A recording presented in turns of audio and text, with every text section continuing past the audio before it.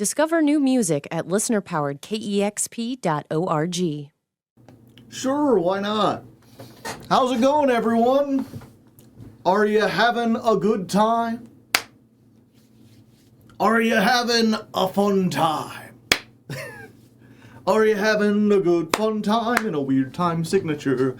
Oh, oh, oh, oh, oh, oh, oh. What in the Squidward is going on? Yep, it's, today's weather. Listen to more, Angine de Poitvin. Because I can't stop listening to them. There's something just really catchy about it. What can I say? Especially this bass line, like I wake up in my dreams, you know?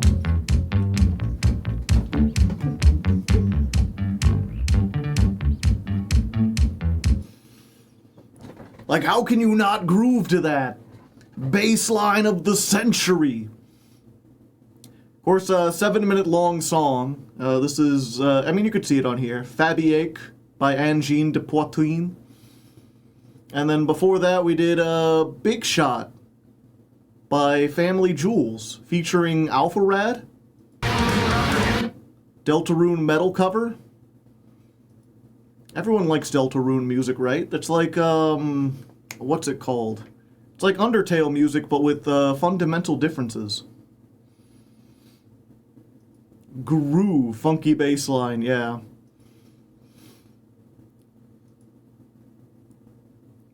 And you know what? While I'm just showing you stuff that's probably going to get taken off of the VOD, Undertale and Deltarune do have some great music. I've had this, like, just sitting over in another tab, because I wanted to show Eros. But you know what? I might as well show you as well. Actually, maybe I can show it to you as long as the audio is really, really low. We were talking about skateboarders the other day, and I think Eros was something like, yeah, skateboarding is neat, but it's just like I know it takes a lot of talent, but it doesn't look very impressive a lot of times, right? Like, the thing about skateboarding, if you ever watch, like, an actual, like, skate video, like, just be, like, if you, what's the word? It's like, if you're used to seeing Tony Hawk's, like, the video game, where it's like, jump up, do a kickflip, land, do a grind, land, do a manual. It's like, doing something like that is nigh impossible in real life. Or not nigh impossible, but it's very, very difficult. A lot of, like, skateboarding videos are just people, like, landing a single trick, or, like, grinding an especially long rail, or jumping over something. Because just being able to do, like, any one trick is usually pretty complicated. And then there's Rodney Mullen, who in a just world would have the game named after him. You don't talk very much. You like skateboarding. What can I say?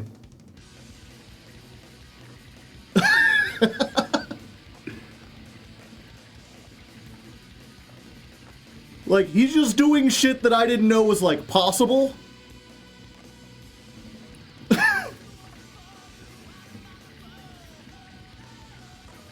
It's like, sure, yeah, why not?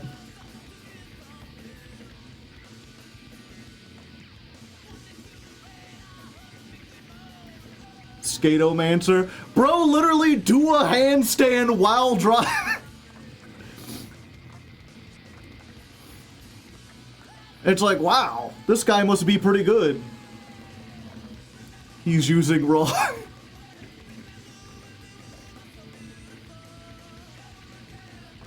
It's like, I don't know how he keeps up the momentum doing shit like that. He's like grinding on the grip tape.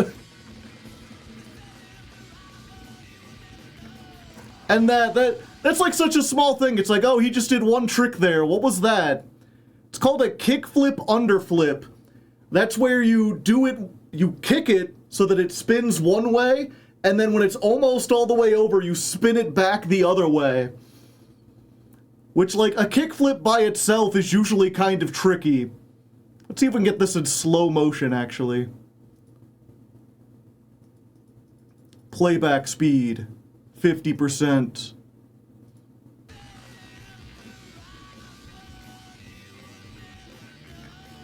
Yeah. All the way over and then all the way back. Doing that just from the ground is kind of crazy.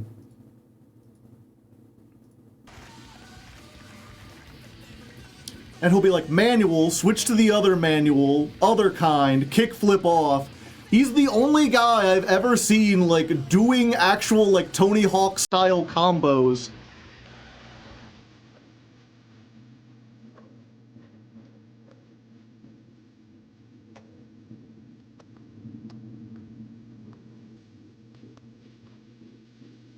And just backflip for fun.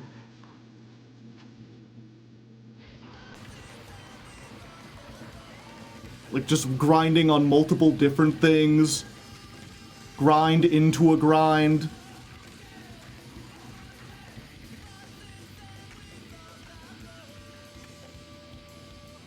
Manual kickflip into another manual. Insane. And then it's like, the more you learn about him, it's like, wait, what? Because, fun fact, Rodney Mullen actually invented the kickflip. And about 100 other, like, very basic, skateboarding moves. Because he's been skateboarding since, like, the 70s. He was skateboarding before they had, like, skateboards that kind of, like, tipped up at the end. Get off my lawn, dodged. Holy shit, Duckman, thank you for the 10 gifted subs. Appreciate all the support, buddy. I haven't even done anything yet, and I'm already getting subs. Thank you very much. Also, Doc Perion, thank you for the Prime hype. While we were still getting started. And then Duckman, thank you for another 10 gifted subs. And if you didn't get one, Chad, you gotta type dodged. There's only 40 of you here, so statistically, half of you have a sub now. We have divided you into the haves and have-nots. Doge. Okay, give me a second. My chicken is done. I've been cooking chicken in the other room. The timer was incorrect. My chicken is not done. I'm gonna give it 4 more minutes and see what happens. Quick, while he's going, one more. Did you do another one? No, you only did the... I was about to say, you only did 20. 20 is amazing. Thank you, Duckman. I don't know if you have any... Thank you, Duckman, for the 30 subs! Now almost everyone here has one. You would be remiss to find someone who doesn't have... What did I do to deserve so many subs, Duckman? Do you really like Rodney Mullen? Do you appreciate the early morning weather? Was this from something else? Or is this just like, you know, I like your stuff earlier from in general? Everyone gets a sub!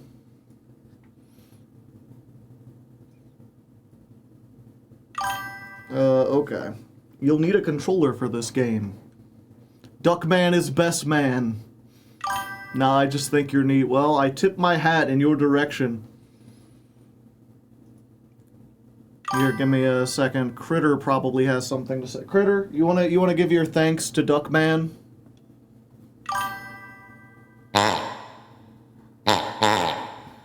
Thank you, Critter. The echoing honk. Hopefully this game doesn't automatically start playing like so many fucking games. I really wish they would give you like the ability to like, especially on PC, to like change your settings or whatever first. Game capture, let's see. I'll at least get this started up while we're waiting here.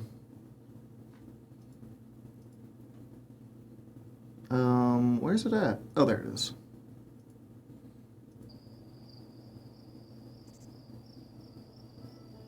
Yep, I'm not sure if you can see this because unfortunately it's taking up the full screen.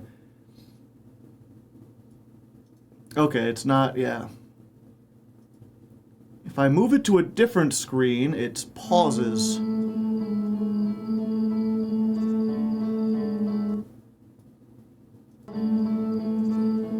Before you... Oh, we're not gonna start yet. I want to eat my food first. That's why we're still in just chatting. But unfortunately... Okay. Enter profile name. Hardleg.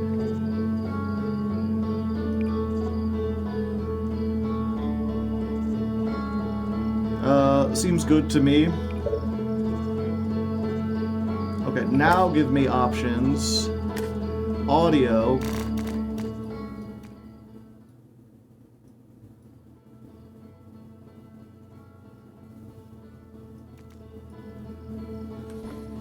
How's that sound, chat? Can you still hear the music decently? I don't... That's one thing I already, like... You know, it would have been a perfect 10, except the audio settings don't instantly change as soon as you move it. They take a moment to, like, slowly ramp up or ramp down to whatever you're doing.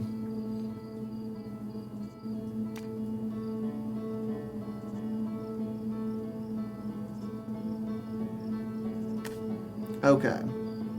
And then... full screen mode. No.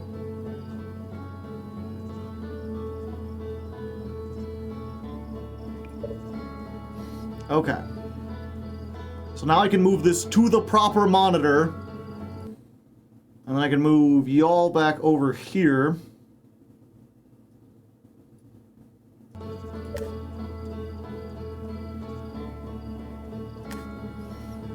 Is there anything else? Yeah, the aspect mode's probably good.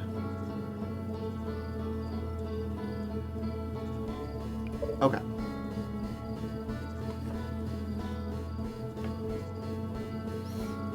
Actually here, while we're at least waiting here. Oops.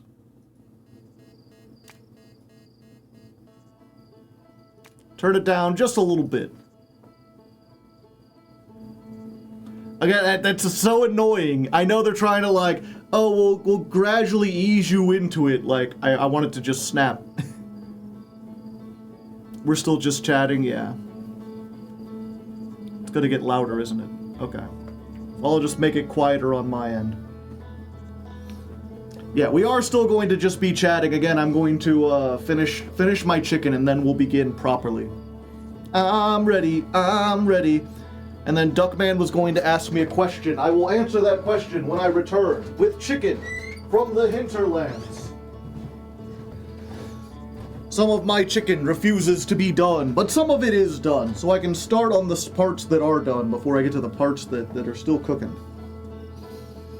The music is very good in this game. How's your chicken cooked? We did it in the air fryer.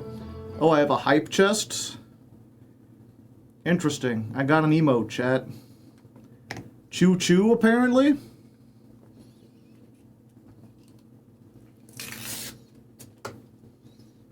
Yeah, we'll check it. It's, I wanted to get some chicken breasts so I could make my own, like, just, like, cook, like, raw chicken. But for whatever reason, when I went shopping, they were sold out. I guess they were having a sale or something. So instead I bought, like, these Tyson, like, chicken strips that you can cook up in the air fryer. And you could just tell, like, the quality is not great on them. It's processed chicken. It's refined. I got the more expensive ones, thinking maybe it would be slightly better. No. And I always say, a good chicken does not need, like, sauce. If there's any spices built in, it's fine. But when you're dealing with chicken of this quality, pays to have sweet and sour. McDonald's sweet and sour. They're the only... I've tried other sweet and sours. This is the only one I like.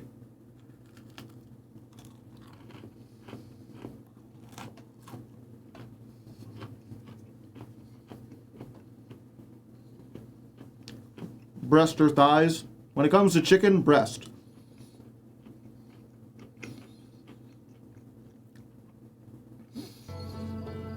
Oh, there we go. Now the music started again. Okay, so Duckman asks, before you start, I'm curious, who of the epithet characters have you enjoyed playing the most? I'd have to say, like, granted, I've only played 2, you know? It's been Kregor and now Kai. And so far, Kregor has been more fun, but I think that's only because I had more experience, or I've had more time to play Kregor.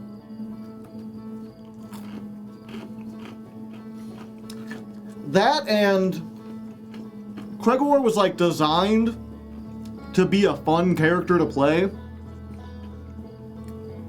Like I had a backstory for him in case like something came up, and there is some like drama there, but I never really told Lamp anything about it, so Lamp never designed anything to go really into Kregor's backstory all that much.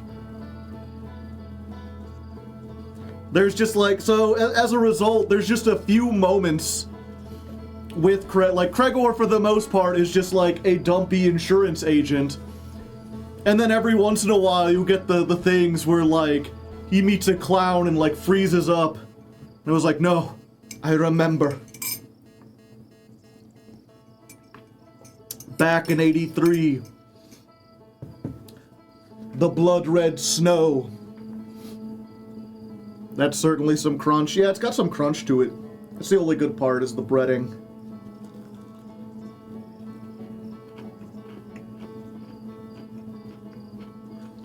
I mean, it's not terrible.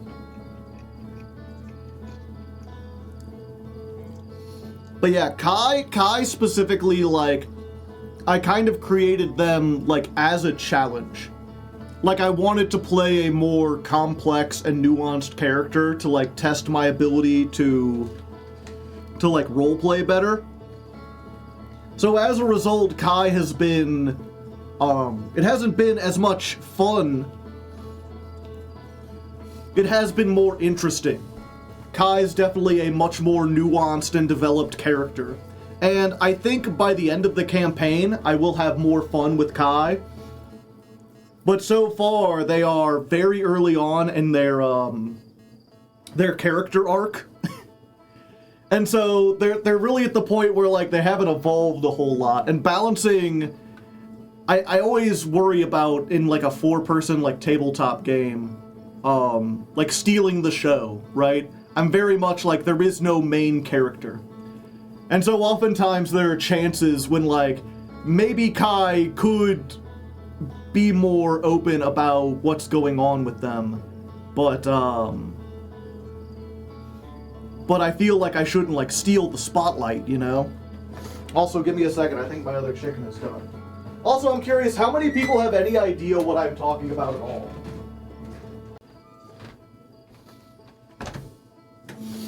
I know about this, I'm just not really into D&D stuff. Ah, I see. It's like a D&D role-playing game, yeah.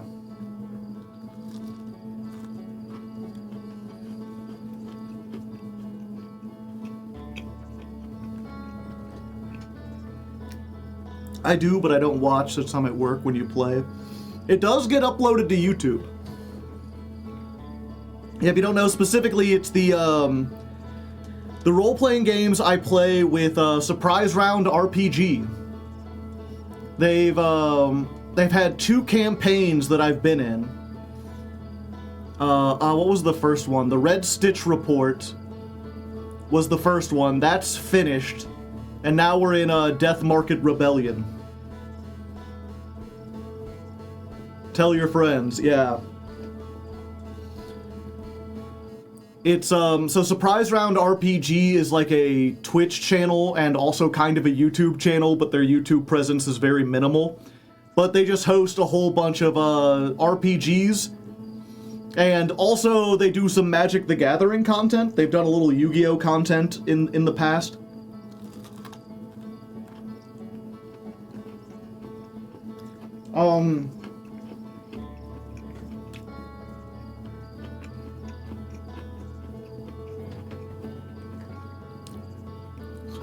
Probably their most famous thing, if you've ever heard of them, I don't know if he still does stuff with them, but originally one of the members of Surprise Round was the YouTuber Jello Apocalypse, who's like a YouTube animator guy. And their original campaign in the Epithet universe, which at the time was simply called Anime Campaign, ended up going so well that Jello decided to turn it into an animated series. So if you've ever heard of Epithet Erased, that is basically taking their original campaign and then just turning it into a show.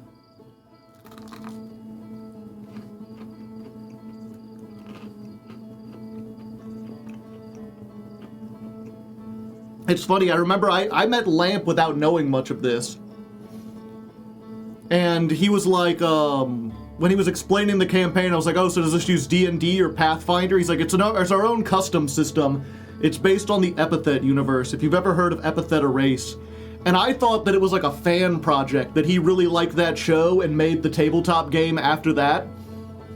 And then I was really surprised to find out, no, it was actually the opposite. Lamp created the Epithet universe first, and Epithet Erased was based off of that. And he's just been refining it ever since. Jello Apocalypse, was it? Yeah.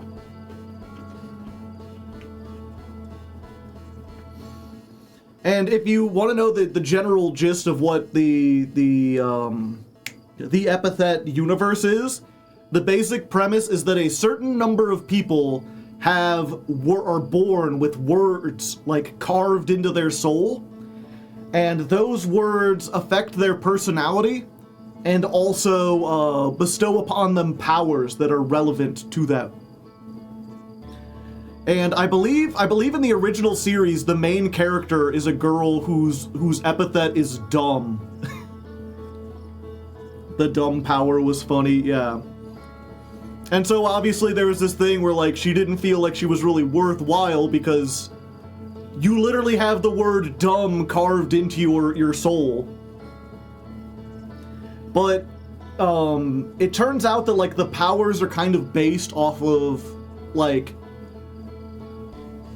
how you view the word. Like they can get more powerful as you get more of an understanding of it. And I believe they went for like the old school definition of dumb as being someone who couldn't talk. The villain had soup powers, no? I don't know exactly. I just remember reading about it and being like, yeah, the main character's epithet is dumb. And at first she thinks it's not a good power at all, and then she like learns that she can like silence people with it. She can like alter sound because of how it's phrased.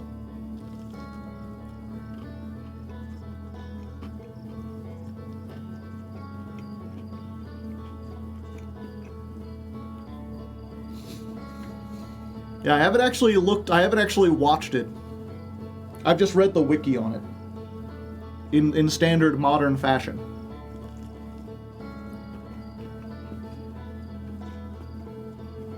Did they dumb down others?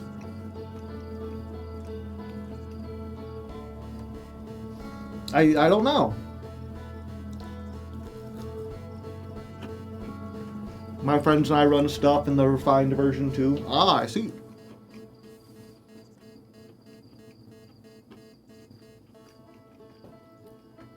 Yeah, I wonder if I can find a picture real quick of the first Red Stitch report, folks. Oh.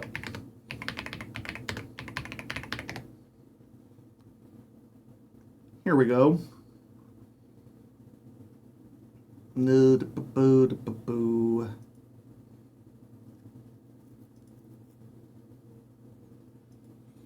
Yeah, they get custom art made for everything.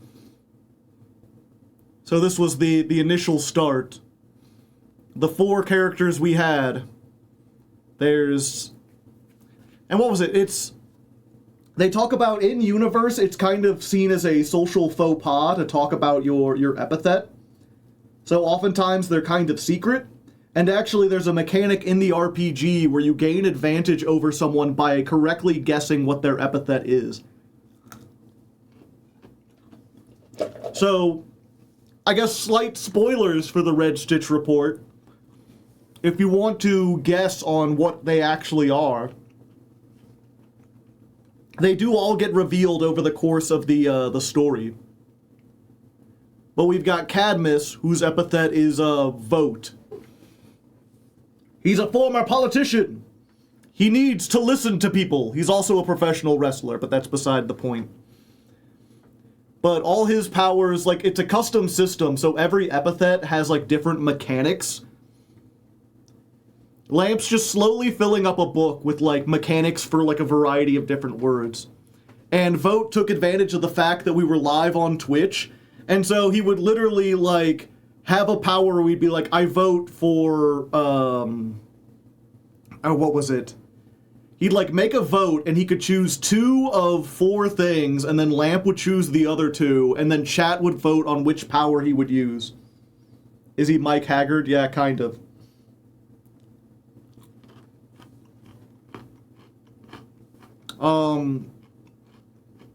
What's her name?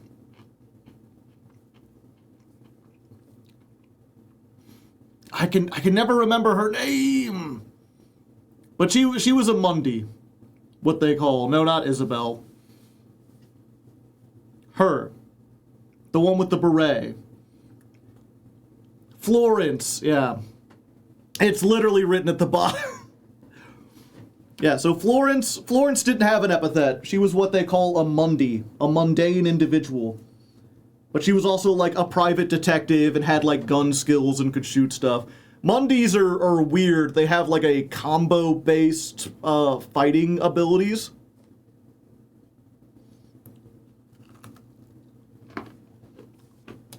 And there's Kregor. That's who I was playing. And Kregor's epithet was storage. He had, like, a big coat, and he could, like, reach into it and pull out things that were much larger than the coat. His coat was full of, like, snacks and tools and weapons, and later on he gets the ability where, like, someone throws something and he can, like, catch it in his coat, and then later on open his coat and it comes flying out at the same velocity it entered. He's got, like, hammer space. You also get to play Cold Wave, yeah. And then there's Isabel. Isabel's epithet is error.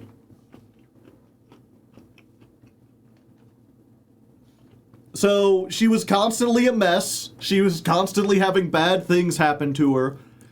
But then her powers were, like, to make errors occur to other people.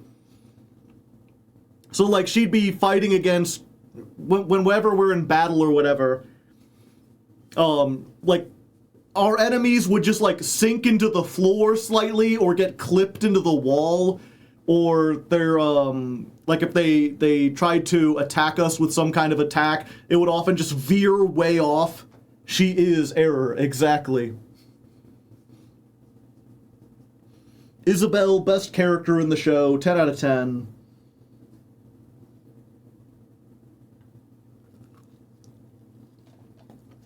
Cadmus, a close second. And then Florence and Kregor are there.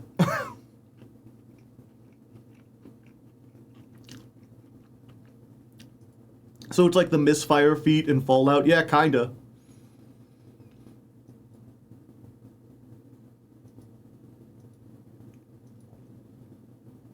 And then we've got our new show going, the Death Market Rebellion, and so far, no one's powers have been revealed, so I'll go ahead real quick while we're still in the just chatting. Oh no. Can you hear it, chat? That sound from outside. My neighbor has decided to mow their lawn.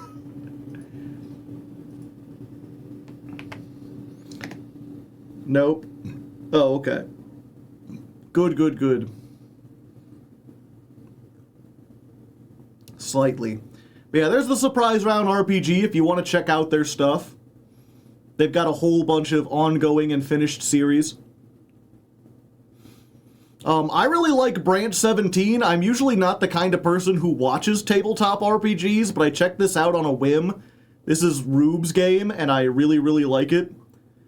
It's kind of got a, what was it? It's not epithet-based. It's like a different system that already exists.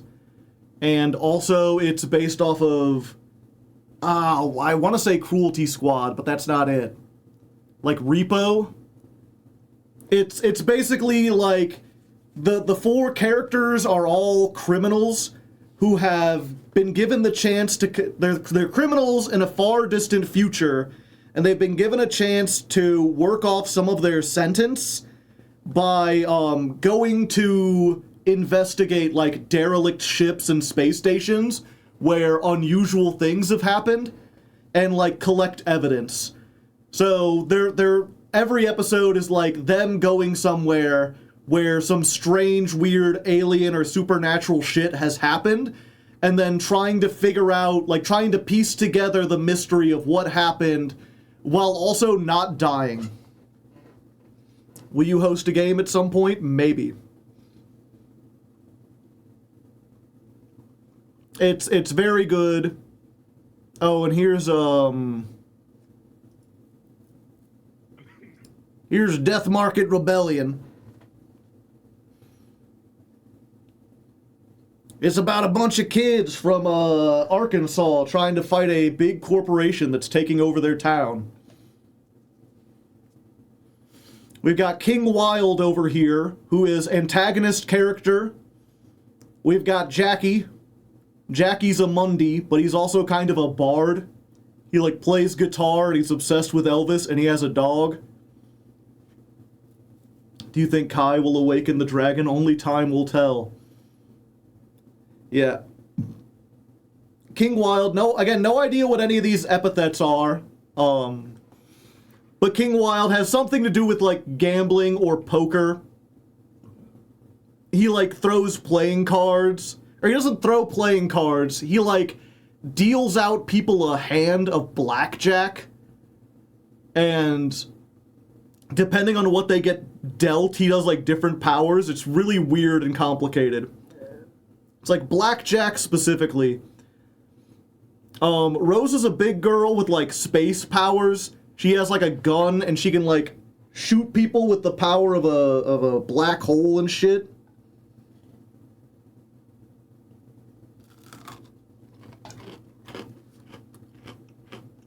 And then there's Kai, the non-binary farmer, who whacks things with a frying pan. They also have some other powers, but those are revealed later. Kai definitely has some kind of epithet, but they don't like it and they don't like to talk about it. They specifically work to get as jacked as possible so that they wouldn't have to rely on their epithet.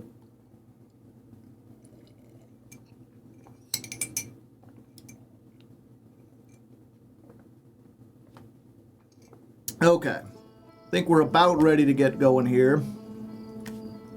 And yeah, there will not be a Legend of Lefty tabletop RPG. If I did, at the risk of going off on another tangent. The next project I'm working on after Legend of Lefty, which I already have like half done, I was actually working on a campaign for it and I decided to put it aside to focus on Legend of Lefty instead.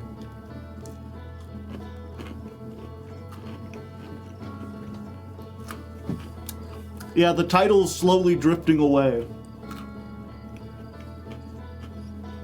Yeah, we've been here for like 46 minutes, so it's slowly starting to get away from us. But yeah, the thing I'm working on, there's a, I have a tabletop RPG, like, system and setting that I came up with that is entirely unique, entirely original, and I've wanted to, like, I have the system made, I haven't tested it, I've only had like one test game of it. I need to test it out, refine it, do some stuff for it, and then if it, like, basically if it tests really well on, like, surprise round or whatever, then, then I'm considering doing like a Kickstarter where I'm like, I need art and designers to like put it into an actual book. But if we can raise enough for that, then I'll release it as a PDF and anyone can play it. Foreboding title text, yeah. And yeah, some people already know it's 56 lives.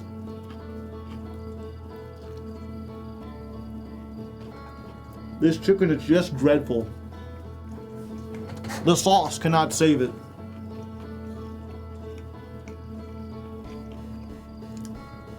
And yeah, the basic premise of 56 Lives is an RPG where you level up by dying. Every time you die, you get more powerful. However, you only have a finite number of lives. 55 of them, as it turns out. It sounds cool, but I'd just be a spectator myself, yeah. And so there's this interesting mechanic that you don't see in other RPGs, where like, what was it? The system is unlike D&D, where like you can take like several sword stabs and still kind of be good. In 55 Lives, you have pretty realistic like health. If you get shot once, you are probably dead. It takes place in like a modern setting. If you get stabbed, you are like in the chest, you are probably dead. People die really, really easily, but that's fine because all the characters come back. And so if you want to like power level yourself, you can just like jump off a cliff over and over again to get to level 30, and that would make you really powerful for the setting. It would also mean you're only 20 levels away from dying forever and having your character erased from existence. So there's kind of a give and take. It's funny, at least on the first game I played, like, one character was immediately like, yeah, I'm going to start at level 5. My character has already, like, taken advantage of this power and made themselves much more powerful. And the other one was like, no, I'm saving every single life. I am going to stretch this out as long as possible.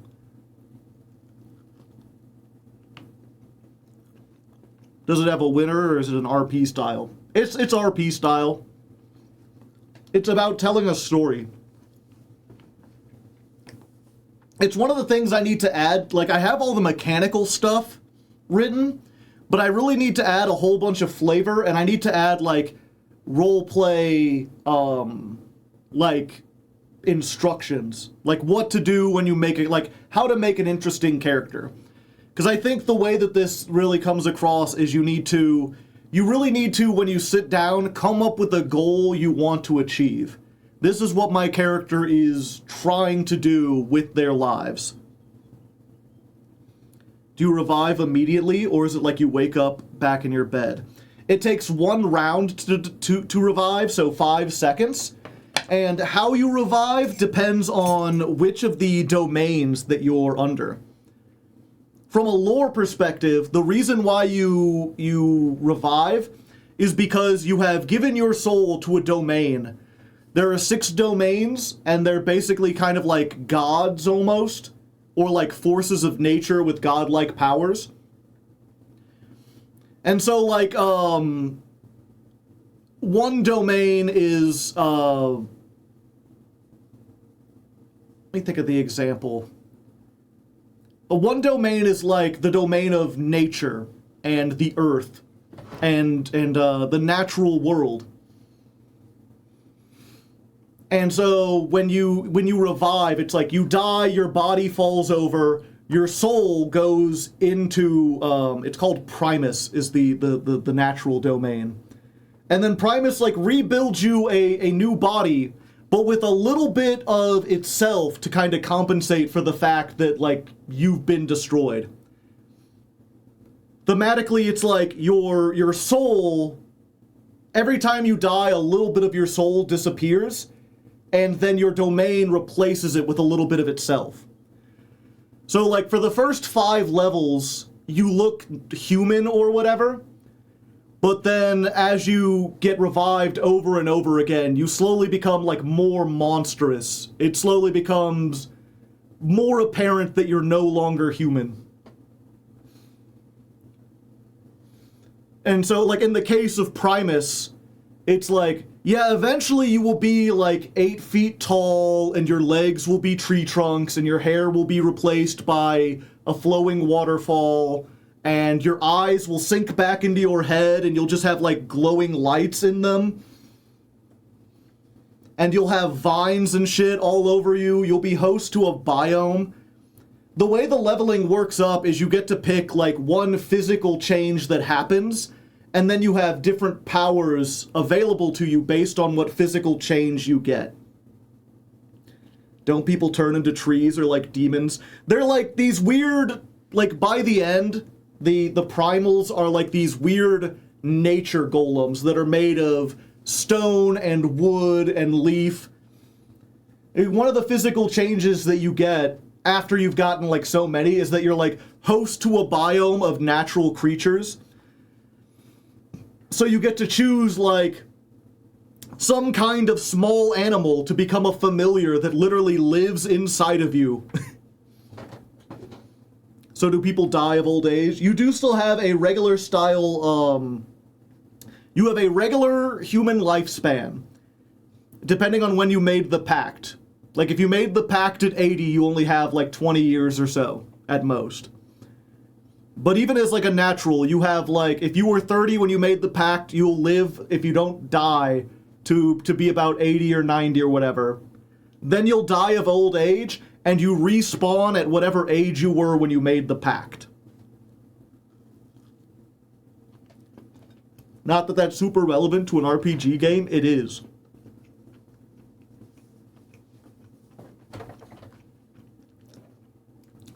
It is, there's like an evil domain. It's not necessarily evil, like you could try to not be evil with it, but it's like a domain of, like, chaos and destruction. And it's very, like, demon coded.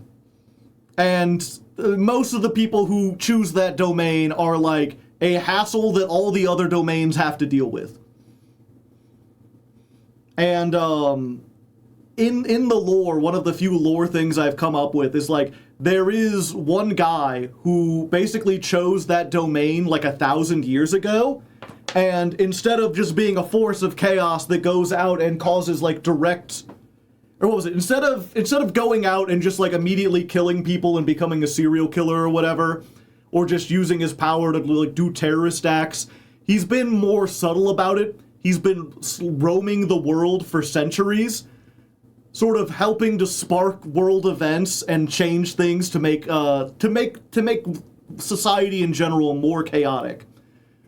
So he's, like, sort of this whispering, like, there are like rumors that he exists. And he just basically never puts himself in a dangerous situation where he has to use some of his lives. He's, like, been around for 1,000 years, but he's only on, like, life 10, and he barely looks demonic at all, because he just waits until he gets old enough to die of old age, and then respawns at, like, 20 and tries again.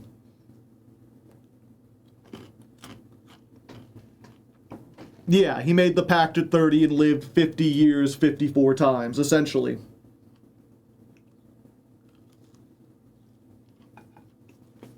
Anyway.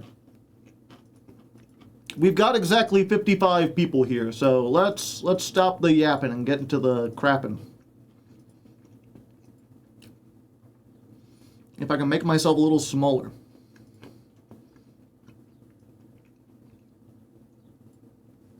And yeah, that is the one other thing I'll say is, my plan right now, because I've been working so much on writing and Legend of Lefty stuff, because I both need to fill out lore details for 56 Lives, and also build up hype for it, my plan is after Lefty comes out, I want to make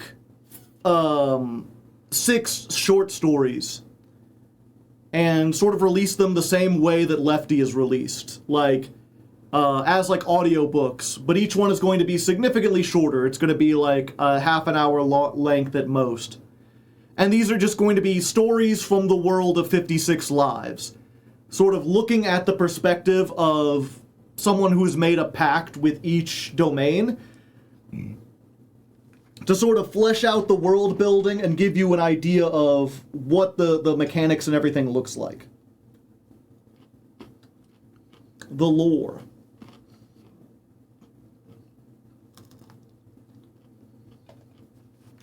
Okay.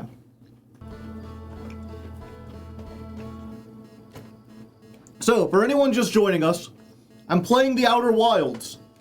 For the first time. I've never played this before, and I don't know anything about it. I thought it was like an open world crafting game. I thought it was like Subnautica or whatever.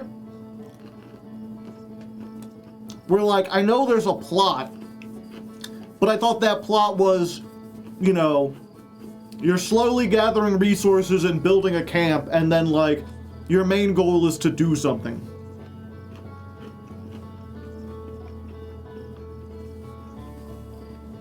Apparently the game is all plot. It's very narrative heavy. So I just got the completely wrong idea about it. Who knows, maybe I have the wrong idea about Subnautica. What I always gathered from that game was that like, you crash land on like a watery planet, and you need to escape by like building a rocket. So you need to build like an underwater base, and you need to collect resources, and some resources are like deeper down, so you need to slowly build up stuff so you can build like a submersible to go deeper down, and then there's like monsters or whatever.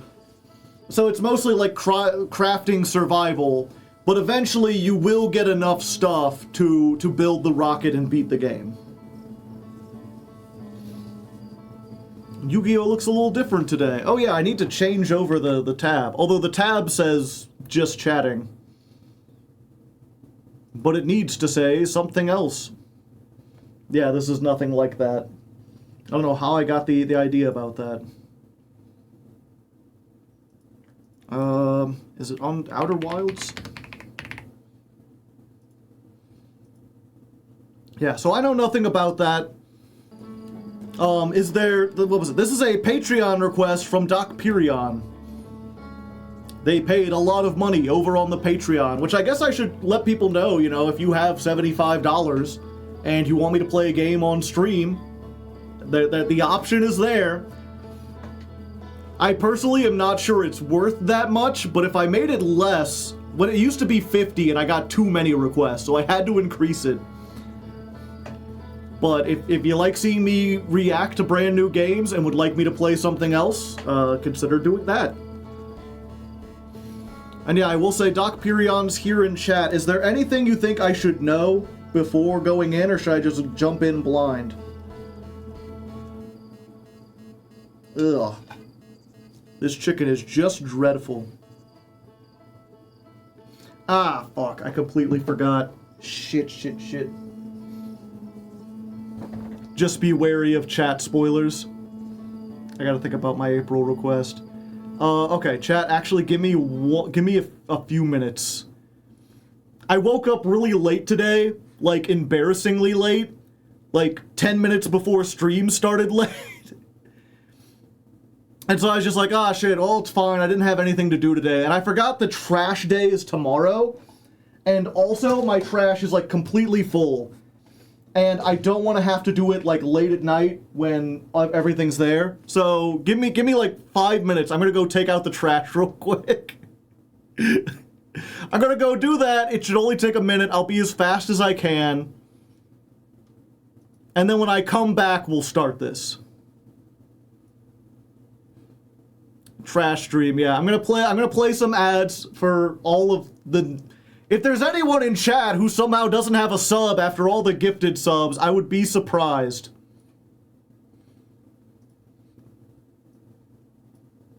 But yeah, we'll play those real quick, and I'll put on some strong bad emails for you to watch. Let me go ahead and get this starting soon. 75 people. BRB. Garbage day. Critter Steam. It's Critter with a K. 162 we're on. Yeah, 5 minutes. I did it in exactly 5 minutes, or less than 5 minutes. Easy peasy. All right. Everyone ready to begin now?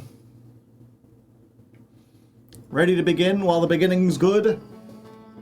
I assume everyone's back from ads. Can I get a cat in the chat?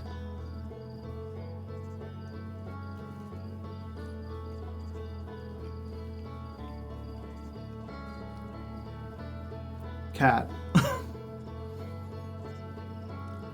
There we go.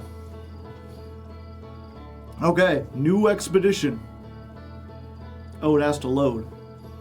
I didn't think there'd be loading, or I would have started it earlier.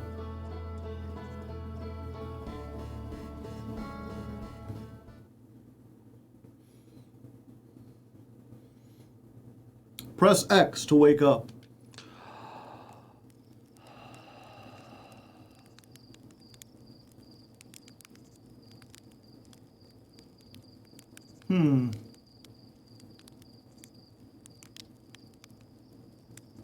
Is that revolving around that, or is it falling towards... No, it seems to be around that planet. Oh, okay. I'm standing. I got purple hands. And cloven feet, kinda? I seem to be, like, leaning back awful weird. No, those are just regular shoes. Okay. Yes, I was just standing like this.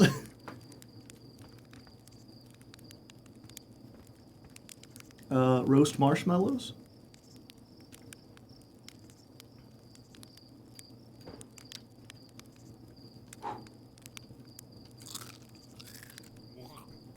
Delicious, although strangely crunchy.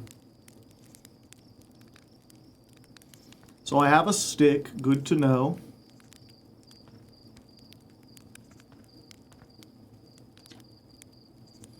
There's our pilot, back from your pre-launch campout under the stars, I see. So it's launch day, eh? Seems like only yesterday you joined the space program, and suddenly here you are, leaving on your first solo voyage. What do you say? Ready to get this beauty off the ground? It's all fueled up and ready to go. I'm ready if you are. Are you kidding? Of course I'm ready. It's finally time to test the new landing hydraulics with a pilot instead of the auto-flight system. Speaking of pilots, make sure you don't crash the ship the first time you put it down, you hear? Anyway, you'll need to get the launch codes from Hornfels at the observatory before you can lift off. Just bring those here once you've said your goodbyes or whatever. Okay, so I guess I'm one of those things.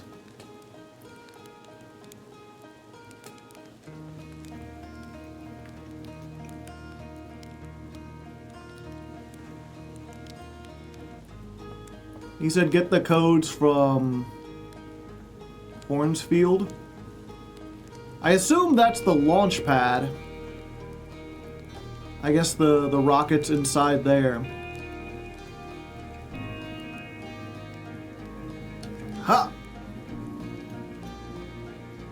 Ha!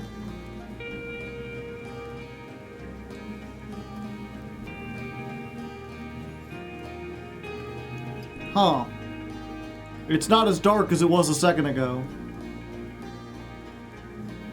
Fly model ship.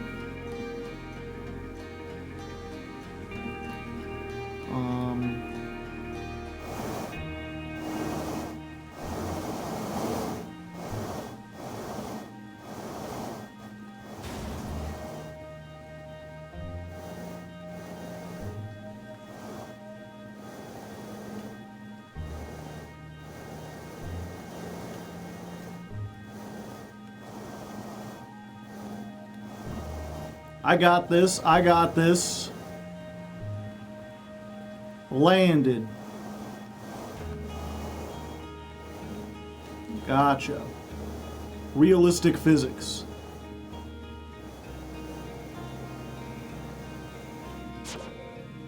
Vroom. Huh.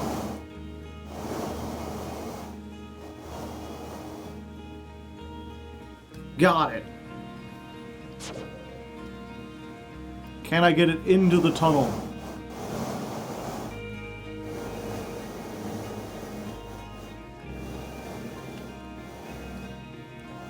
Oh.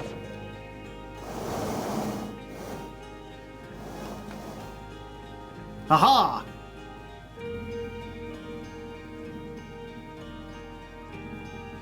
Oh, it's fallen a long way. Oh. Woo-hoo-hoo-hoo! Blast off! Oops. Okay. Oh. Hello. Wow, that was just like the time the external fuel tanks exploded on re-entry. You'll be okay flying the big one, right? Yeah, I mean, I landed this one after a try or two.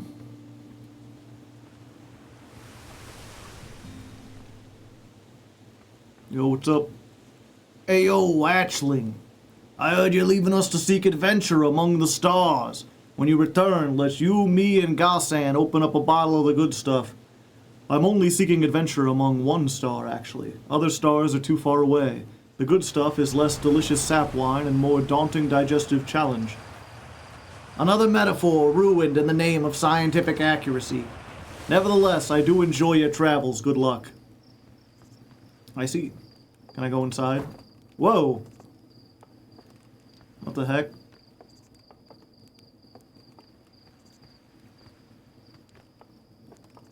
Okay, for a second there, it seemed like I moved so fast I, like, ramped off.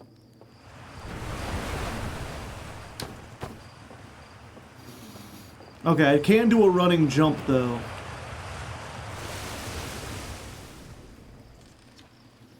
You're actually blasting off in that thing, huh? They don't explode as often anymore. I told my odds of surviving are statistically quite high. Yeah, the space program's certainly come a long way. I should probably thank you for causing fewer flash fires than your predecessors. By the way, good luck with those retro rockets. Use satellite camera.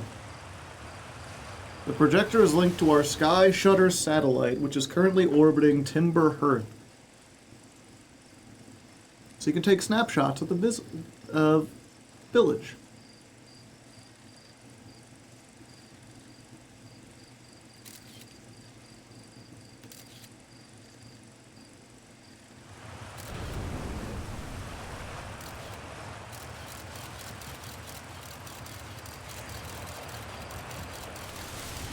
I see.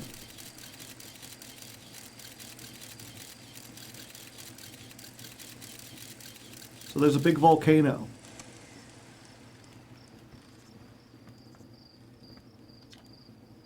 This pilot seat, used by pioneering astronaut Feldspar, is all that remains of our inaugural flight into space. Although it's been argued that such a distinction requires a breathtakingly liberal definition of flight, that day will nonetheless always be remembered as a landmark achievement in Hearthian history.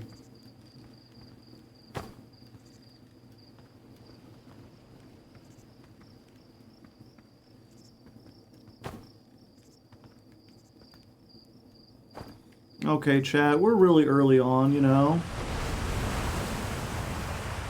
It's the beginning of the game. If I die here, I can always respawn. Down we go! Da-da-da-da! Da-da-da-da-da-da! Hey, how come I'm, like, floating?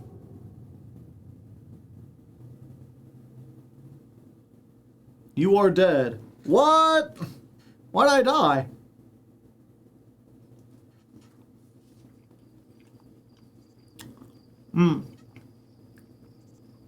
Well, it was fun. I appreciate the $75, but, I mean, I already beat it. I got an ending. What can I say? Credits rolled. Speedrun officially gotten.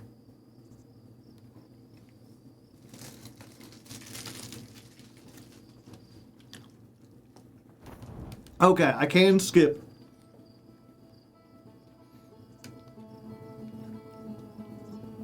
New expedition.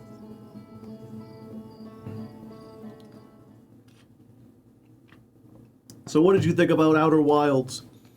The, it's going the other direction now. Wait, is that our satellite?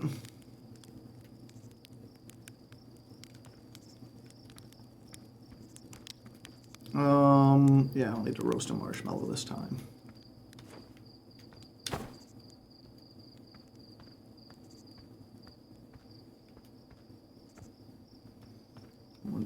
Whoa! Okay, I don't take fall damage, at least from that far. Can I get wet? I can!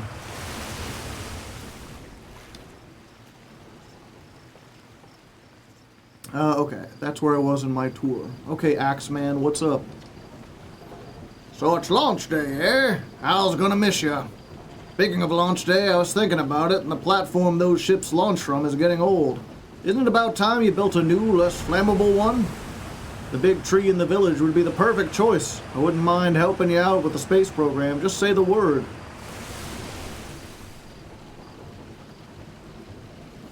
It's fine, thanks. Oh, really? Dang. Well, maybe someone needs a new porch or something. A big one. Big tree. Oh. That moon is very close. And there's stuff coming off of it. I guess, yeah, none of these doors are openable.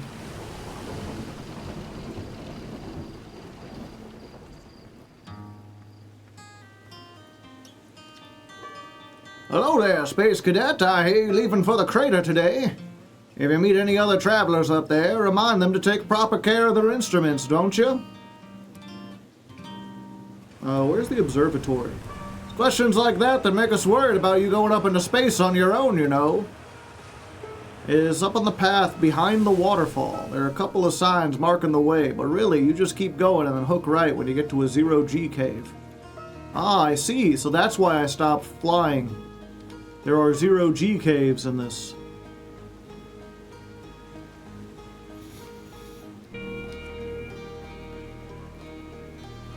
Who's playing the other instruments?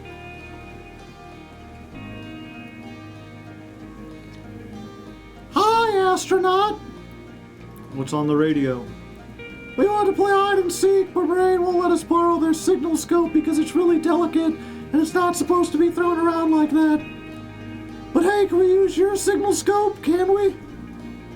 Sorry, can't today. ...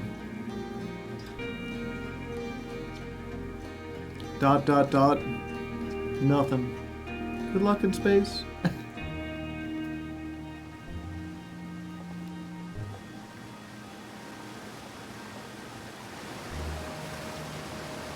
Fish and rhyme, singing helps to pass the time. You're leaving the crater? Guess we'll all be a little busier without you around to lend a hand. The big water planet, Giant's Deep, that's where I'd go. Why is that? One time, after the rest of the village had left to sleep and it was just the two of us sitting around the campfire, Gabbo told me about their first trip to Giant's Deep. They landed their ship easily enough in the waves, but couldn't see too far down on account of how murky the water was, I guess. Too dark.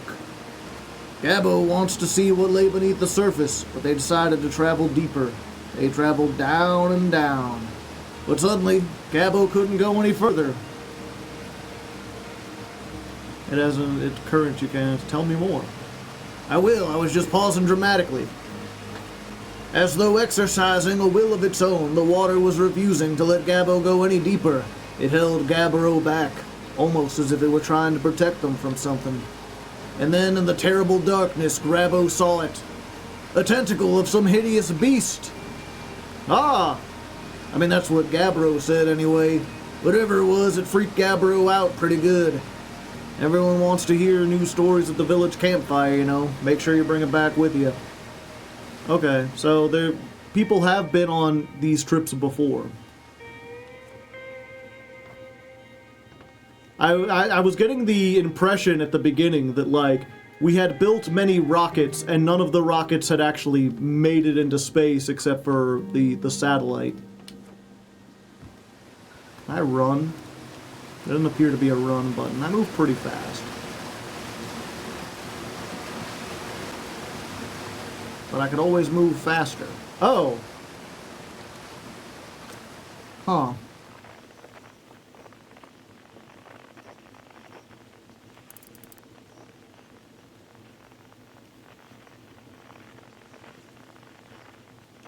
Is that a gun? It's gun-like.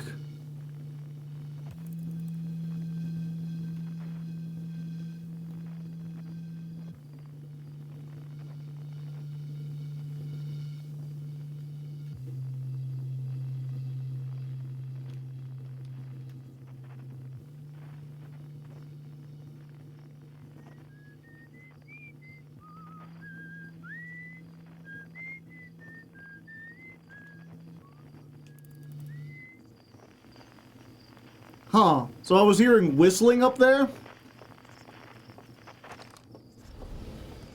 That's your spectroscope. Oh, okay.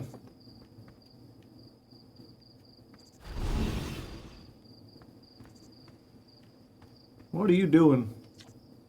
Hi, astronaut. You know the path of ghost matter inside this fence? Gosson said it used to be bigger when they were hatchling because ghost matter evaporates. It just takes a super long time to go away. I hope there's still ghost matter in the village when I'm grown up. Ghost matter is awesome. It'll burn the heck of you. You shouldn't be throwing rocks in there. No ghost matter is how Tektite lost their foot, right? Whoa, really? That is so cool! Ghost matter, eh? Let's see if I'll lose my foot. I'm losing my foot! I don't like it! Use camera. Oh.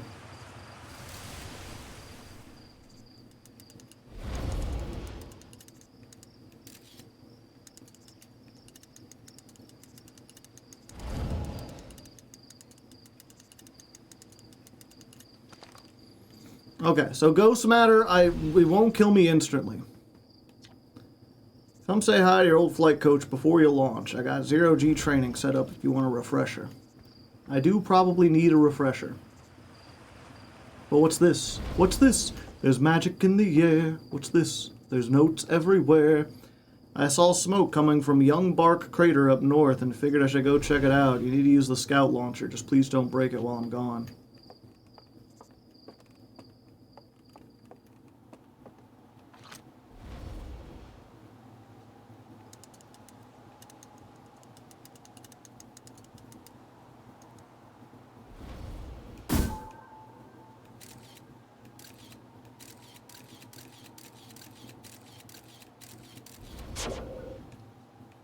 Interesting. They got teleportation technology.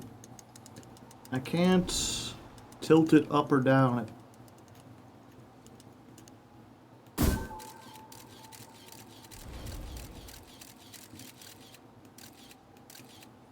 So does it go all the way around the planet?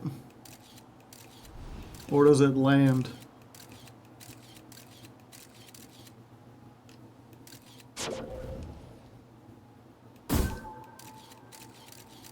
Okay, yeah, it just lands.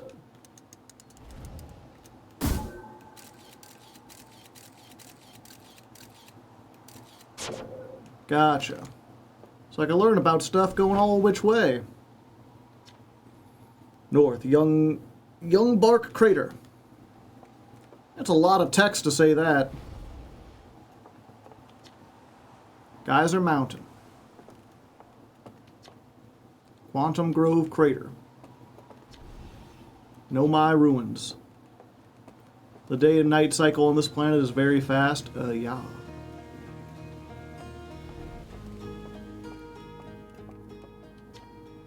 Oh, hello, astronaut. This is good weather for your launch, right? That's lucky. Oh, what are you up to? I'm using my signal spoke to pick up sounds from distant planets.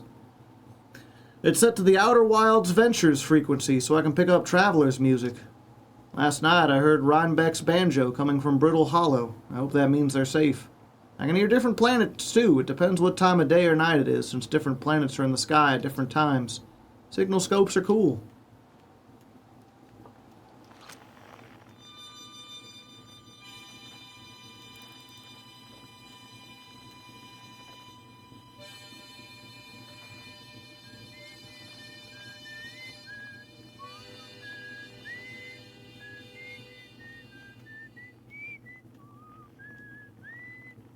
Oh, so is the whistling what my character is doing in response to hearing music from somewhere else?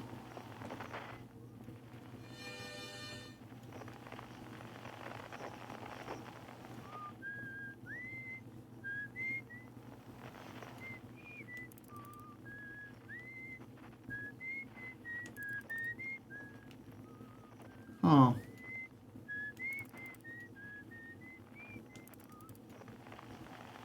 Where's that whistling coming from?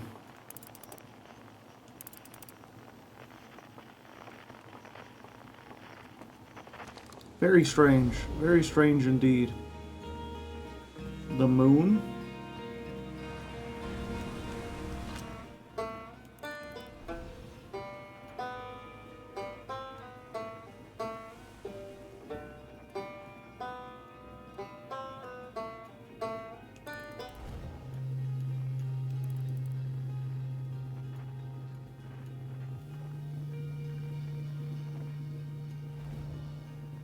Unknown.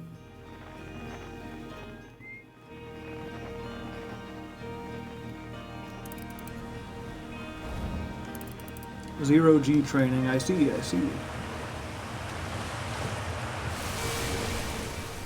I can't jump that eye.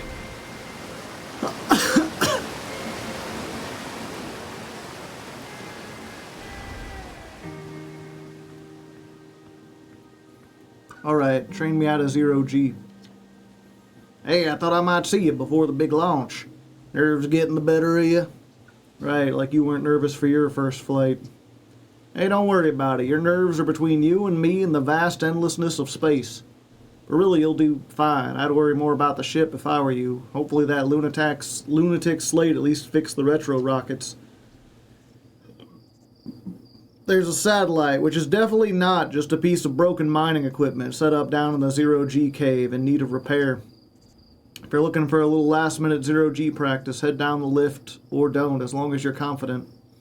One repaired satellite coming up.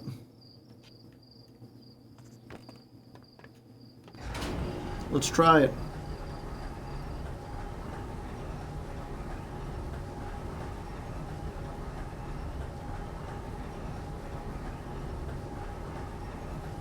Wow, this is a long tunnel. It would be incredibly hot down here.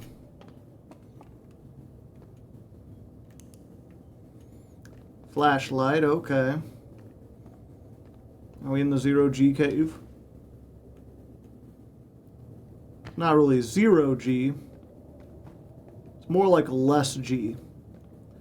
But yeah, I guess because these planets are so small, there would be very little K stuff there. LT and RT are up, down, thrust. Okay.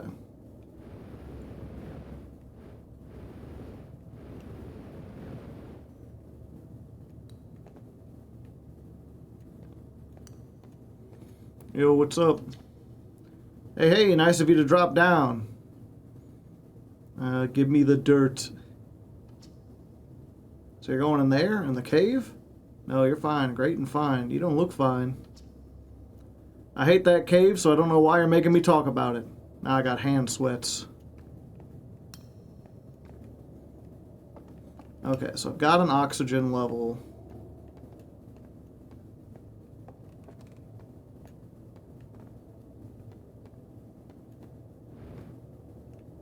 Wait, what was that? Ah, okay.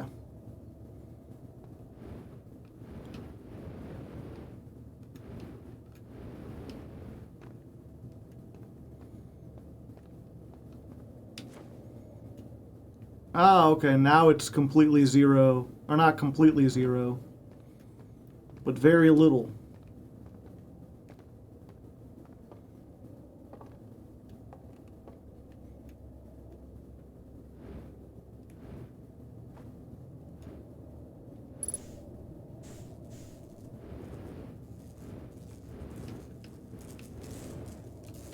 Oh, is there any way to grab onto stuff?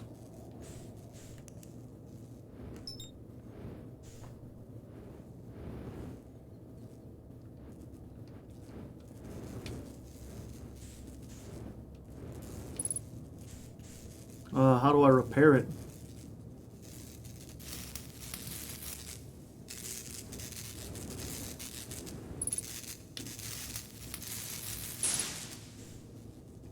There we go. Okay.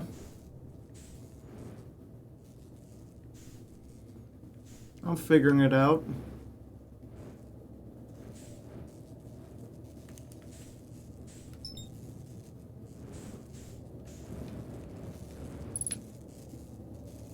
How do I move forward? Okay, there we go.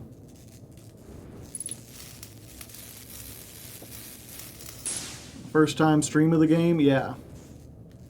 Still figuring out the 0G controls.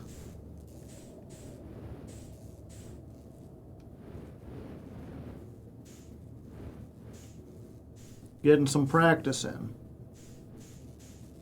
Where's the third one?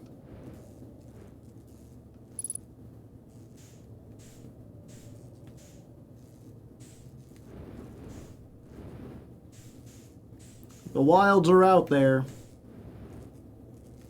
Somewhere.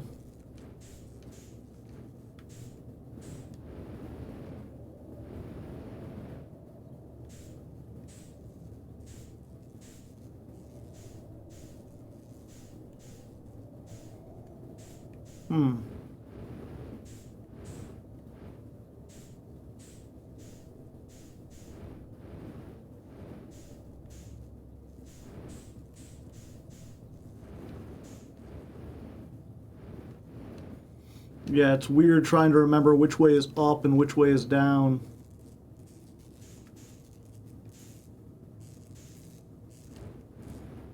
And it's weird not having, like...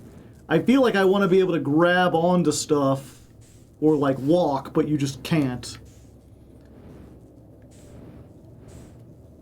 Is it inside? Ah, it's inside.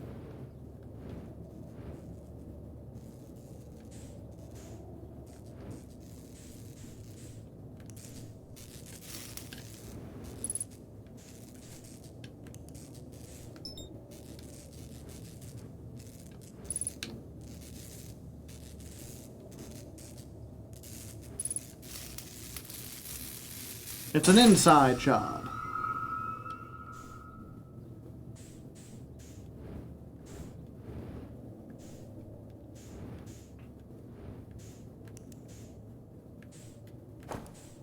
Ouch.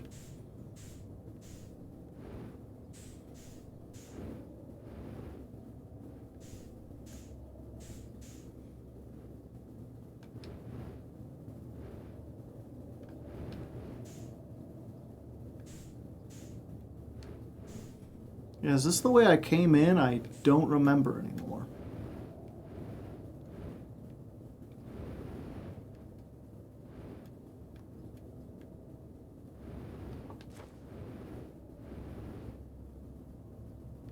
Yeah, I think this is how I came in. I got a little reversed. Okay, now there is a gravity. Oh, hey, pickaxe. Can I pick up the pickaxe? No. Huh! Don't want to run out of fuel down there. You'll run out of oxygen not long later. Hey, I did the thing. Guess where I'm going today? Oh no, no, no, no, no way! Want to run off into space, that's your business. But don't make me, you know, think about it. Bad enough we got this weird cave down here. You don't like space.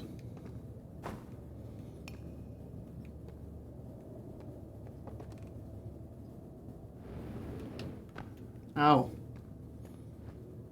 Do I have a health bar, chat? I don't feel like that spoiler's right.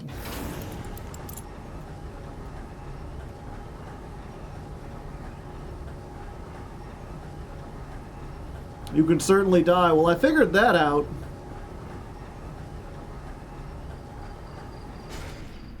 Alright, I fixed the thing. It'll be a little more stressful when you're hurtling through space, but just remember your training and try not to hit anything big. I'll try my best.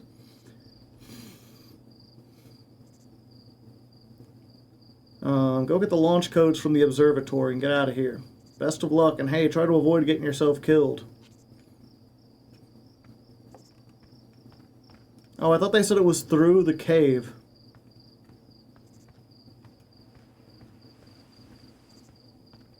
No, the observatory is this way.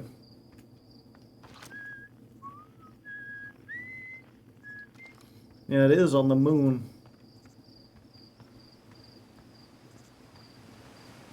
Too late, old man. I'm already dead. I keep thinking doors are openable, but they're not. Any secrets on the roof? What's this? What's this?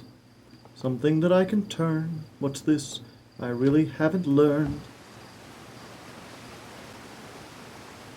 Remember the basics of CQC.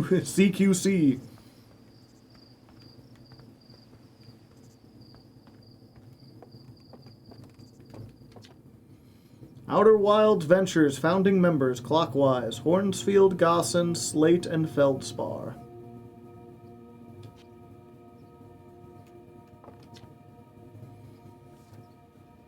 Timberhearth's first and only space program was founded to explore the farthest reaches of our solar system.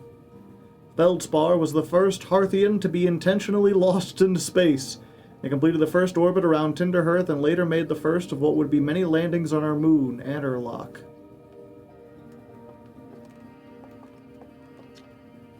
Big thanks to the additional founding members without whom we would never have gotten off the ground. Okay, and these are names of, like, people who helped kickstart things, I assume. The remarkably intact statue was carved by the Naomi, an ancient species who dwelled in our solar system thousands of years ago. It provides us with the most detailed look yet at the Naomi, who appear to have been covered with a layer of fur. Note the decorative jewelry that has been carved in part of the antlers. Although the artifacts and structures have been found on almost every planet in the solar system, we have no idea where the species came from or what happened to them. They only had 3 eyes. They didn't have 4 eyes like us. Hey, it's my favorite astronaut. Launch day at last, huh, buddy? It's the translator tool's inaugural flight, too. I'm so excited it's making me nauseous. Just think, you'll be able to translate any Naomi text that you want, anywhere you want. The 2 of us could put a lot of hours into inventing that tool, so don't break it, okay? Oh, geez, do not break it.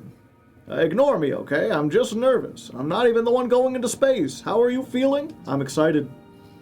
You've been waiting for this day since you were a hatchling. I can't wait to see all your training pay off. So what's with the dirt? You here to see the new Naomi statue? Just here for the launch codes. You gotta see this statue before you go. It's an amazing find. Makes me wish we could find out what a real live Naomi looks like, but I guess this is as close as we'll ever get. Check it out. Looks like they had fur. Fur is weird. This is the first fully intact statue ever found, you know, and for how old it is, it's in great shape. I got a little carried away. Go take your ship to launch. Yada yada. Lore, lore, lore. All the lore. A piece of Naomi writing is essential to deciphering their unique language. Although the text is linear, they often branched off from a central point. Interestingly, each branch tends to be written by a different author. I have the translate. Oh, there we go. We're finally ready. Felix and I have finished construction, and she says calibrating the device won't take long. Fortunately, the Anterlock lack of atmosphere will make calibration simple. After all this time, I'm thrilled to finally resume our search. Oh. Interesting.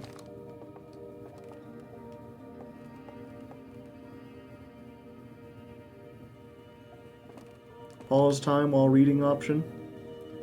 We see here parts of a Naomi skeleton. We can tell from their skulls that they possessed antlers and, unusually, only 3 eyes. Their body was most likely adapted for living exclusively on the land. The difference in the Naomi's anatomy, such as their shockingly fragile bone structure, shows us that Hearthians couldn't have descended from Naomian ancestors. It's not clear where the Naomi originated from or why they disappeared. We hope to find more clues to this puzzle as we explore our solar system. Technology brought back from space by our astronauts has been a great boon to the Outer Wilds ventures, allowing us to modify expedition gear in exciting and useful ways.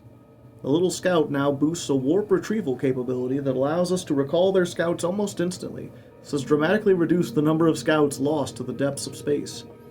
Okay, so they got teleportation technology from the ancient ruins, which is why they have that, but they're still working on, like, rockets and shit. Crystal was taken from a Naomi ruin on Brittle Hollow. It seems to create a local gravity distortion and was most likely used to traverse steep surfaces. Try it out. I see.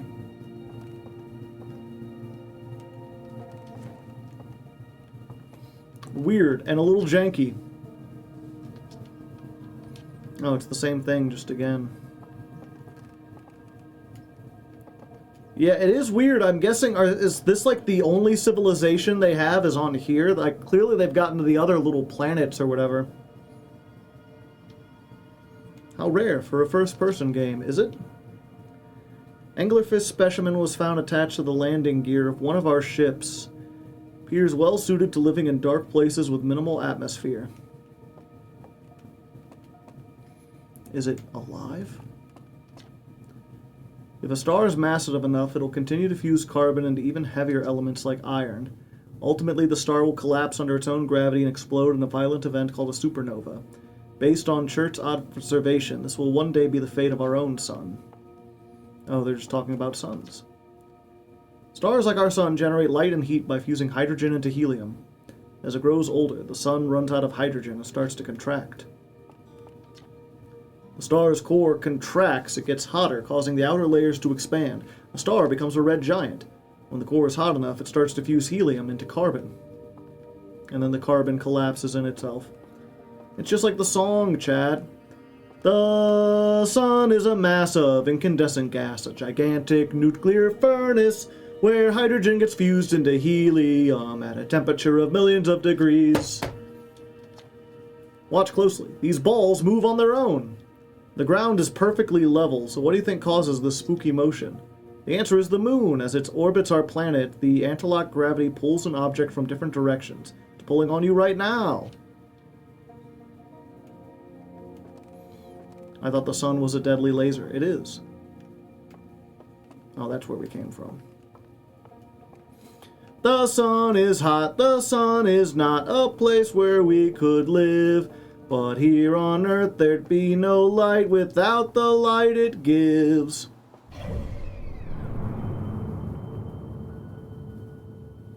Ah, I see.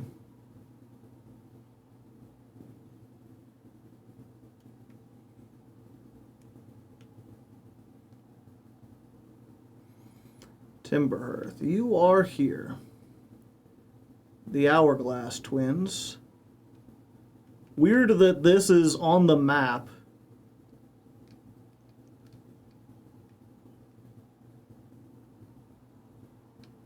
Because that was the thing we saw destroyed, right?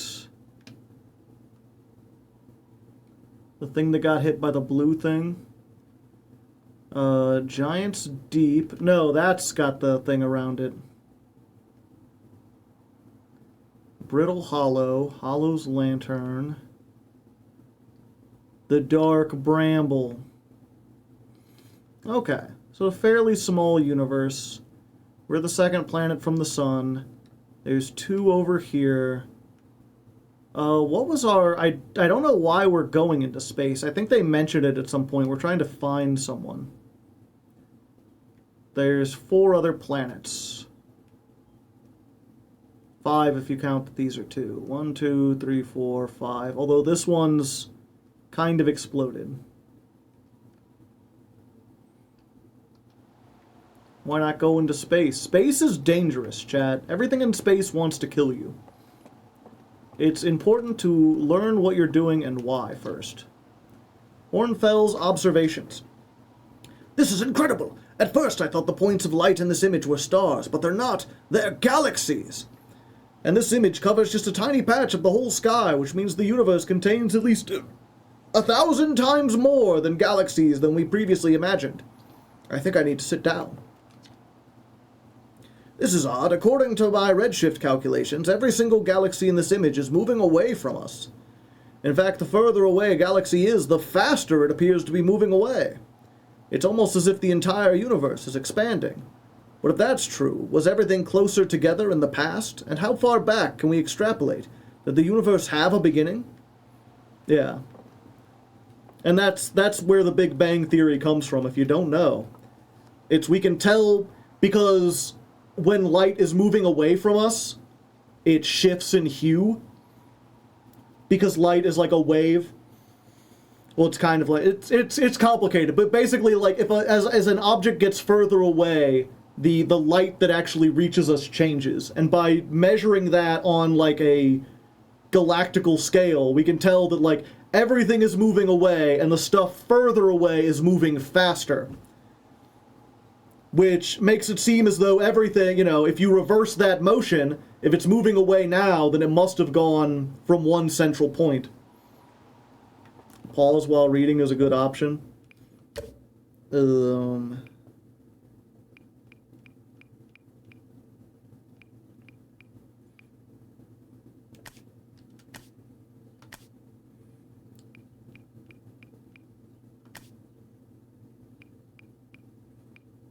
Freeze timer while translating. Freeze time while talking. Yeah, it's already on. I think you have it enabled. There are certain periods where time cannot be frozen. Yeah, so I guess that time is important. I've been just kind of goofing around, so, I'm sure I'll find, like, I'll get somewhere and find that, like, the person I was looking for died, like, 10 hours ago, and maybe if I had gotten there in, like, a day. It's the Doppler effect for light waves. Yeah, that's a great way to explain it if you know what the Doppler effect is.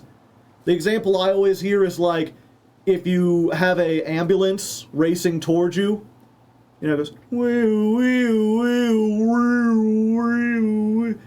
Like, because the sound waves are coming towards you, they get kind of compressed and they sound a little higher pitched, and then as it's moving away, they're kind of farther away from you, so they seem to be lower pitched. Time is a thing you can wear on your wrist. Yo, what's up? There you are! I just finished the pre-flight observations, and local conditions are good. Time for our newest astronaut to get off the ground. And you'll be our first ever astronaut equipped with a Naomi translator, too. I confess I've been giddy all day thinking about it. We're better equipped than you could unravel the mysteries of the Naomi. You and Hal should be very proud of your work. Tell me what's your plan once you're in space. I'm gonna learn about the Naomi. I'm gonna meet up with other travelers. I want to go where no one's gone before. I'm thinking starting with something small. I don't know. I was hoping you could tell me. Overwhelmed by the options, perhaps. I don't blame you. Need help getting started? You could visit Esker on the moon. They're alone on Anterlock most of the time, so I'm sure they'd appreciate it. Plus, we don't know what the ancient Naomi ruins on the moon are or why they're built. You can put your new translator tool through its paces. I'm ready to get off this rock. Here they are. Good luck. Let me know if you need anything. Okay. So I literally don't have a broader goal from the rest of the team. Coming soon? Did I read this? Future site of an exhibit.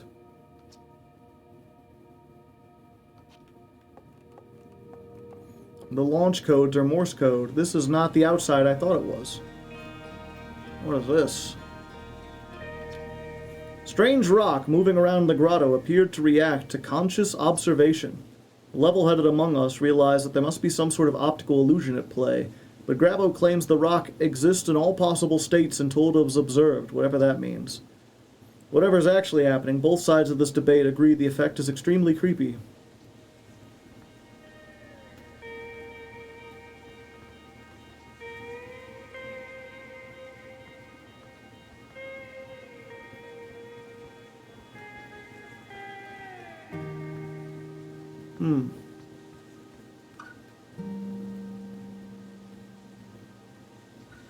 So it moves around. Weird ass, fuck ass rock. It's not a big ass rock, it's a weird ass rock. Oh, hello.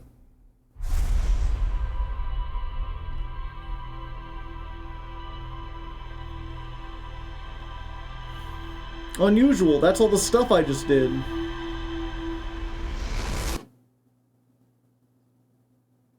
Saving.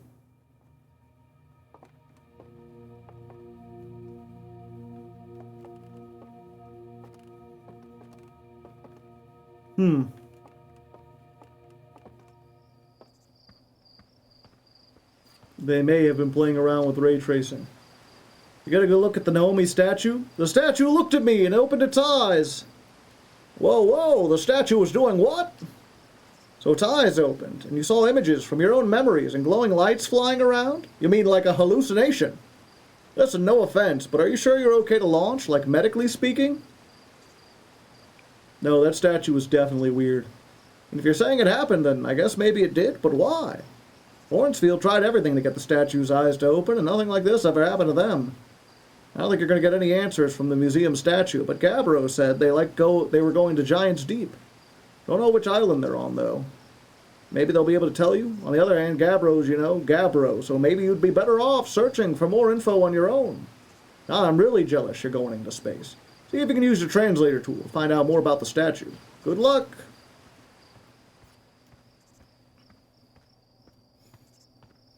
Okay, so go to the moon, visit the moon guy, translate some stuff, and then go visit Gabbro on the Giant's Leap and see what's up there. Log? Log. Can I use log? I can.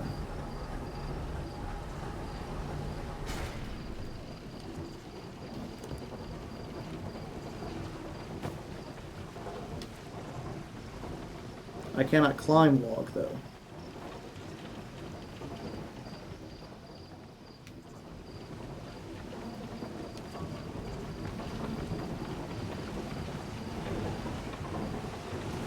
Can I crouch? No. That would be death, probably.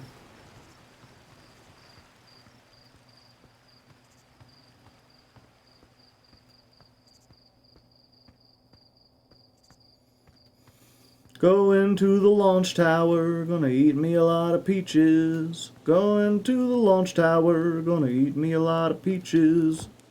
Peaches, peaches, peaches, gonna eat me a lot of peaches.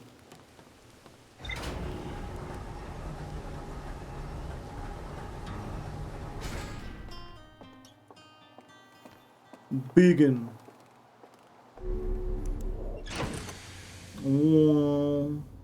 Suit up.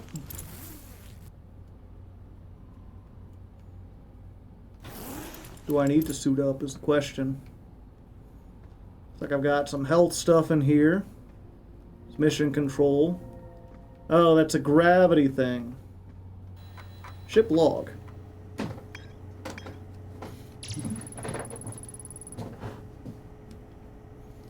Okay. The interloper. The Addle Rock. The one and only Hearthian village, as well as the main source of explosions on this planet. Naomi statue.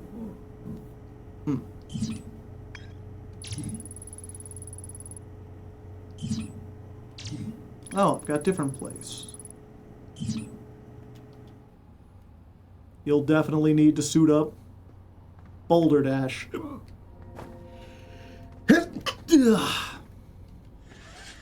I don't need no suit.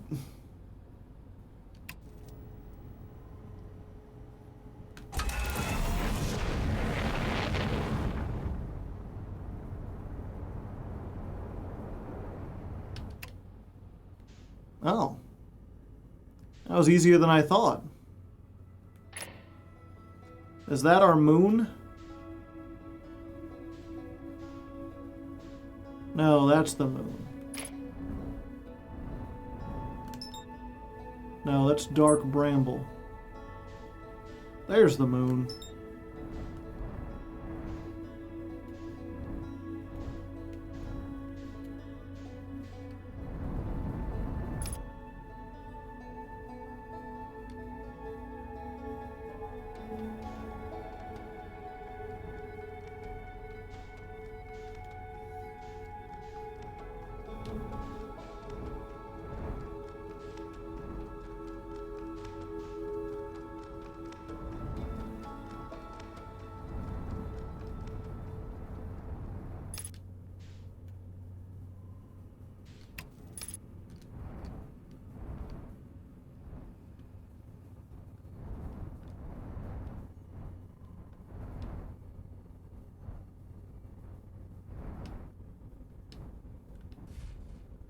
I did it! I landed, chat. I assume I'll need my suit to go outside. But I mean, maybe there is an atmosphere out here, chat. This looks very atmospheric, right?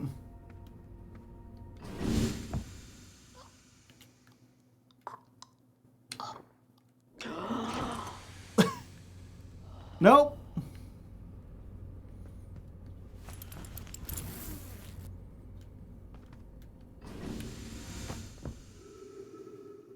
Okay.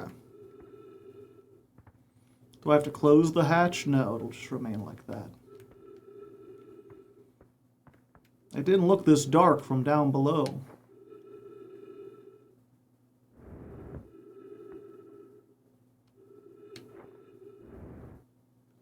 Oh yeah, I have things. Okay, gravity is 1/3.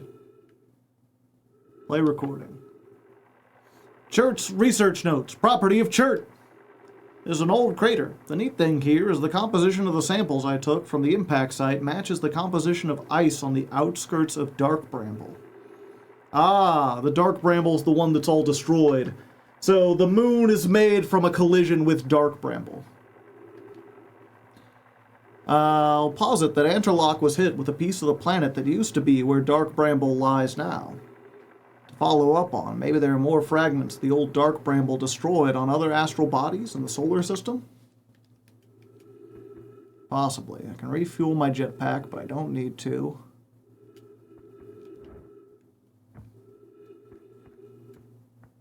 Oxygen is lowering surprisingly fast. I feel weird.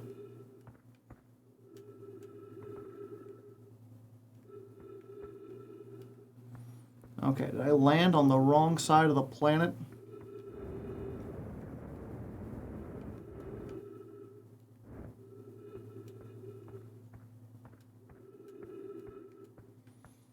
Let's go up here.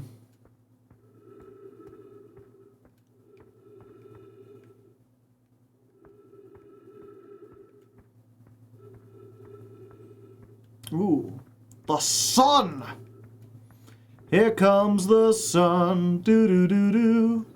Here comes the sun, and I say it's all right. Boo-doo-doo-doo-doo-doo-doo-doo-doo-doo-doo-doo-doo-doo-doo. Little darling, it's been a long, cold, lonely winter. Little darling, it's been so long since we've been seen, but here comes the sun, doo-doo-doo-doo. Here comes the sun, and I say it's all right.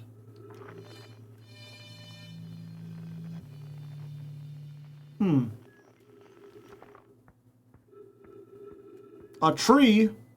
Oh, hey. Oxygen tanks refilled. Oh, hey, there's Esker. Oh, hey, it's you! Ground control didn't tell me you were launching. Long time no see. Actually, I guess it's been a long time since I've seen anybody. Don't other travelers come by? The lunar outpost saw more traffic back when our ships were less sophisticated and needed more frequent repairs. Nowadays, it's mostly used to keep a set of eyes on things.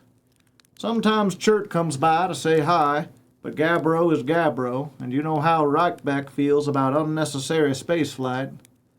Don't go! Anything else you wanted to talk about? Seems lonely up here. A little.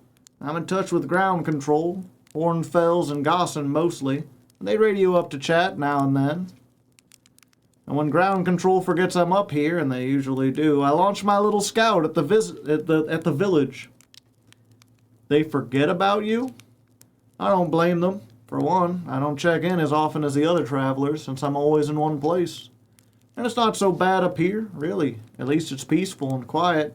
You don't always get that in our solar system, let alone in our village. Don't go! Is there anything else? Don't, is that you whistling? Probably. Or actually, definitely, the other travelers carry instruments so they don't bother whistling. You can pick up their music with a signal scope, you know. Best spot for that is the North Pole. Great reception. It's marked red on your mini-map, but the Anterlock is pretty small moon, really. Just go north. You can't miss it. What is this place?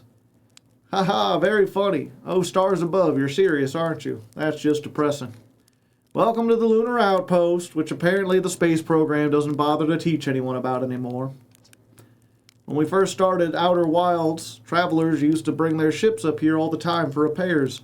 Our spacefaring technology has improved loads since then, but the older ships tended to fall apart a lot. Like more than they do now.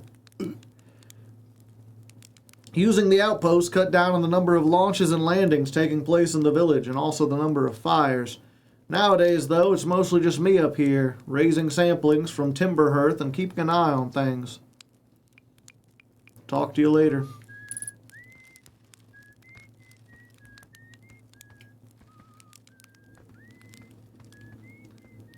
Gotcha. So he's got like 4 trees, and that's enough. Got a radio so he can talk to people. Houses can't be entered. I could get more jetpack fuel if I needed it, but I don't. I mean, is the jetpack fuel a finite research? Ask them if they have games on their phones.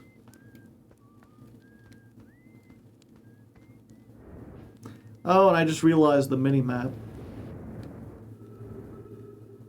Gotcha. It is finite. Yeah, so I don't want to refill it unless I have to.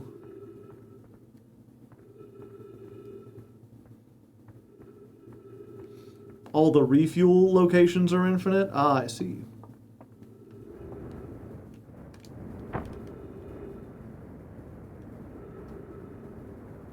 I'm using a lot of fuel right now. Okay. Esker's signal scope log.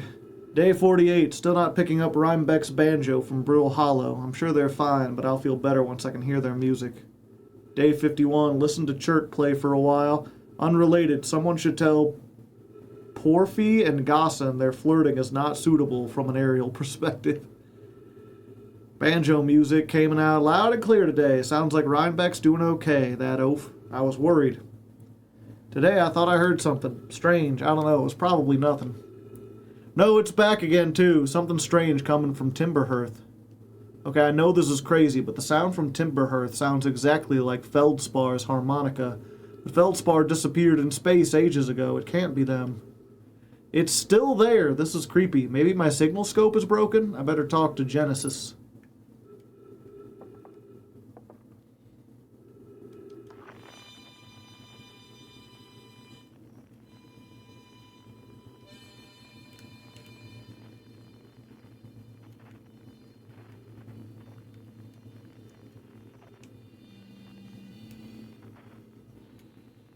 Okay, and that's the big thing.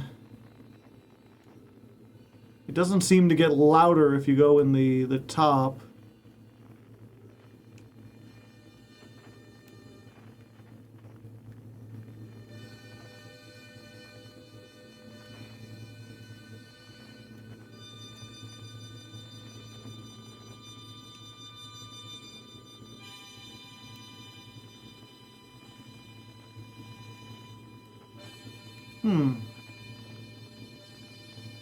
Oh, that's where the camp is.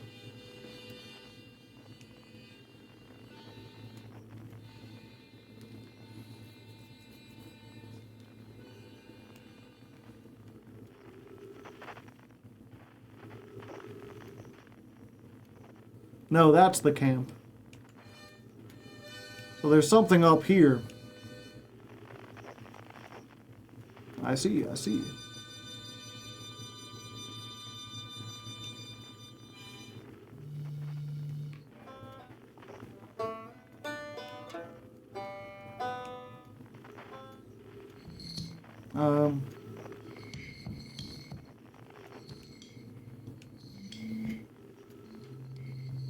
The sun is making strange noises.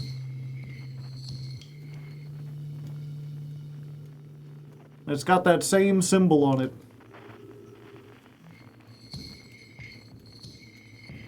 Okay, and drums coming from the two. What did we lock them together?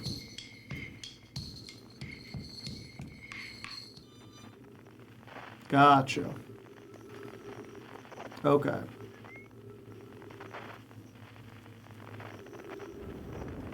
I do need to get some more oxygen.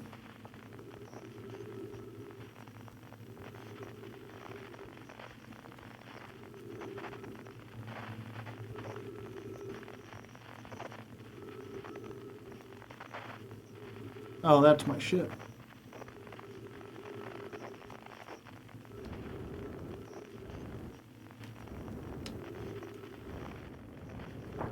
Ouch. Ouchie wah. Okay.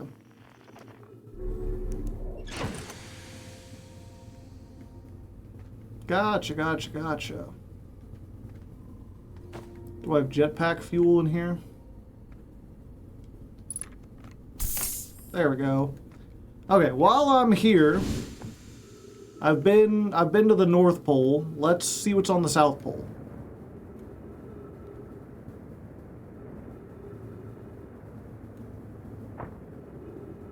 Seem to have plenty of jetpack fuel.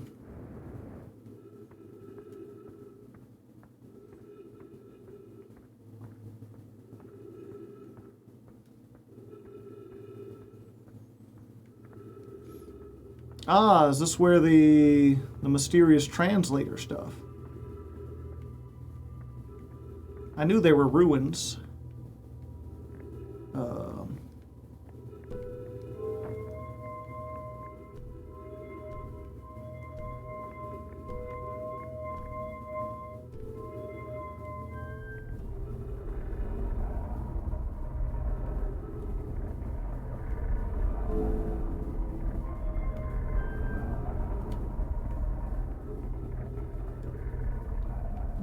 Huh.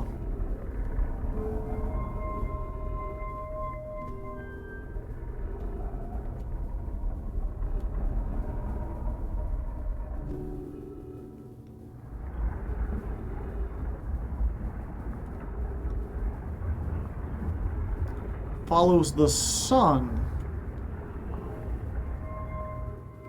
Wait, so what is this symbol?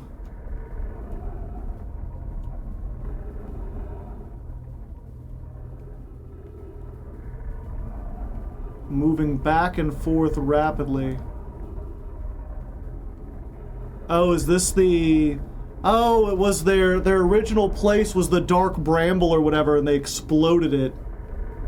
That's why it's moving around to every place, because different chunks of it are on every planet. This is their old symbol for the sun. So when you do this, all of the circles focus around the sun. This is the symbol for the dark planet, or the, like, gas giant, or the water planet, whatever it is. Yeah.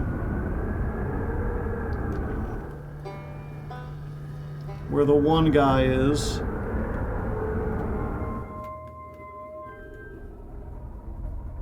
And I guess this is for our planet. No. Huh. They have it as just one, but now it's two.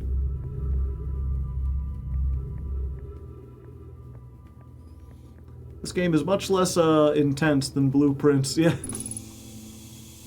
Ah, good.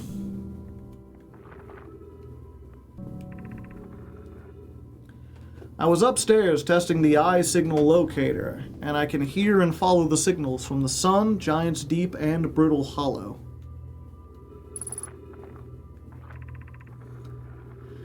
However, something strange is happening when I asked it to follow the eyes signal. The device indicator rotates wildly and never points in one direction. Okay, so I was wrong.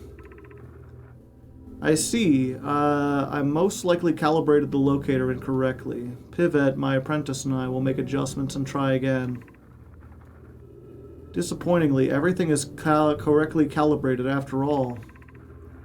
It saddens me to posit this, my friends, but I believe the locator cannot detect the eye signal.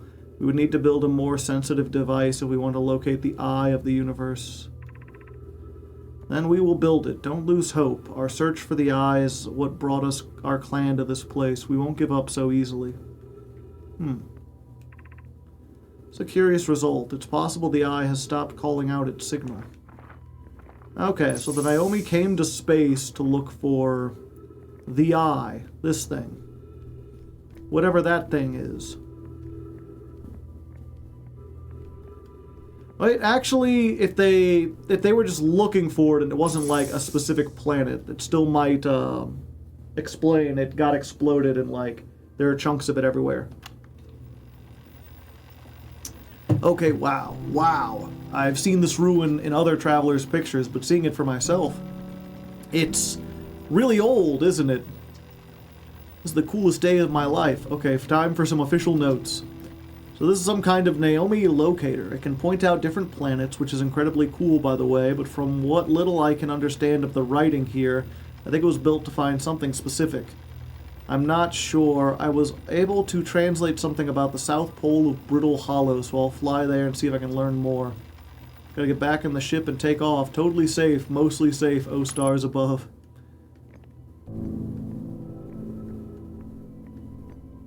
Alright, looks like that's about it, unless I missed something. This is giving me, a scroll.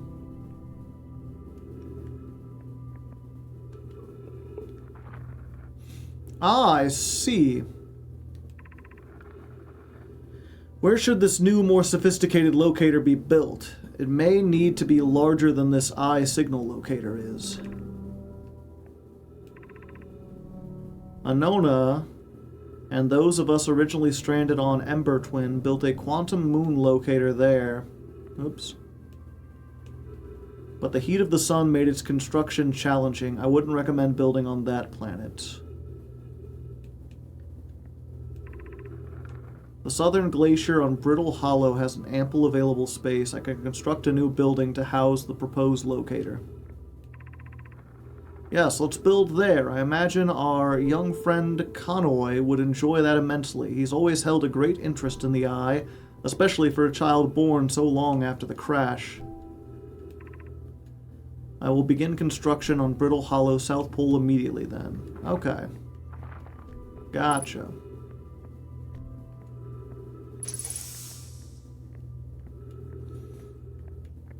Okay. Boom, boom, boom, boom, ba, no, no, no, no, no. So long after the crash. Yeah, I mean, their whole society was wiped out, so something had to have happened.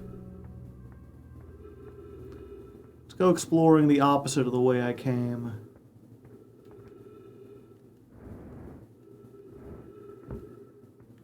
We are explorers, after all. Let's go to around the meridian. Oh, what's this? Okay, that's just where his fort is. Just go around the entire meridian of this place. Oh.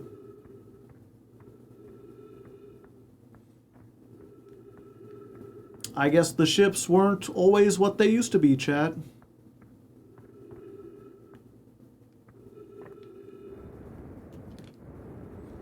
Oh, get me out of here. I fell into a little pocket. 07's in the chat, yeah.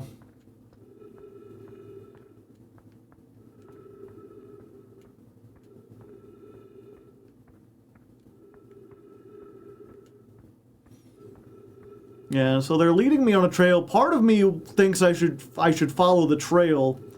Another part of me is like, there's the mysterious sounds on our own planet. Maybe before we go, you know, jaunting out into space, maybe we should see what's up with the fact that, like, there's harmonica coming from the North Pole of Hearthstone, or whatever it's called. What do you think? You know, we'll go ahead and have a little poll, chat. You can go wherever you want. You can do whatever you want. Gotcha. Buckle up.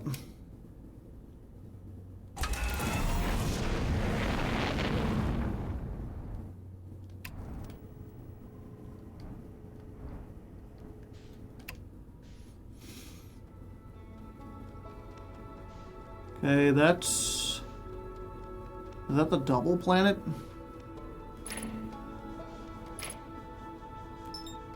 Yeah, that's Ember Twin. Okay. You're your own captain. How you get there is up to you. Gotcha.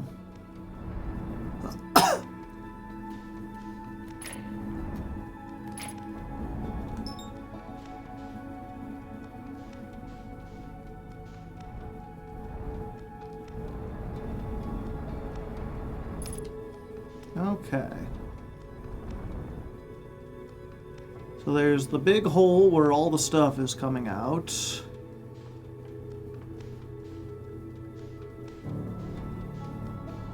There's the smaller ones.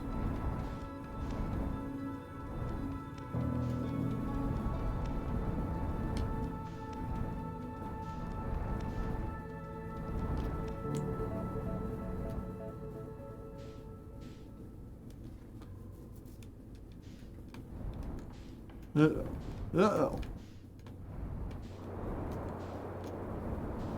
Getting too close. Lock me around it. Get me in orbit. Uh-oh.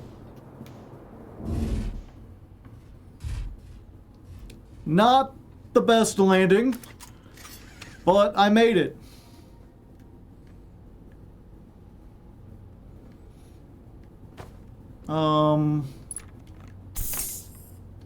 Yeah, I don't need my suit. Bonk. I landed upright. That's the important part. Interesting. I don't have a map while I'm on Timberhearth.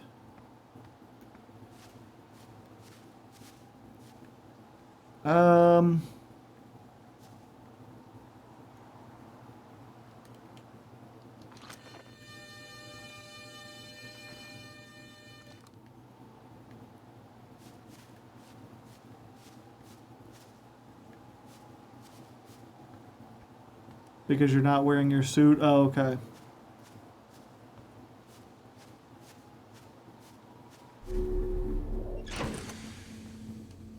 Suit up.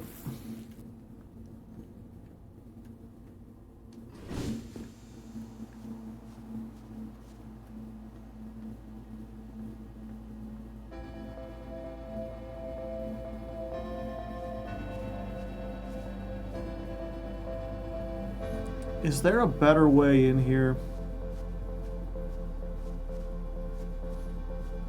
There's basically no reason not to spend the game in your suit.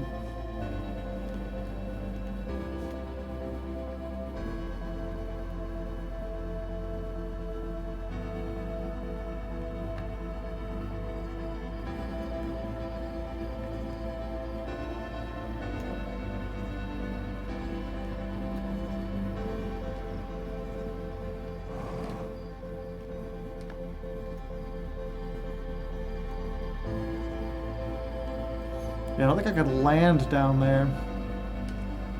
Found any wilds yet? Nope. Fuck, I'm gonna get stuck down here.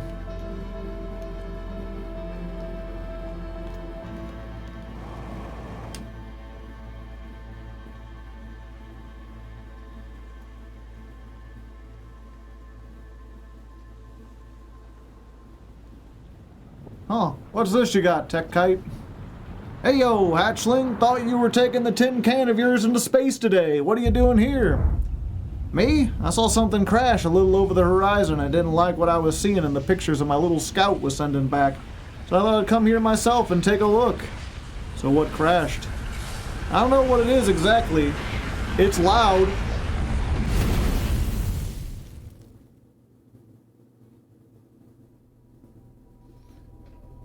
What's that noise?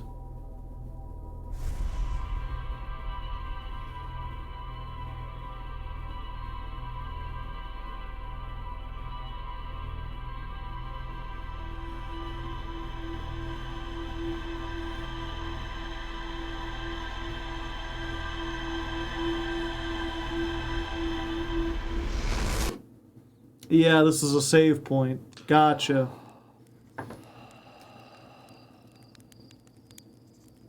Or was it?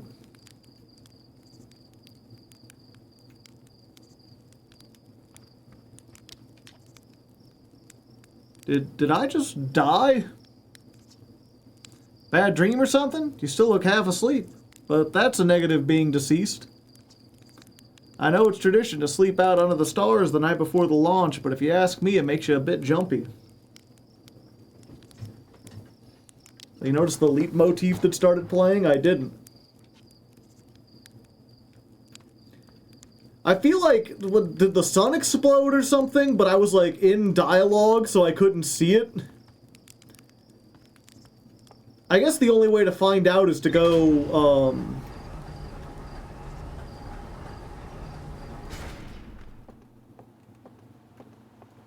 is to go back to that place and see if the same thing happens.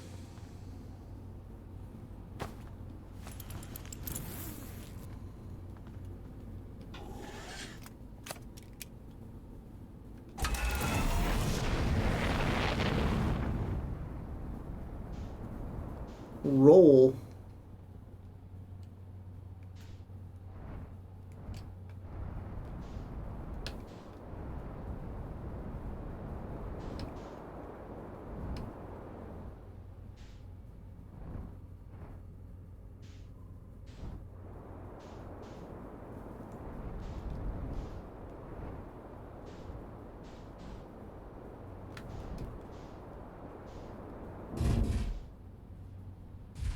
Made it.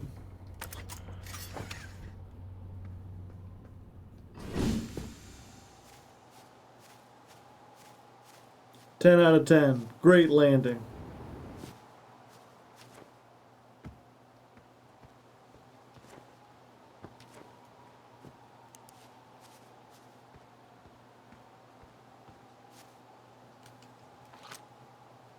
Scout launcher.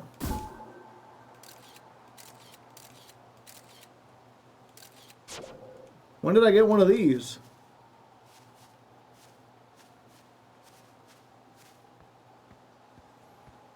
Mission accomplished. Didn't die. Came free with your suit. I didn't notice it before.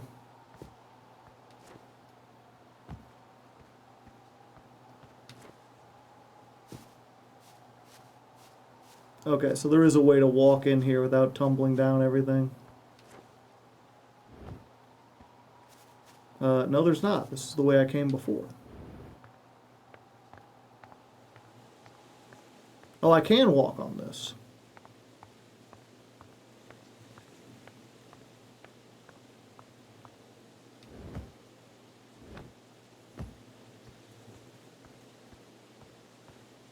Okay, will the sun explode again? Thought you were taking that tin can of yours into space today. What are you still doing here? Saw something crash over the horizon. So what crashed? I don't know what it is exactly. It looks like some kind of plant seed, but it's not anything I've seen on Timberhearth before, and trust me, I was quite the explorer back in the day. Do you think it's extraterrestrial? Looks kind of like something that might have come off of dark bramble. Whatever it is, it put down its roots in a hurry. I don't like the look of the thing, hatchling, and that's a fact. Think I'll send Marl and Hal loose on it. Best get rid of the mess sooner than later, and no one can remove an unwanted plant faster than a tree keeper can. I'll have to look at what's inside the seed first, though. Don't want to set anybody to hacking up a potentially dangerous plant without a better idea of what's lurking in there. Tuff can help me haul the old scout launcher over there. Obviously, the opening is too small for someone to fit inside, and anyway, I'm not going to blindly stick my hand into anything that looks as unpleasant as the seed does. It's a good way to lose an arm or two.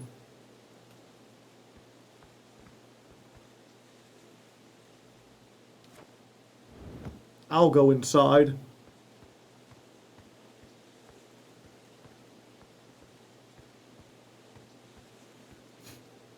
Into the butthole.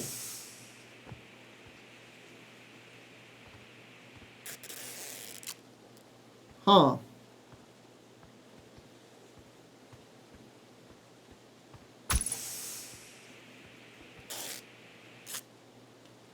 Spikes, I see.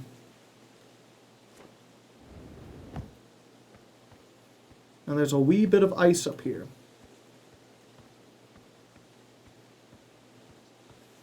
You ever just walk into a spike? I didn't think it was a real spike.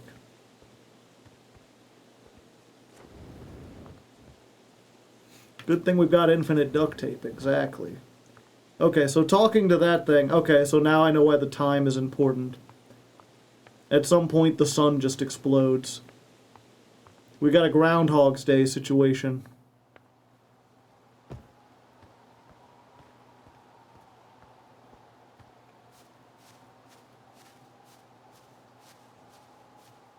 I wonder what this is over here.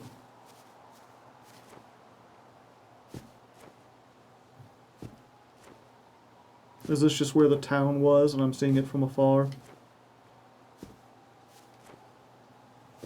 It might be a bramble. Maybe that's why they call it the Dark Bramble. Is this like that Dark Brandon I've heard so much about?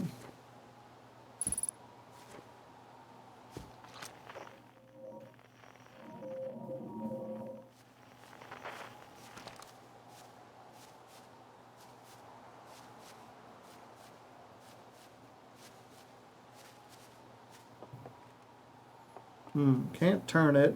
Can't go in. Oh. Closed due to fire damage. The old radio tower, while an important landmark, is unfortunately closed thanks to the unsanctioned flight testing of an extremely powerful model rocket. While we hope to repair the radio tower in the future, all construction efforts are currently focused on the planned museum expansion. Sincerest apologies. I see. Just an old radio tower. Okay.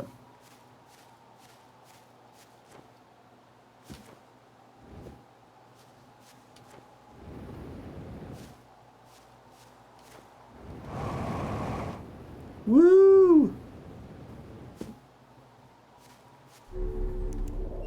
Womp. Okay.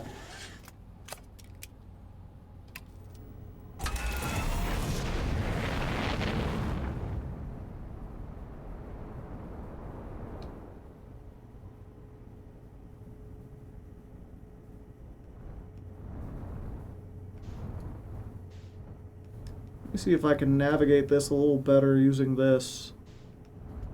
Okay.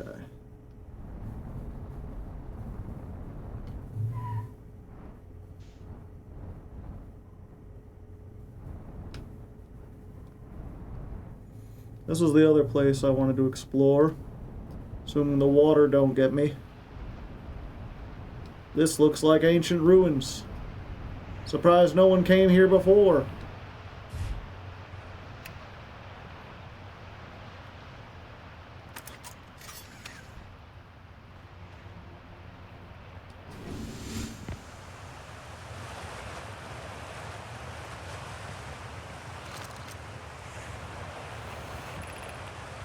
Mining site 2B.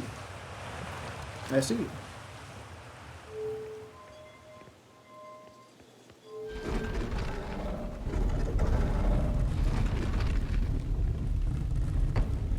Interesting. Is there anything else around here before I get too lost in the sauce?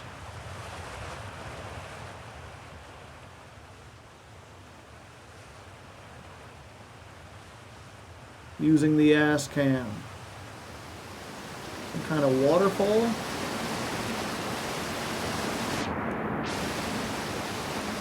Getting all wet. Near reference. I prefer far. And I ran so far away.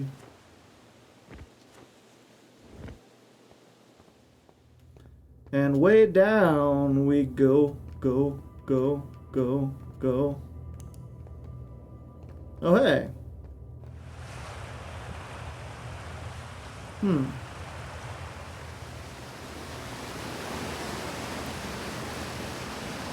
Gravity is still 1.0.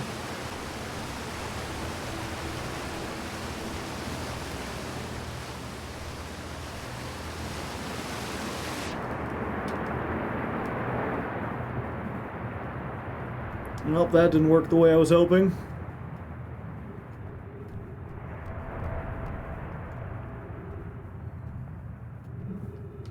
Fortunately, the spacesuit seems to work underwater just as well. 0G water. I'm guessing, based on the stuff in my ship, that this is some kind of elevator. I can't get into it, though.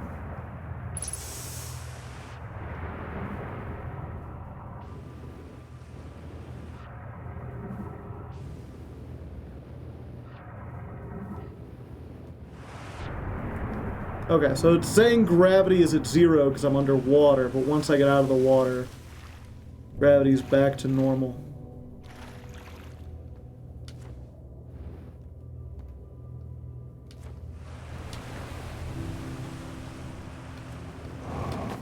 Okay, there we go.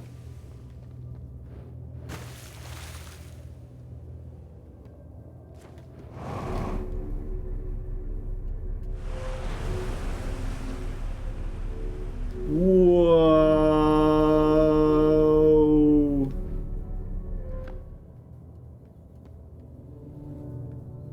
Neat.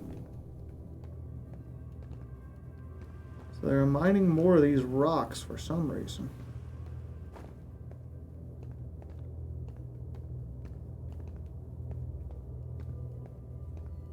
What a nice little elevator. I'm still amazed by how much ore the Ash Twin project requires. Isn't this the ore from the remaining towers being built on Ash Twins? The completed towers I've seen are quite large. No, the material for those towers is all being taken from Ash Twin. The ore we're mining here will be used to craft an immensely thick protective shell that will physically seal the chamber inside Ash Twin's core. They're sealing off all the entrances. I hope they've planned accordingly. Surprised that they can, like, the translator can figure out puns? I thought you had forbidden your apprentices from making puns, Coleus. How else would he improve? I'm relieved by our clan's decision to use Timberhearth's ore only for constructing the cell. If eventually life on this planet were to evolve to the point of advanced metallurgy, I'm confident we won't have destroyed their ability to create. Okay. So they knew there was life here, but it was like very early on.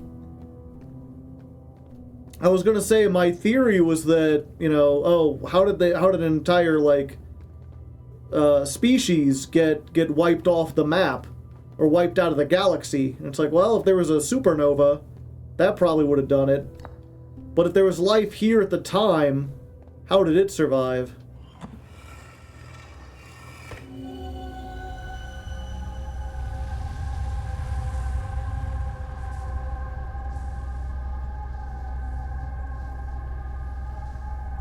I don't know what I'm looking at.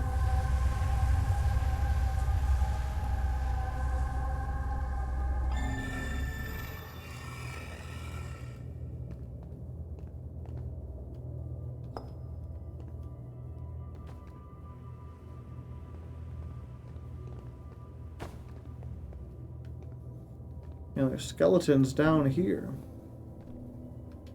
Okay, this is just a light.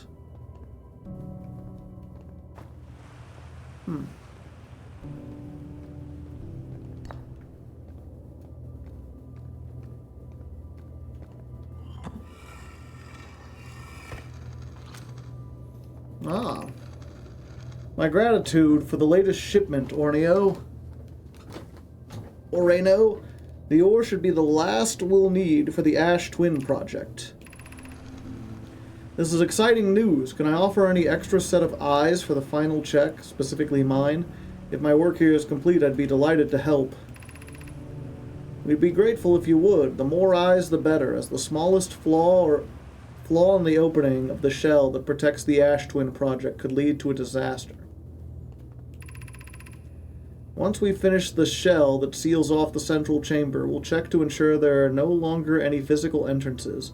Rami and I will be checking the interior and exterior for cracks. Huh. So they made the thing on Ash Twin and put some shit to protect it.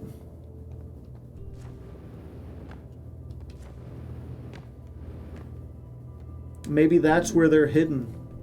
Maybe they're all like, you know, they put a thing and oh, that's how I get back. Kind of. How do I get back? Or maybe that's where they hid our people and we survived because we were an Ash Twin, but then how do we get back to the other place? Ash Twin seems like an interesting place to check out. Okay, how do I get back to where I once belonged?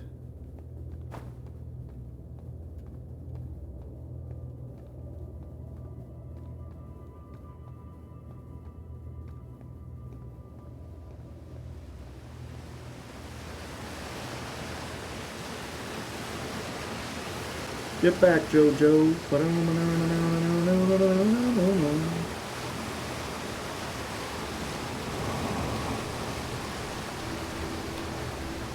That didn't do it.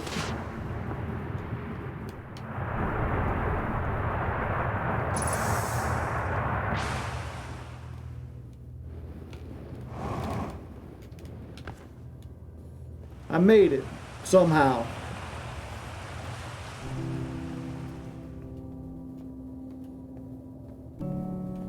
Ever wonder where the geysers come from? From the center of the earth, I thought. I assume.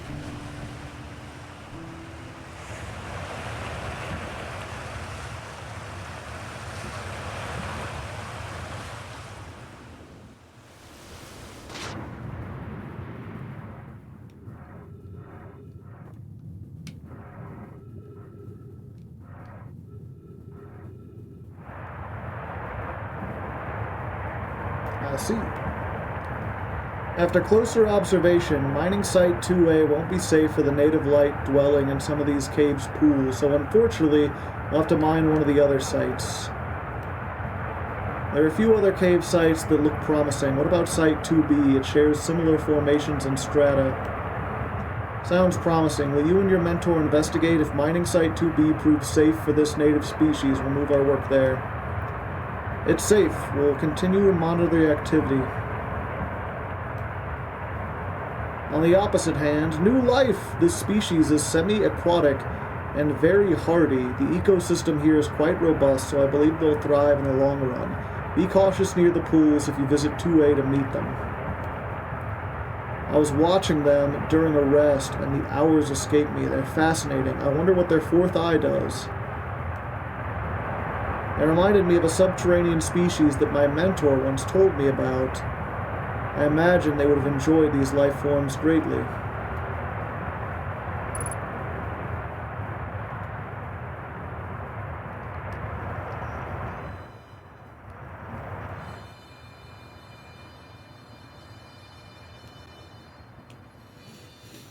Weird.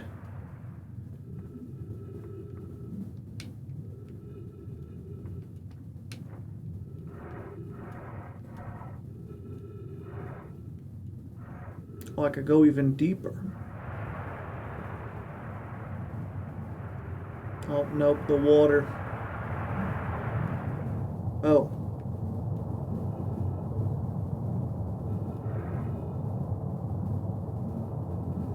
Oh, I see.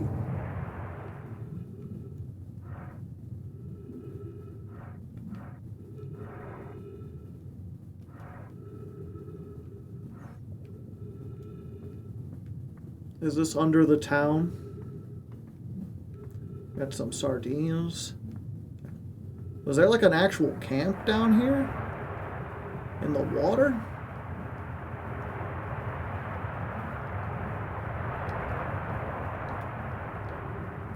Did this used to not be flooded? Okay, I don't want to go that way necessarily.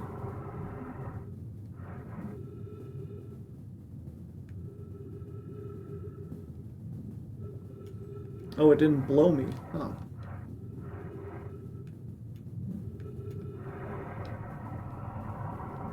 I guess I do want to go in here.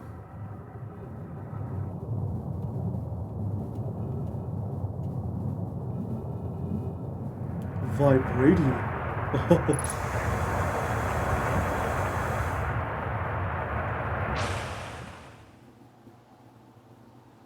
Oh.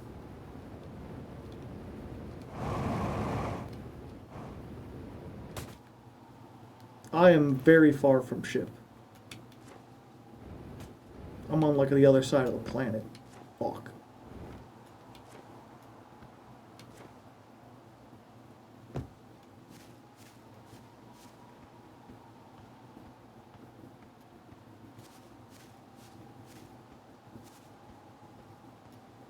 It's okay, we got a long walk.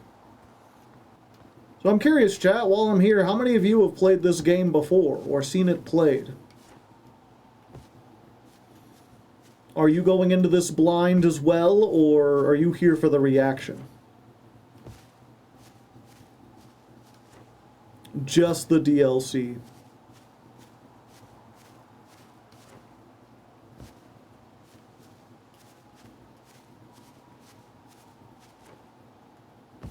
Gotcha. I always felt like I wasn't the greatest reactor because I'm always just like, interesting, proceed. I don't have those hype moments of like, oh. I don't pog out of my mind like a madman.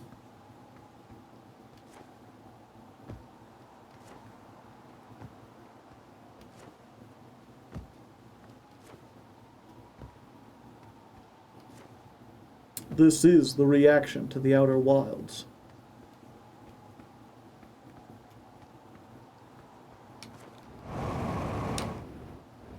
Up we go.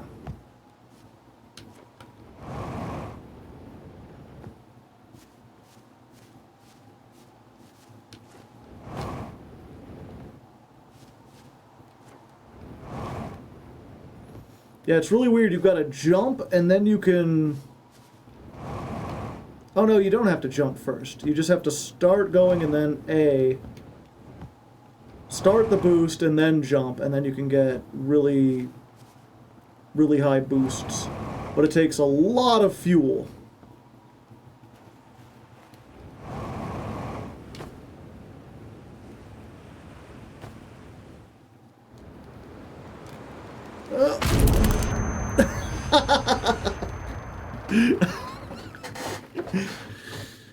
Yeah, it turns out at 1 point gravity, you don't really want to go jumping off of those things. We have discovered fall damage.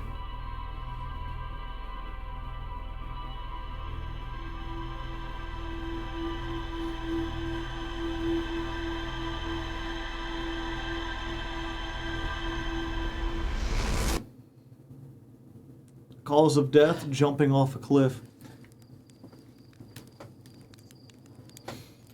Interesting.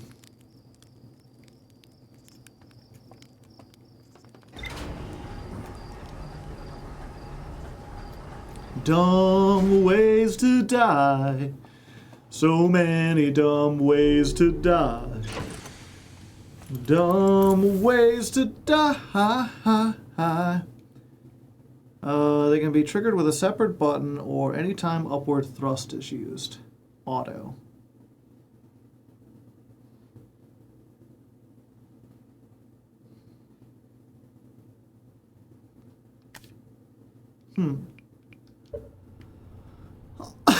So 1 second. If I turn that on, does that mean... Okay, yeah. That was what I was like, why is it tied to A?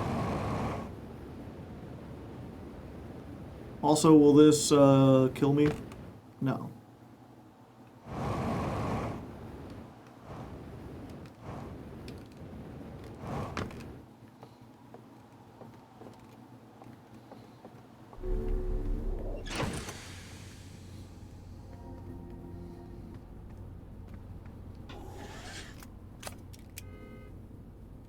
Someone honking outside. How do you know the codes already? Because I remember everything from my previous lives. Clearly.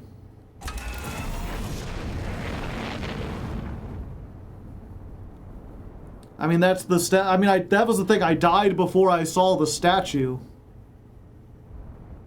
Oh, and I never noticed there's that thing over on the side that shows whether or not gravity is affecting you.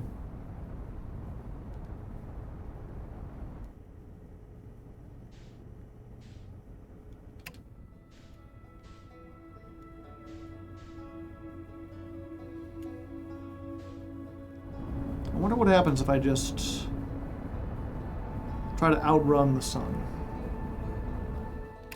Here's how I should do it. Is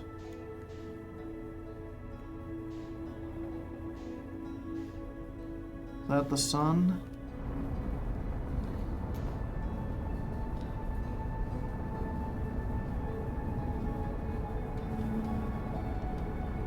Is this 55 Lives, the video game? Yeah. Off we go! Into the outermost reaches of space!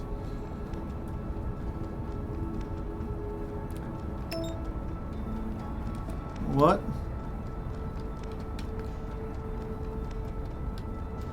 Cockpit view. I can't switch back to the cockpit.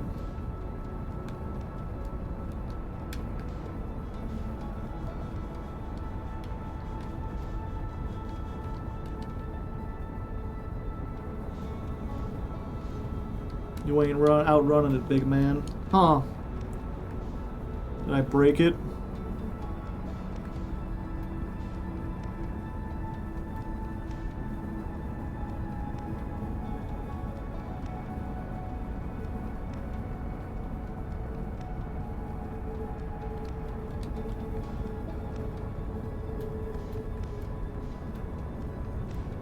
I don't think I've seen that happen.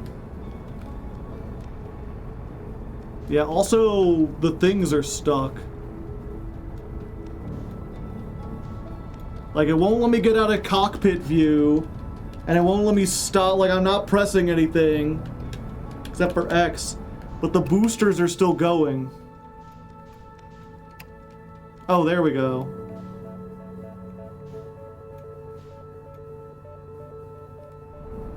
Okay.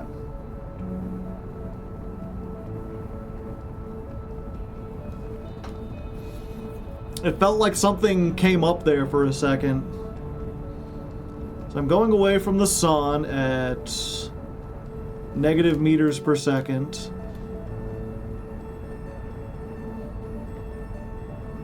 I heard a chime. I think your controller may have been set. I see.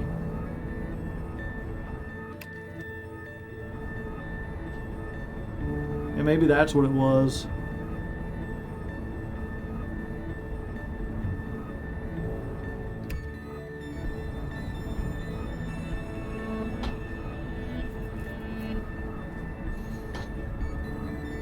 I'm going to the next nearest star, baby.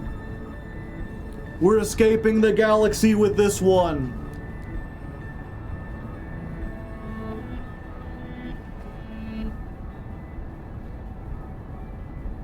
What's the speed of light? I'm going 3,000 meters per second. Eventually I'll be warp capable, right?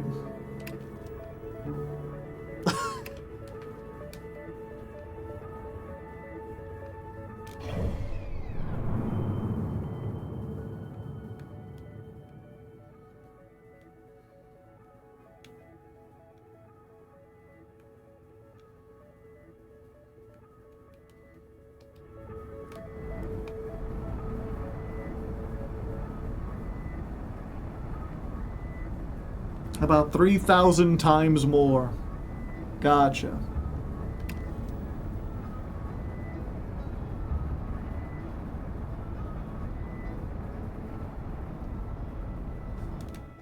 Wait. Okay, that's just my end. I was like, wait, is that a planet up top?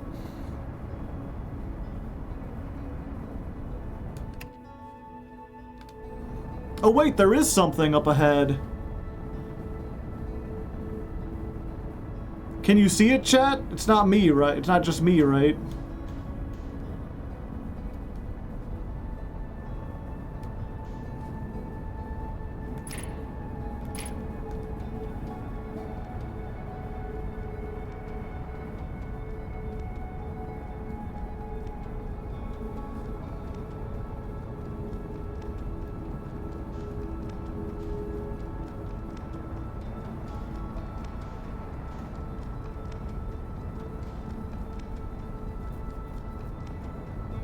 I'm not seeing anything, to be honest.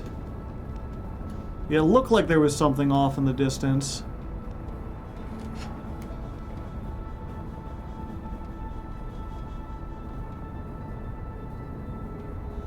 I saw something. I'm not sure what it was. Yeah.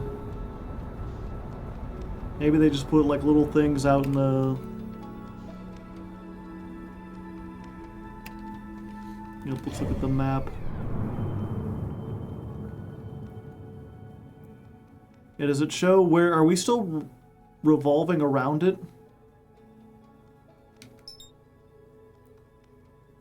What is that?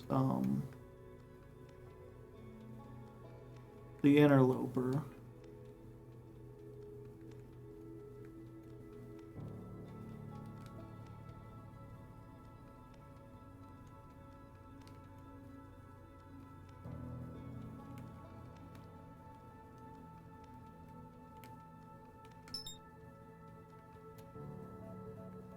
Yeah, what's that?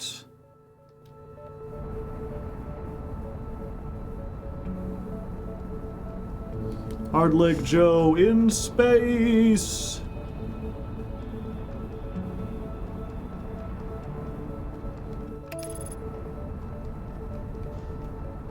Oh, whoops.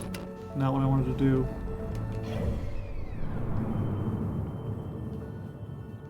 Oh, is that me? Can I lock on to me?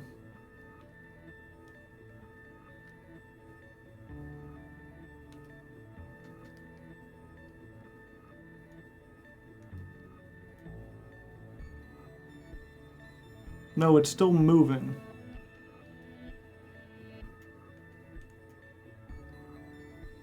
What is that?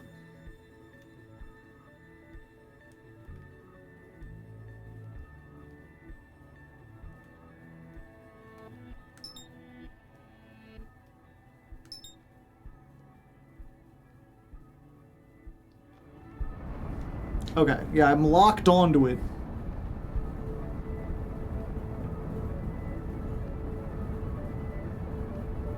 New game tonight? Yeah. What is that? Flies away? Yeah, I locked onto it, so I assume that means I'm going towards it.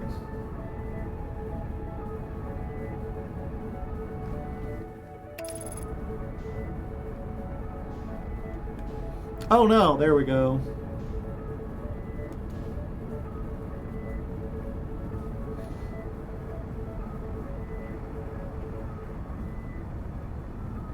It'll be a while before we get to it. Something's out in the furthest reaches.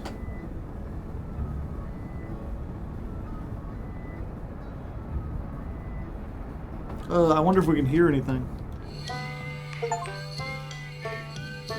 Pick up all the Traveler instruments. Achievement unlocked.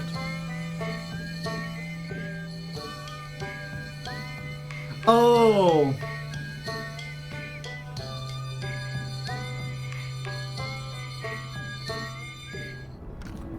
Because I'm so far away from it, if I do it, I'm picking up everything. Did you buy the DLC too? No. I don't think so, at least.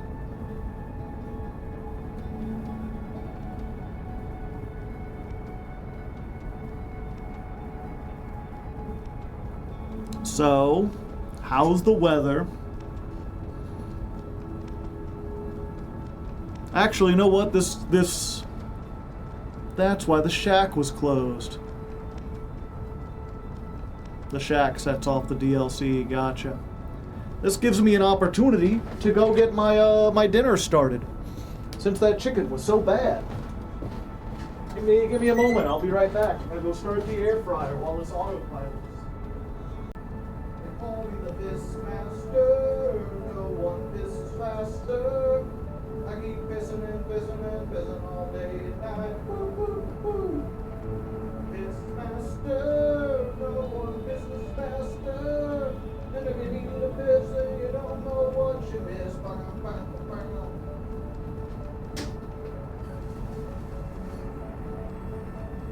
Pissing and shitting and doing it all day long. Pissing and shitting and doing it with that song.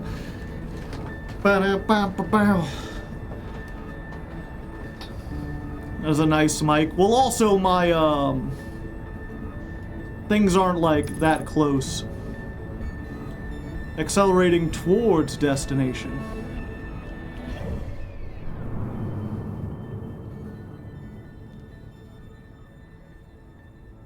Gotcha.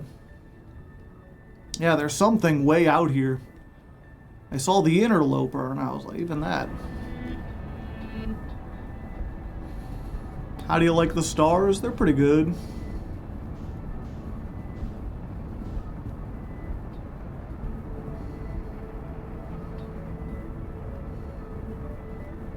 See, if it's 2,000 kilometers away and I'm going 2,000 kilometers a second, I should be there in a second, right?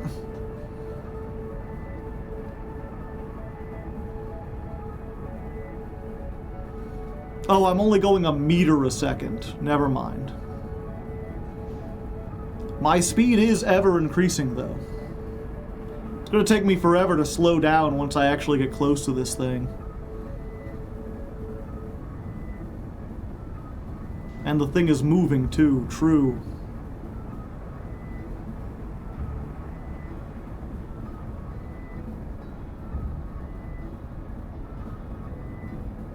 Exploring around, singing a sound, finding out where to go. Ba-doop-ba-doop-ba-doop. A test of your landing skills. I've landed on a couple things. I've landed on a thing or two in my time.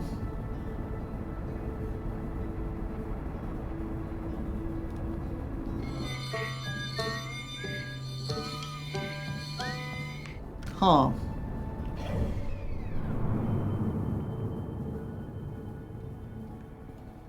Why does it get all three by going into here? I thought it was just because I was so far away that I was like seeing the entire galaxy. But that ain't it at all. It just happens to have all three for one reason or another.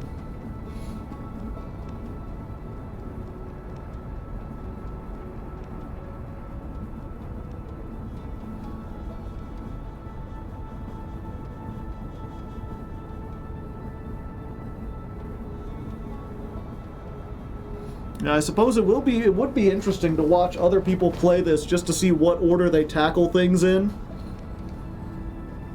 Yeah, I'm curious to know if I'm like finding some end game thing or if it's just like a secret meant to waste your time.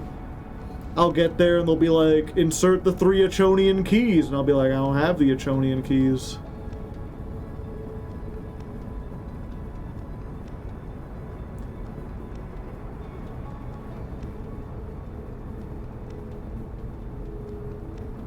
It's still so far off, it's just a little red dot.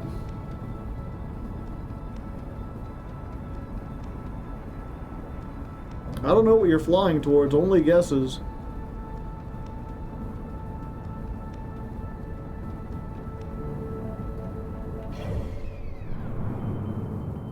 Yeah, I'm still very far away from it. We'll get there eventually, though.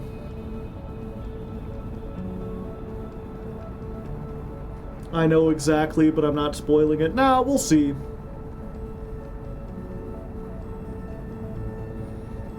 We've got some time. In the again, it gives me a great opportunity to cook up my food. I think my thing's almost, yep, it's done preheating.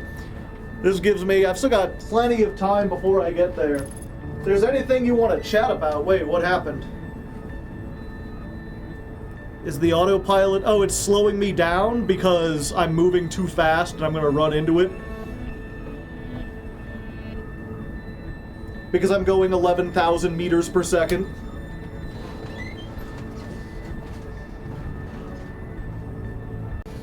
Okay, I've got 10 minutes for my raviolis to heat up. Will I get there in time?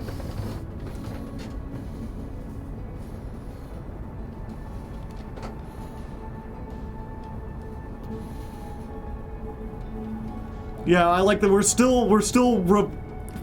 the autopilot is going in the other direction just to slow us down enough so that we don't collide with this thing going a billion miles an hour.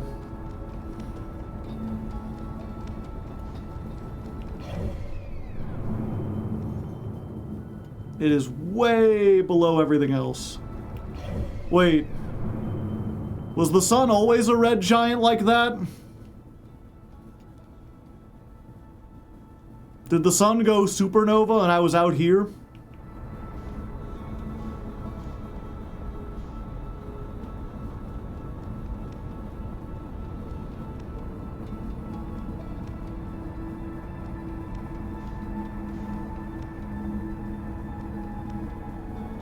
By the time I get here, the sun explodes.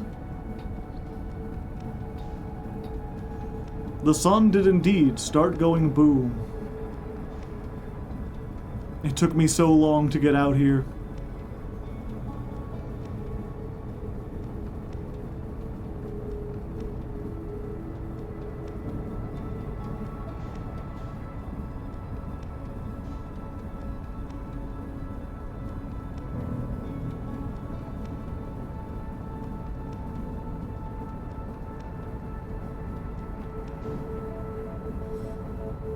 "24, 23, 22, 20, 18, 17, 16, 15, 14, 13, 12, 11, 10, 9, 8, 7...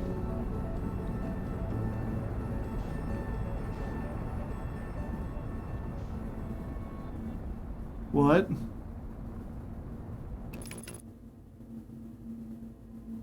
Undershot target.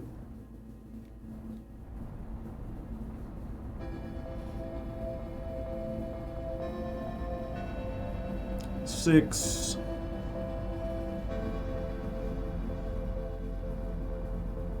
Okay. Whoa!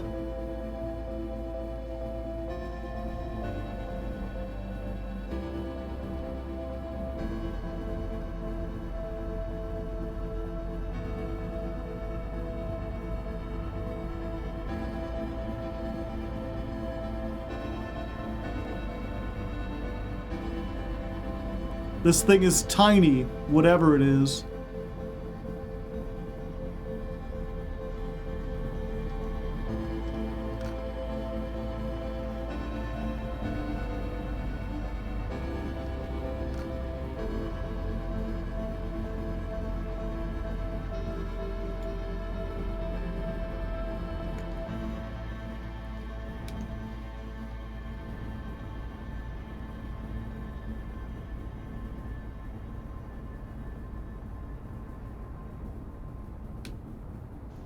And it's moving so fast. I could be wrong.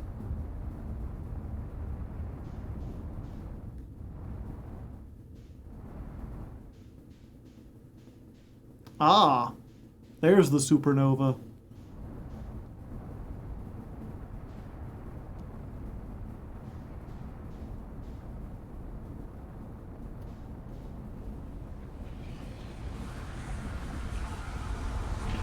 Ah. Yeah, being this far away did not protect me.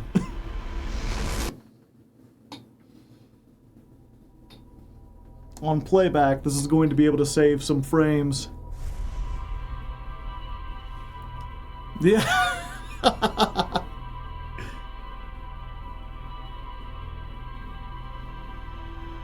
What was it you were trying to do? I was trying to find this thing.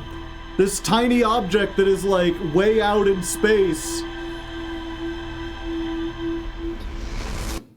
I don't have any way to like connect to it though.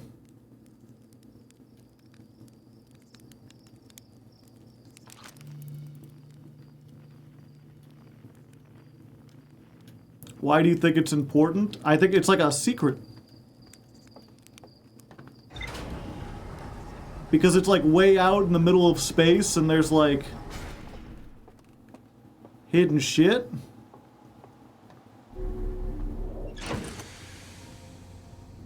That thing is a test of skill for sure.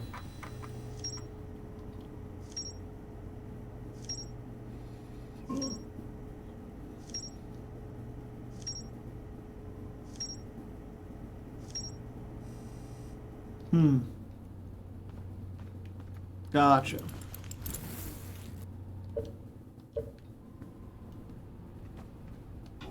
Yeah, 1 second. I'm gonna try that again, but this time we're gonna go at it straight from the beginning.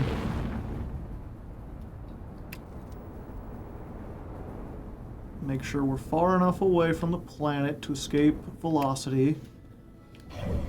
Go straight to the map. Yeah, this thing.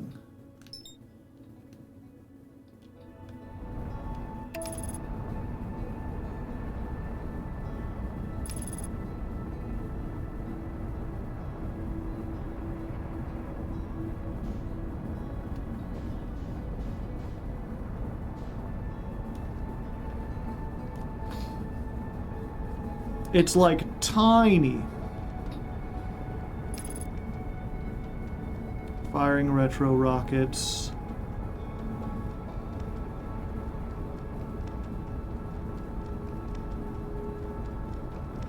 Yeah, you can't autopilot towards it.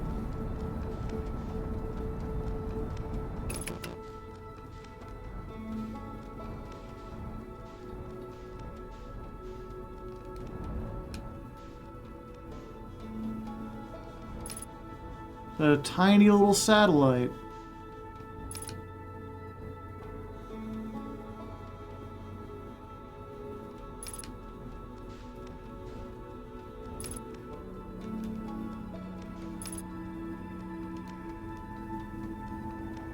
Huh. Oh.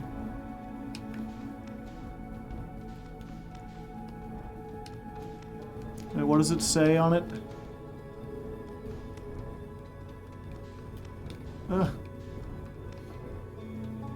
It's hard, it doesn't look like I'm doing much, but it's really hard to keep this thing aligned because it's so small and it's moving so fast. Error, map offline. Oh, I ran into it.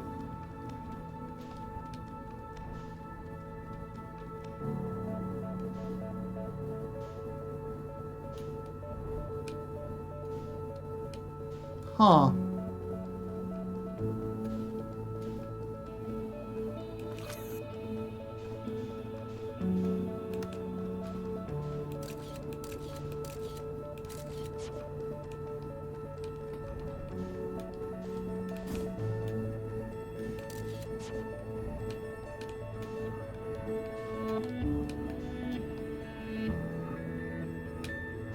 You could still try to board it, but it seems very dangerous.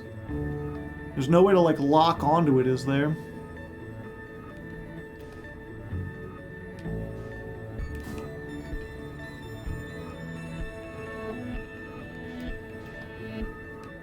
I need to stop it from spinning.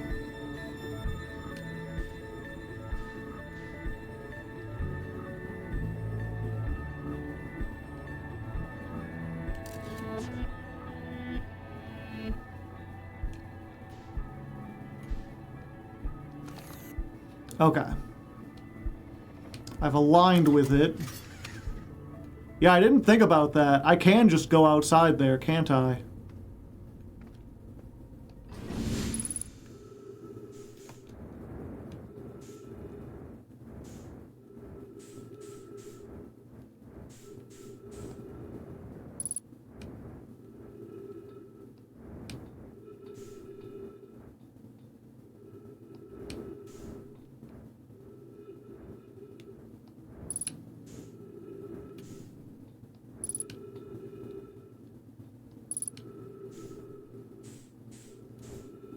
Outer Wilds. Oh, so it is one of our satellites.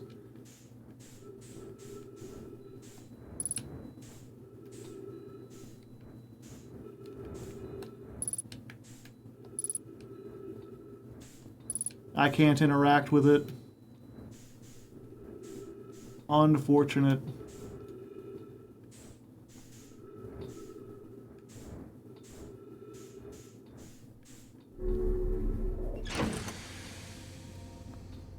My guess was wrong, by the way, like super wrong. I assume time pauses while I pause it. Let me go get my raviolis real quick, and then we'll actually begin exploring again. I am also curious, you know. Usually the process of a star going becoming a red dwarf and then going supernova is something that takes like thousands upon thousands of years. So the fact that it happens over the course of like 5 minutes or whatever, right, is error map offline. Oh. Interesting. 20 minutes. Oh, did the map go offline because I hit it? I've knocked it out of orbit, and now I can't open my map. Ah, I see. No more autopilot for me, thanks. I'm stuffed.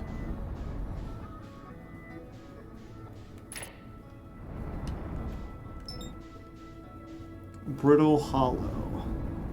Oh, that wasn't what I wanted to go to. You. Ember Twin.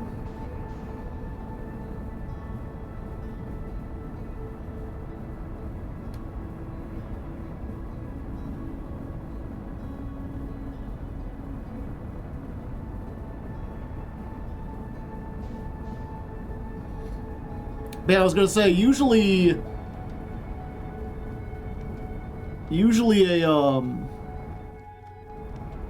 in order for a star to go like supernova, it takes like thousands upon thousands of years.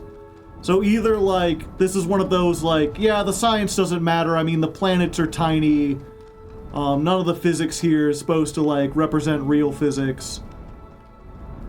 Or it's a, like, it's one of those, yeah, I know, isn't it weird that it should be taking way longer?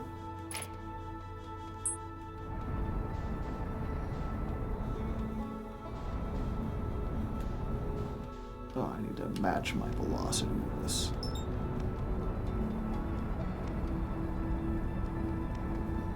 Or maybe you're huge.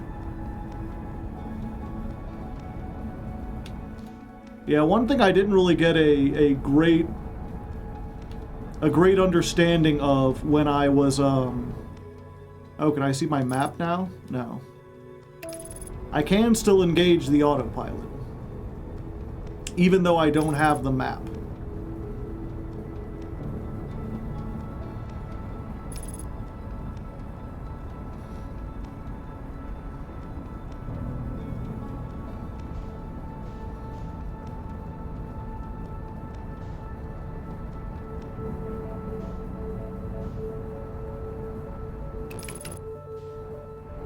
Okay.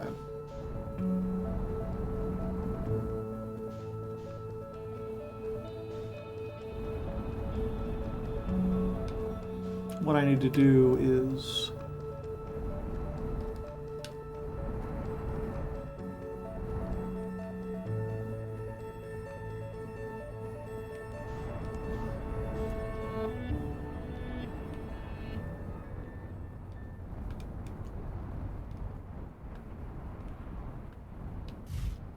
Okay. Landing successful.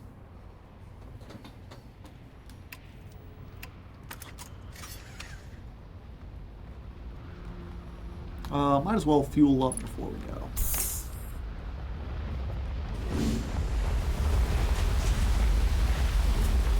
Oh. Weird. I thought this was locked in place, but it's like moving across the planet. And it has a top hat. I wonder why it has a top hat, chat.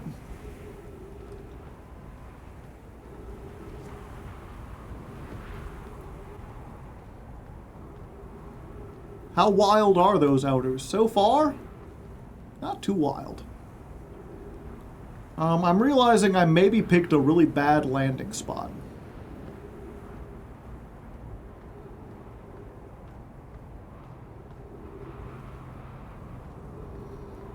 Is there a way down that doesn't involve using all of my rocket fuel?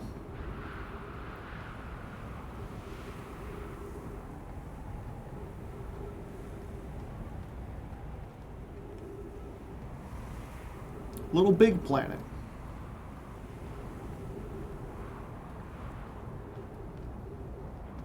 It's kind of locked into place.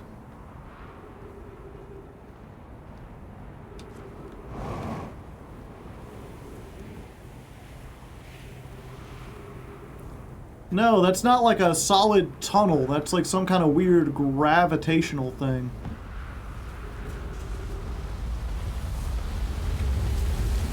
Okay. Well, real quick, while we're here, I might as well refill my oxygen real quick. Okay.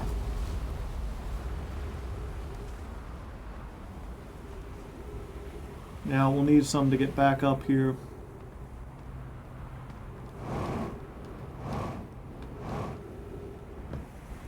All right.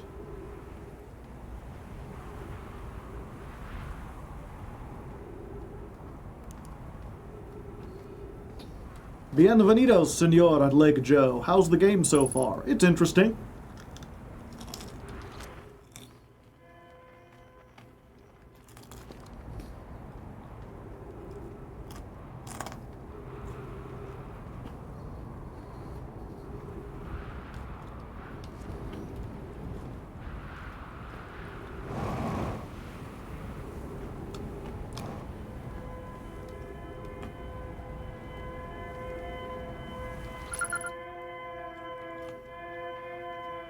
Distress beacon.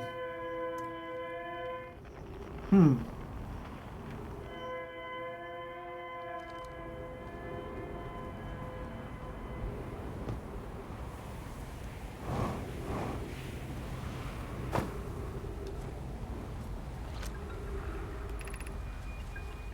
need a status report for all systems, but initial things first. Is everyone unharmed? Our escape pod's passengers are afraid, but physically well. Everyone survived the crash. This is a relief, at least. You have my gratitude, but were you able to find any other escape pod's distress signals? I can hear both signals somewhere in this star system, but I don't believe either escape pod crashed on the same planet as us. Interesting. Some kind of elevator, it looks like, that I can't get into. Whoa.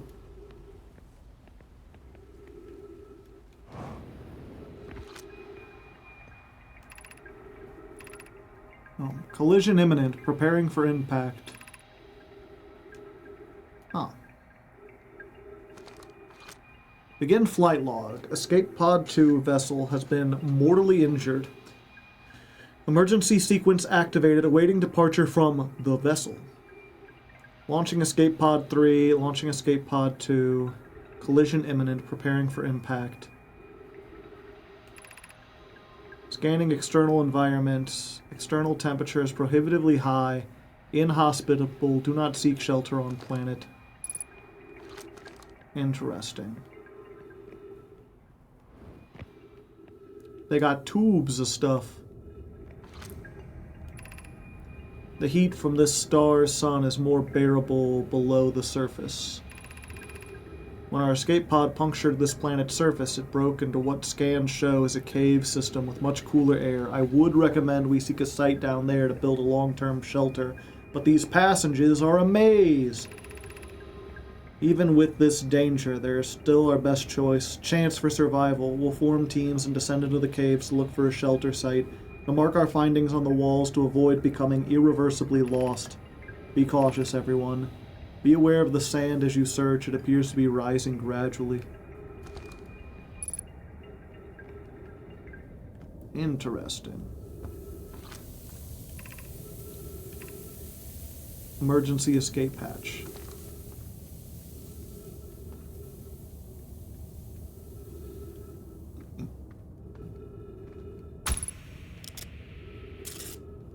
I figured that would happen, but I wanted to double check. Keep moving, friends. There's nothing of interest at the end of this passage but rocks. And while the rocks are interesting, they can wait until a less urgent time.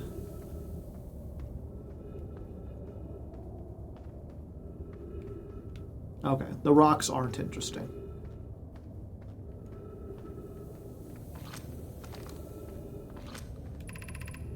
Do not follow this tunnel to its end. We will examine the horror that lies at this terminus later, provided we lived through this.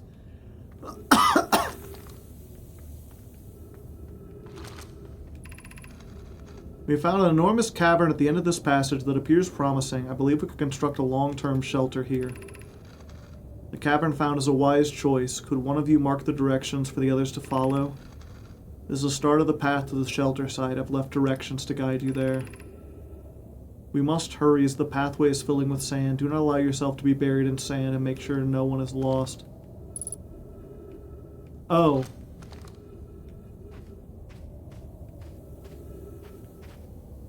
Huh. I thought this was like hundreds of years ago. Well, fuck.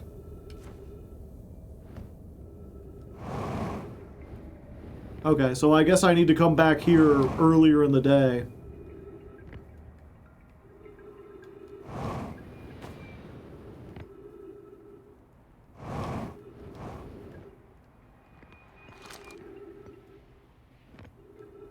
That'll be something for the next run through. Red Sun. I am getting close to out of oxygen.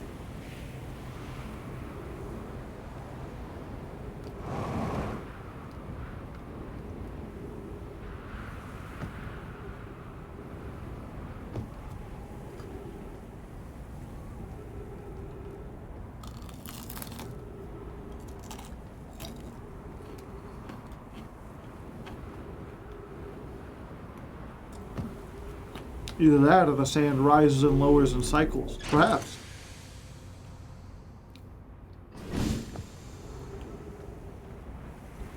Let's see. What else is here? We could go... Oh, I should have gotten my fuel while I was in there. Oh,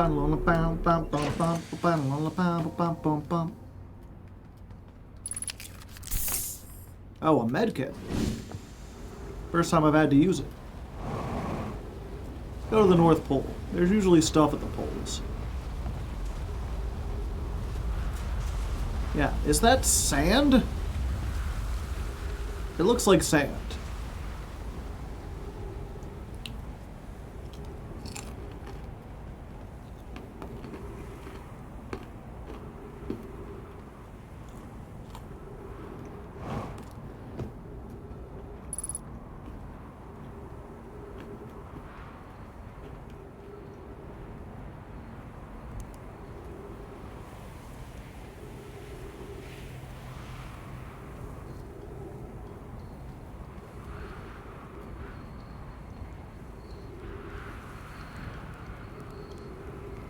Is that the sound of creatures? Is there life on this planet?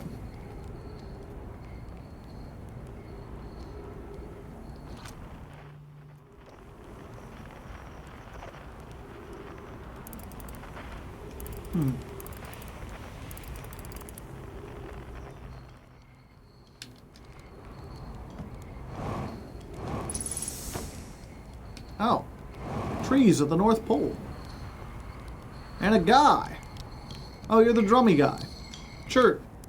Oh, it's you. I take it your first launch went well then. Welcome to the Hourglass Twins. Mind the sands now. What are you up to? Hornsfield noticed our star charts are out of date, so I came here to update them. But something seems how to put this off. I've seen, 10 supernova by now? 12? They're in the double digits by now, and that's, not normal. Not normal at all. Why are so many stars going supernova?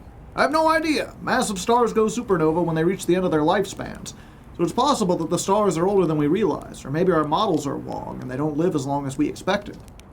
Honestly, I'm not fond of either option. If our charts are wrong, what else is on? And our sun. No, I shouldn't jump to conclusions. I'm probably overlooking something. That's it. I just need to collect more data. I found something. I found your notes in Adaloc's main crater. Did you? I hope they were useful. The planet I mentioned may have been frozen solid, or just partially made of ice, like a much colder giant's deep. It's hard to say. It used to be the 5th planet in our solar system.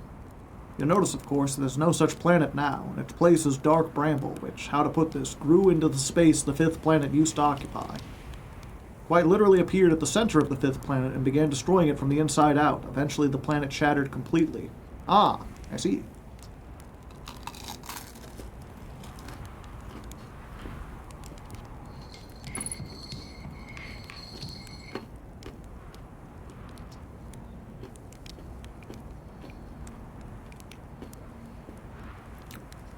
How dangerous is the big column of falling sand? On a scale of 1 to dead, I'd give it a 7 or 8. Pretty awful, awfully pretty though. Sand is flowing from ash twin to ember twin. But did you know the process eventually reverses? We're not completely sure why the sand flows back and forth between the twins, but it seems to be a natural phenomenon. I see.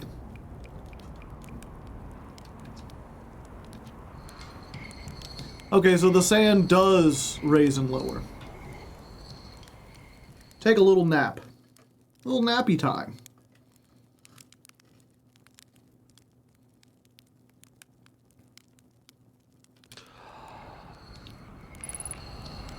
Well.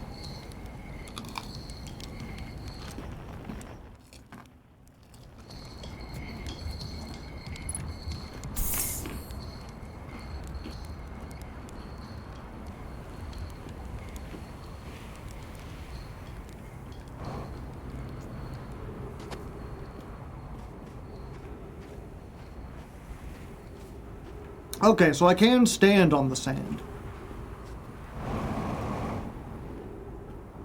And this is his ship, I assume.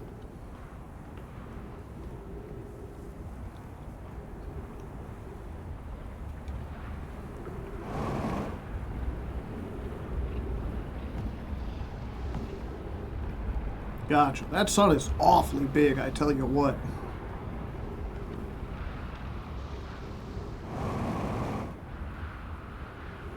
Oh, hey.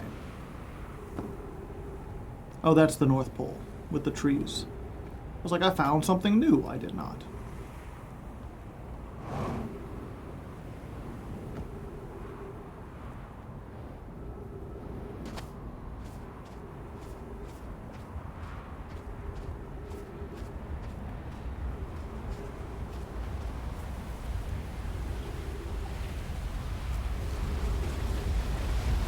How close can I get to it? Shockingly close.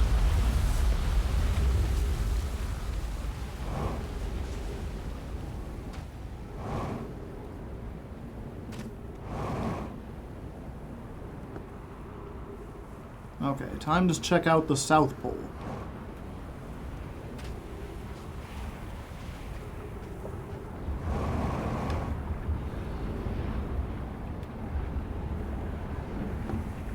I don't trust that sun.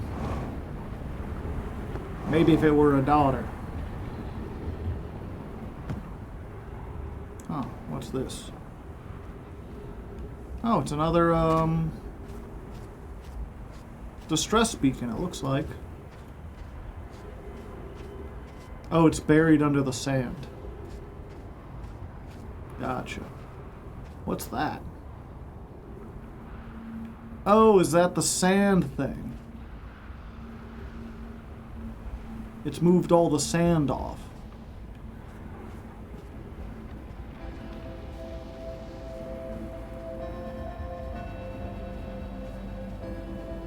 Can I catch up with it?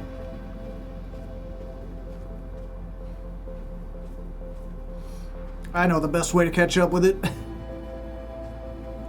Also, do I need my ship to get there?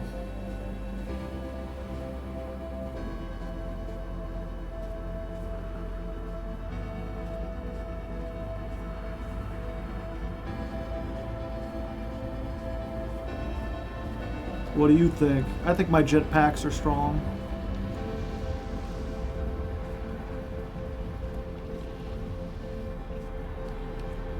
Just walk upwards. Okay, then I will.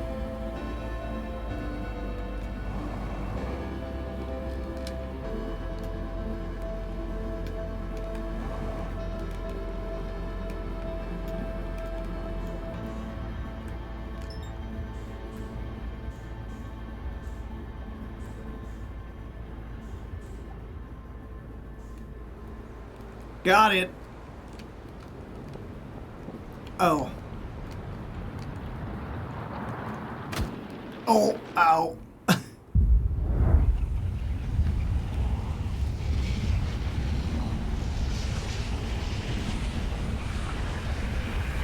I'll be safe inside here.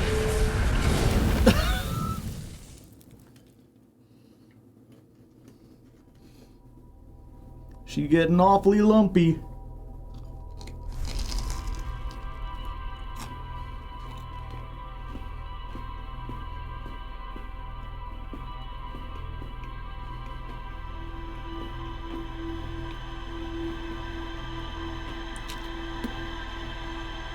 Okay.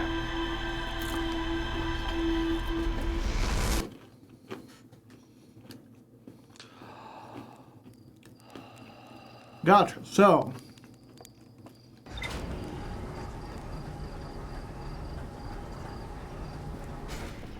Get up here. Go into the thing. Spacesuit on. Get in. Lift off.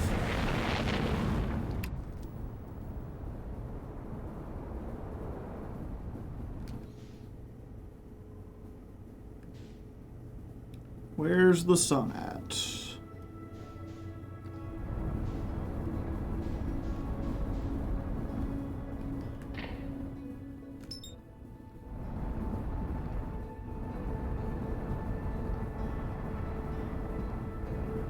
Retro rockets and forward rockets seem to go there.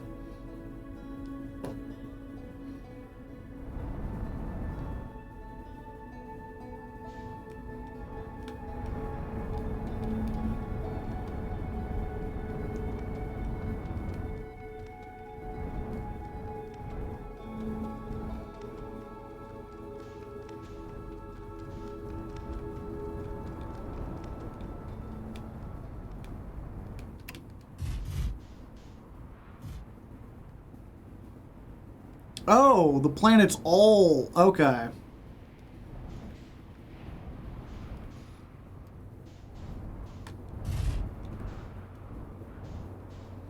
I get it now.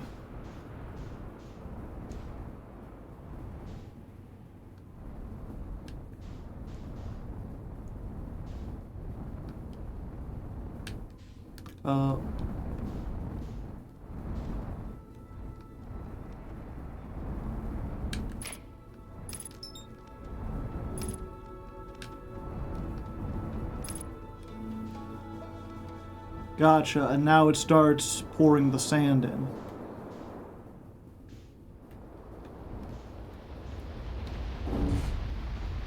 Bounce. Okay. Gotcha, so that's what's happening.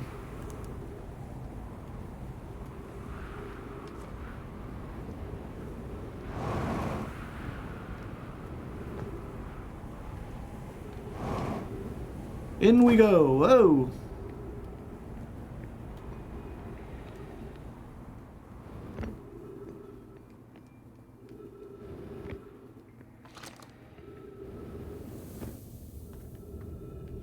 Oh, gotcha, gotcha, gotcha.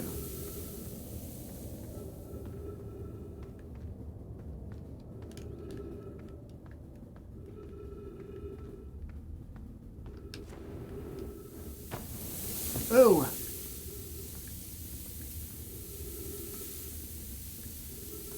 Wait, did I just get locked into?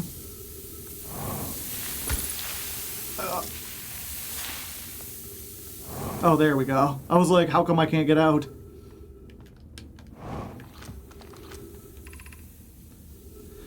Somewhat convoluted, so follow the instructions ahead.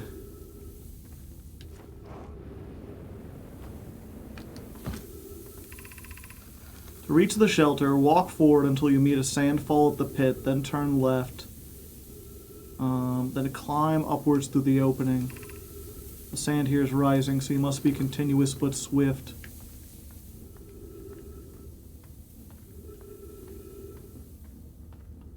Okay, pass the sandfall, then take a left. No, that ain't it. Oh, take a left at the sandfall.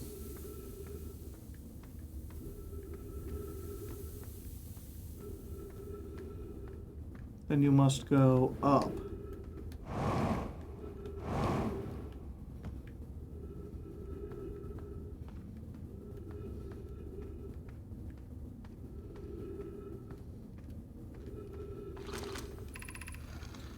Crossing the chasm ahead, the bridge is crafted will do its job, but isn't strong.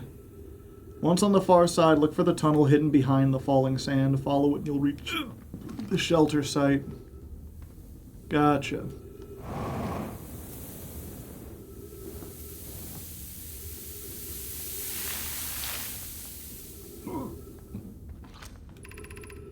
You're doing well. There's only a little farther left to go until you reach the shelter. Hurry before the sand comes.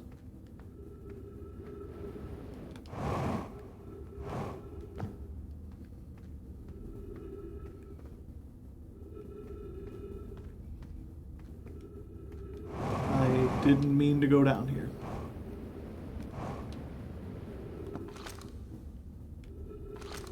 Oh, it's up there.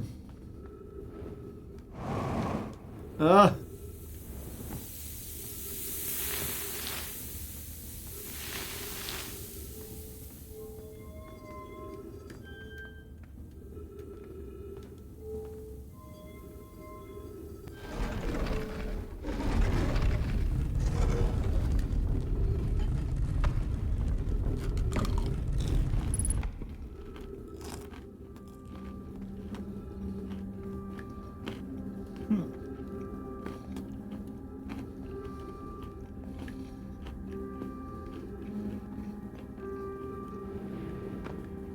Gotcha, so there used to be teleportation things.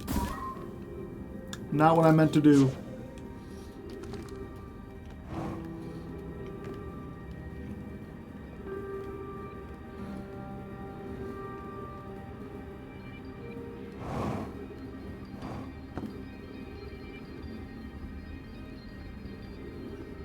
Oxygen is running low.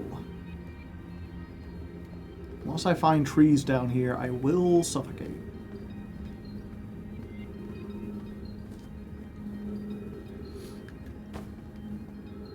Okay, they did have stair technology. We'll meet you in the fossil fish cave to play a game if you're too big to climb through the angular overlook hole. You'll have to go the long way, but it isn't far. Go to the stepping stone cave and then up into the fossil fish cave. I tried to get to the fossil fish through the stepping stone cave, but I couldn't find the entrance. Where is it? Feed the fossil fish first. If you go into the angular overlook and throw a light onto his mouth, he'll show you the way. Target can't fit through the overlook hole anymore because he grew bigger. He's taller than Levi now. Who cares? Ilex is still tallest. Okay, so a bunch of kids. 3 minutes of oxygen remaining. Ship update logged. Dear Diary, today I ran out of oxygen. Then I...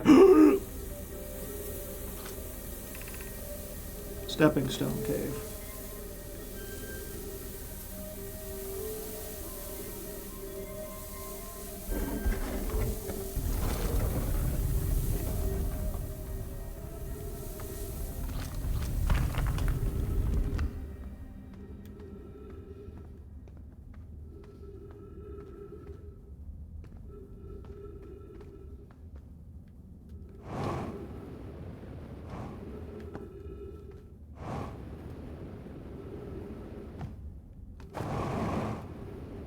Dang gravity.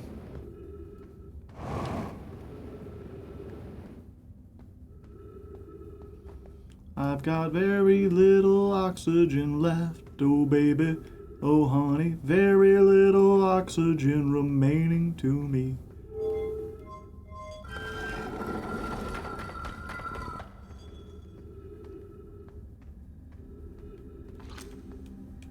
Yeah, these are like kids' drawings, that's why they're all wiggly waggling.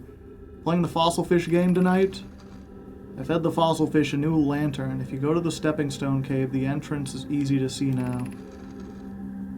Gratitude. It's good you're small enough to climb through the hole at the anglerfish overlook.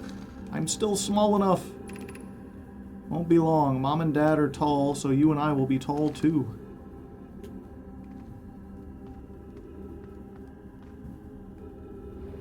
Whoa.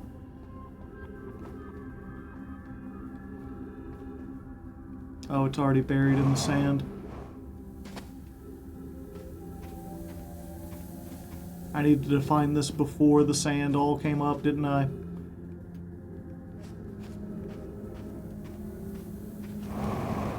How's it going? It's going all right. I mean, I'm about to suffocate, but other than that, you know.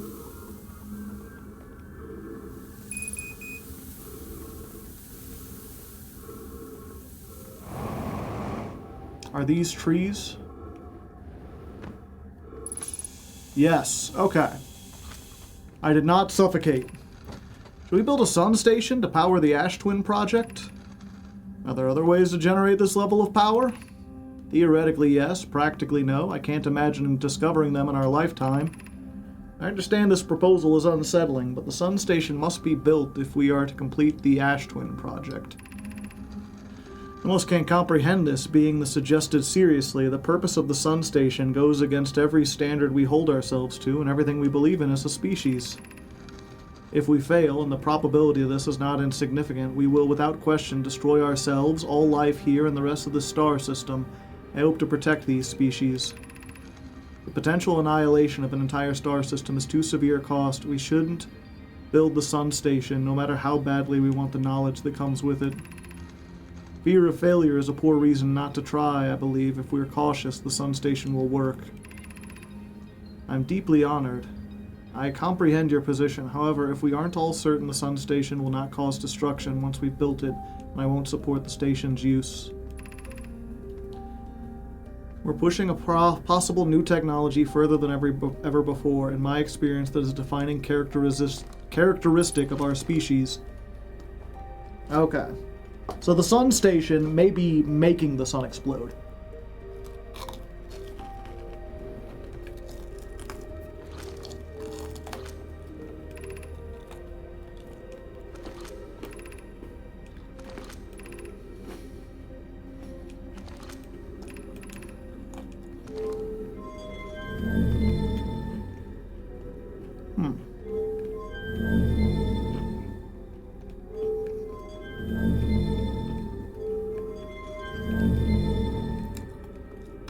I see.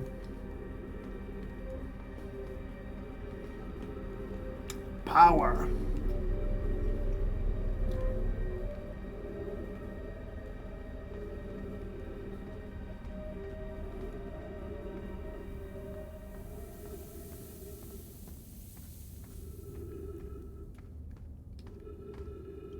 Did you skip over the light switch? Apparently. Look here. How did this come to rest here? We haven't encountered others in these caves. I think this is a rare find.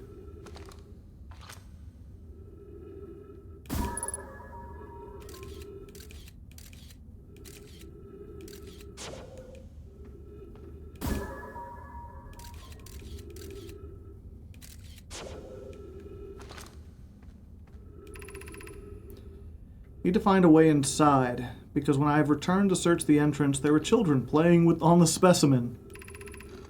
What I can see, Coleus and I believe it must be very old. Imagine what we might learn if we examine it. We both agree it's unlikely this dry planet and this horror's place of origin is this horror's place of origin, considering what we observed during the vessel's evacuation. Clearly this hole is too small for it to have fit through. There's another entrance to this cave. If there is, Coleus and I will find it.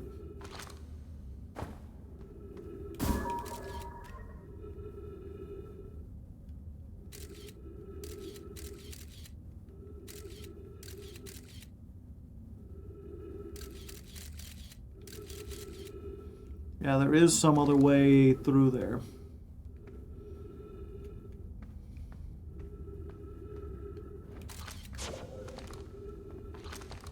Oh, that's just where I was. I thought I was somewhere new.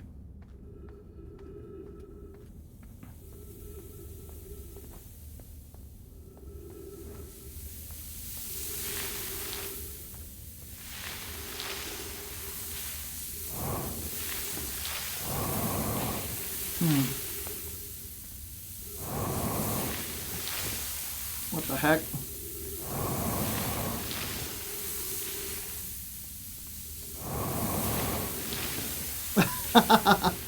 It won't let me through. I gotta wait for the sand to build up enough.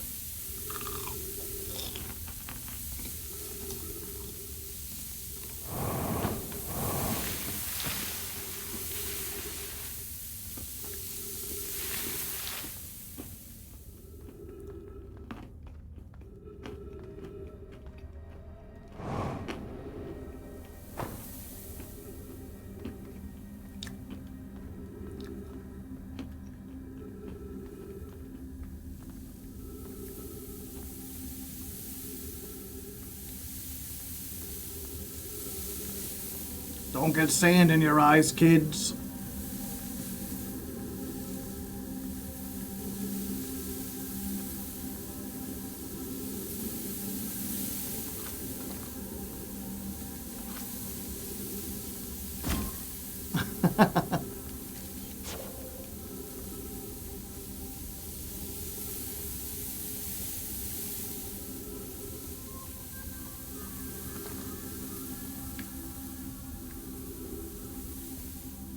Yep, old timer based.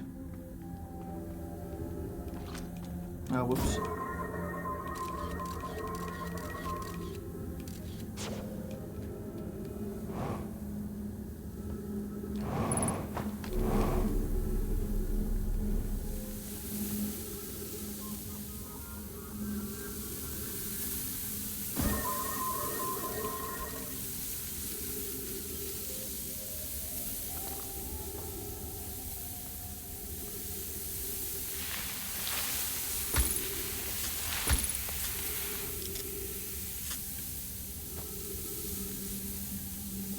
Okay, we wanted the one that was slightly to the right.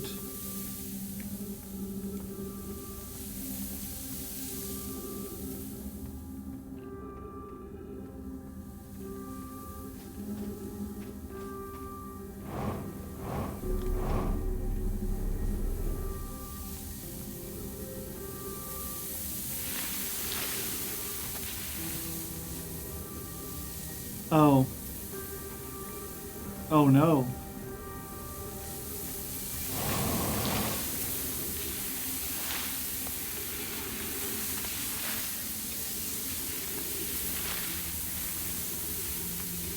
Well.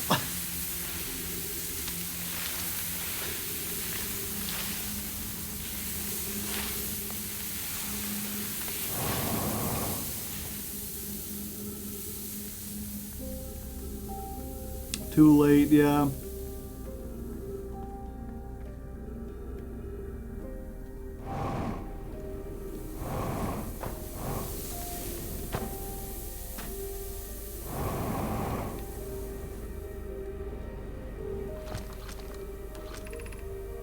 Gravity cannon?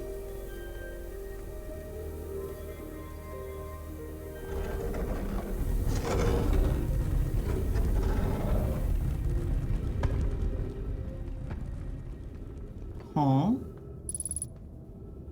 Ghost matter detected nearby.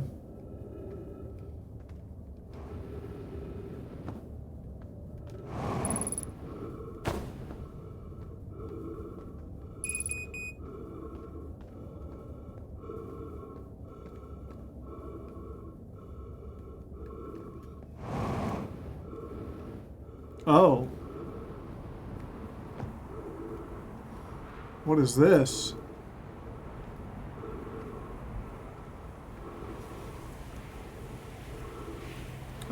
I should try to get to my ship. If possible.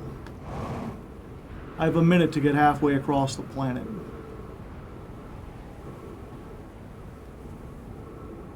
Fortunately, the power of tiny planets makes this very possible.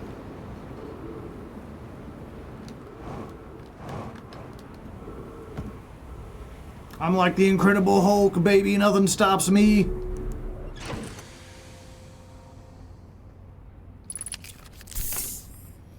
Well, everything filled with sand, so I guess that means, well, I might as well try and land it with my ship if I'm going to.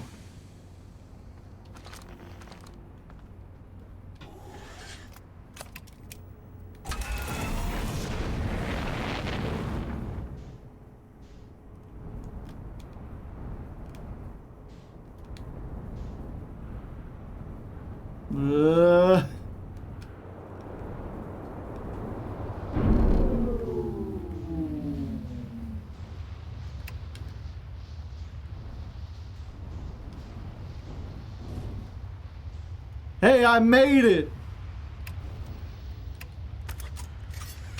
That's the important part.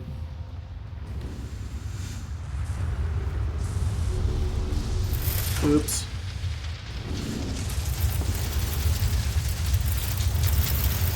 Oh, jeez.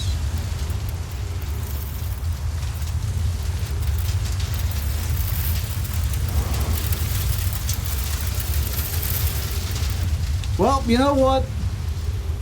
Ship is a loss.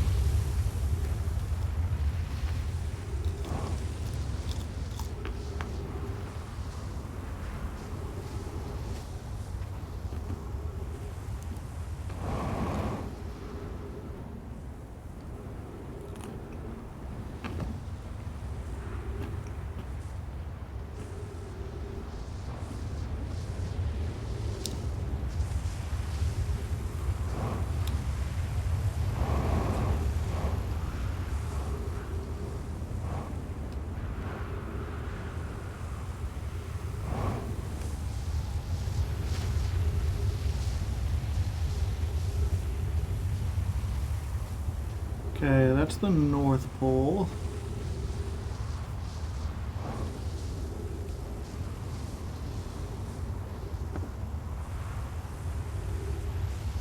It's all wiggle wobbly.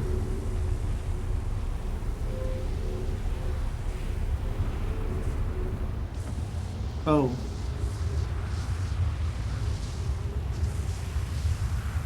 I'm about to get hit with a lot of sand, aren't I?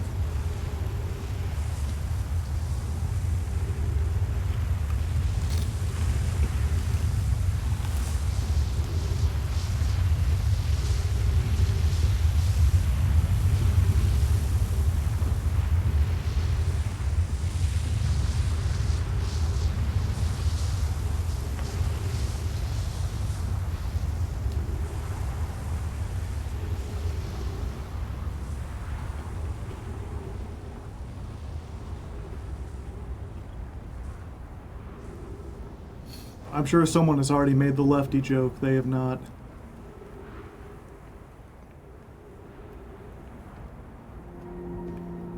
Oh.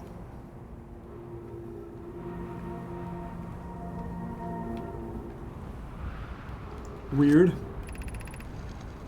Here's our first delivery, Yarrow. 1 warp core, fresh from the Black Hole Forge. Root is installing the core's sibling in Brittle Hollow as I write this. I wish I could wait here for you to arrive, but the forge and my unfinished work there is calling. I'll return with materials soon. My gratitude. With this, the Ash Twin project is underway. Deeply curious about what you and Poke found in the Whitehole station that started this project. Could I visit to learn more? I recommend you do. The Whitehole is the model for the tower being built. Ah. I'd like to visit the Whitehole station with you, Clary. Stop using this scroll wall to flirt with my sister. In romantic matters, her density rivals a neutron star. Go to the Whitehole station. I'd be happy to explain our findings.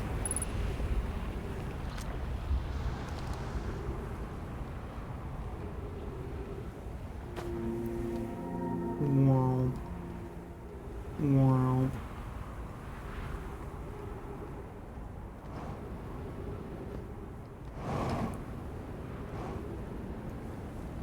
Ah, this is where I went before.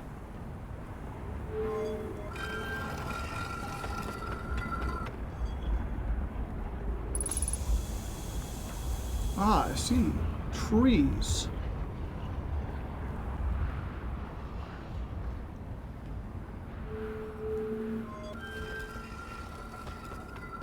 Is that all this is? Trees?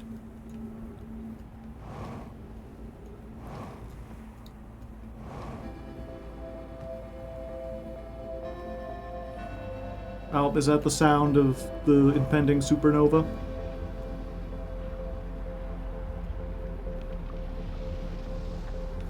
Oh, I need to find a...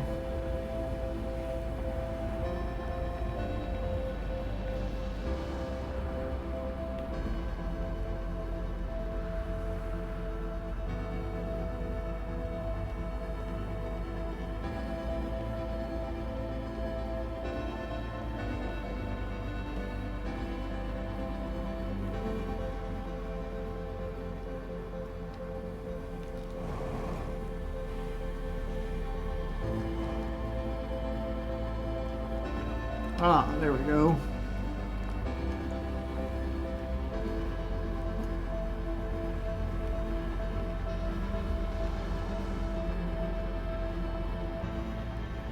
See if I can read this real quick before the sun explodes.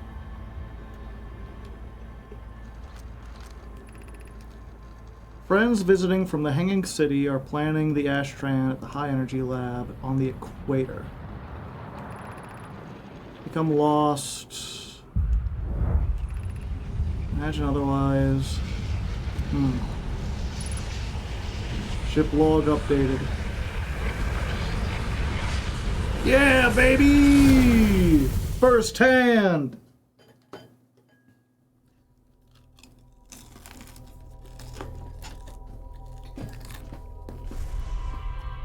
Have a good one, Deutscher.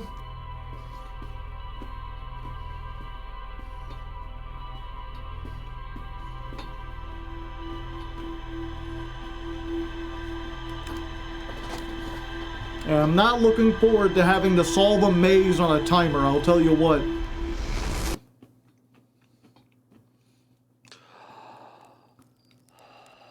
I also feel like I should probably do that while it's still fresh in my mind.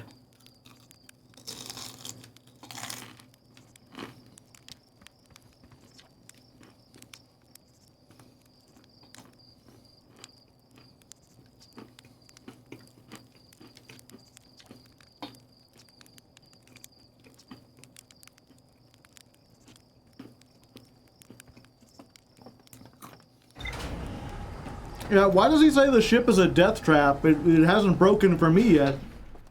Except the time I crashed it.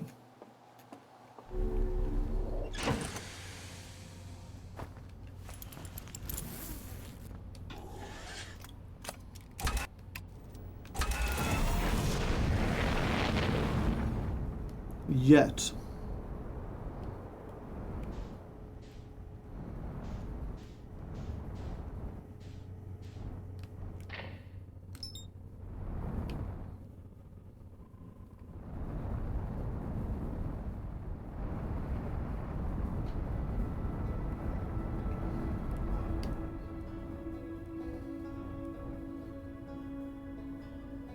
We're gonna make a hard landing, boys, but I'm getting there super fast.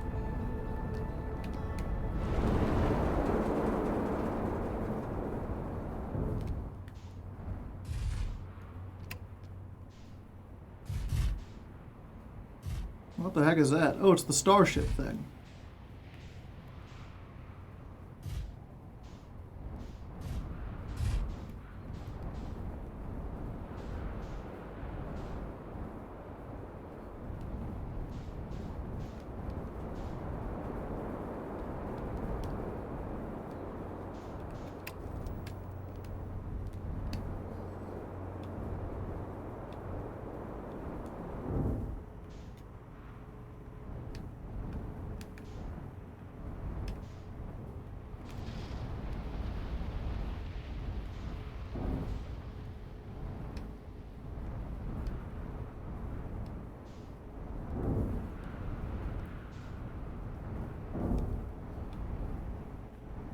This thing is surprisingly durable.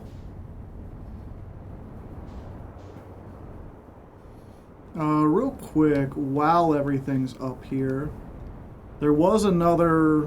Uh-oh.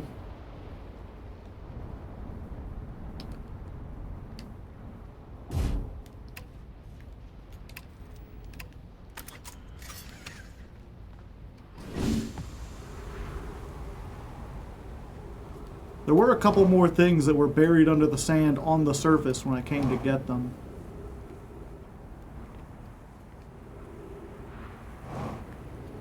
No idea what this is, for one.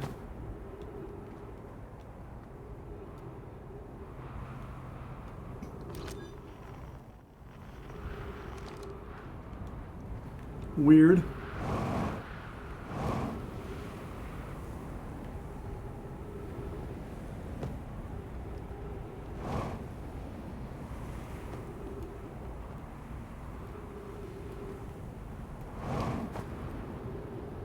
Okay, where was the other one? Seems to react to something, yeah.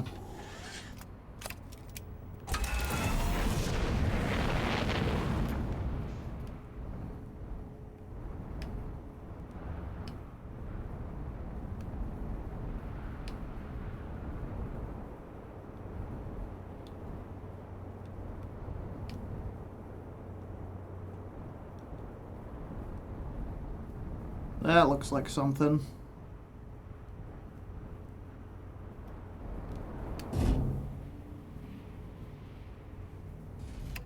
Perfect.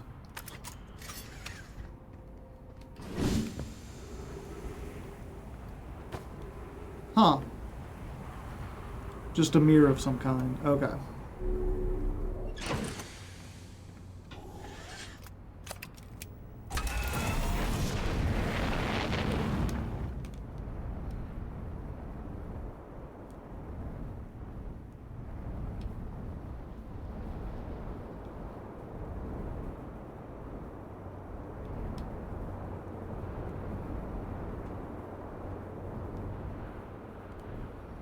So that's the one that I saw earlier. That's the one right by the entrance to the city.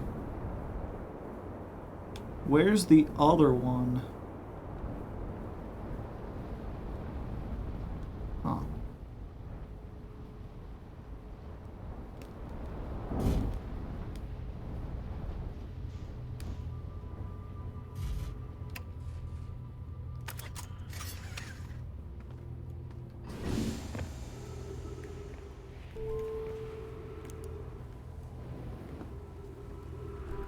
Glowy orb, interesting. Soft piano music.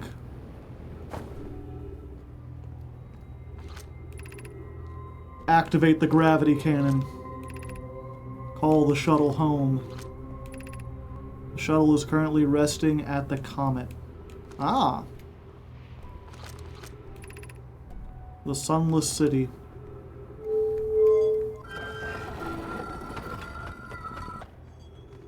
Gotcha.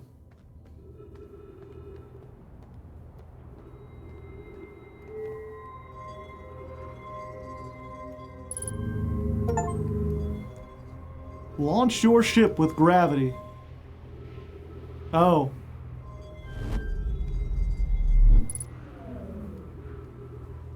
Okay, I brought it back. Ship yeeted. Good job.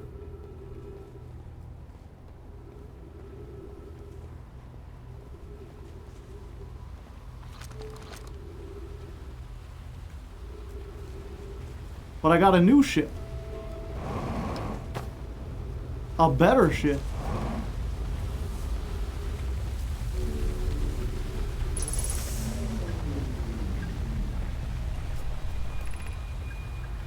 I fear our situation may be dire.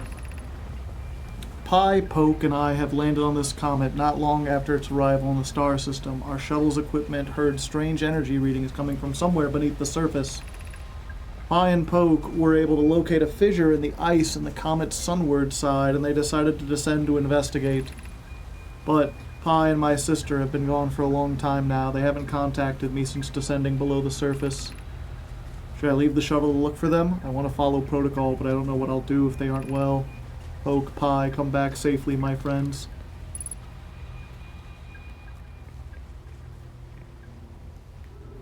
Oh.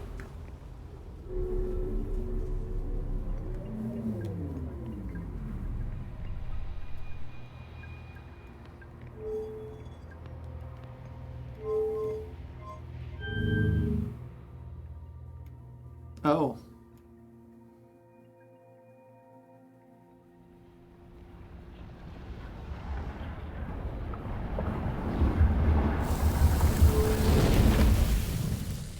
I see.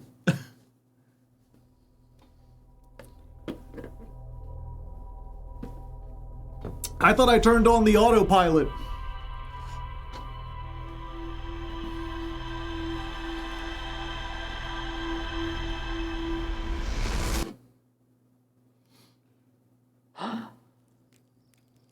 He gasped this time.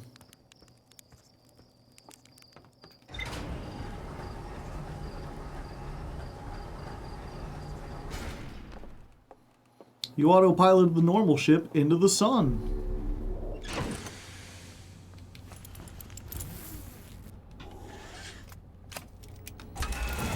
Let's go! Should have set it to W for Wumbo, I should have.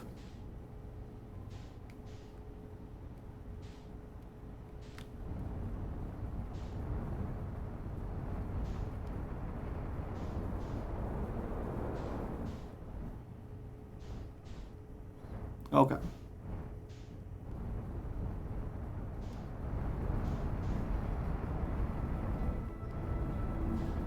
You think my ship can survive the sun, chat?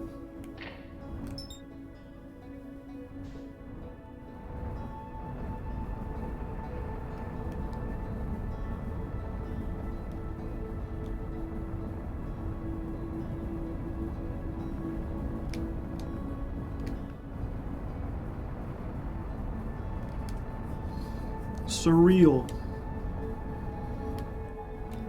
Your ship is pretty much all wood, so probably not. Ah!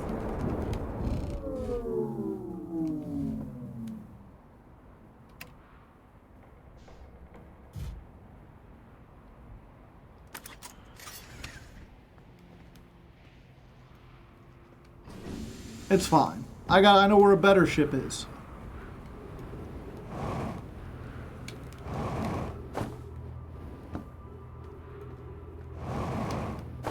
Ow.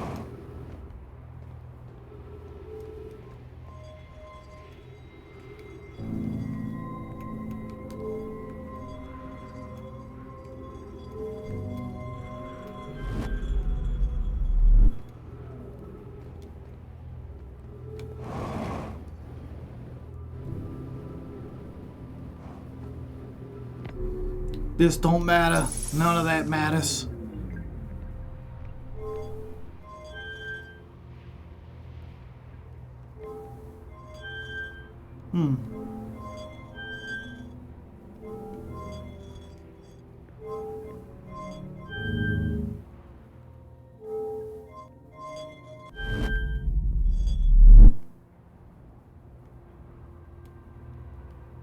What happened?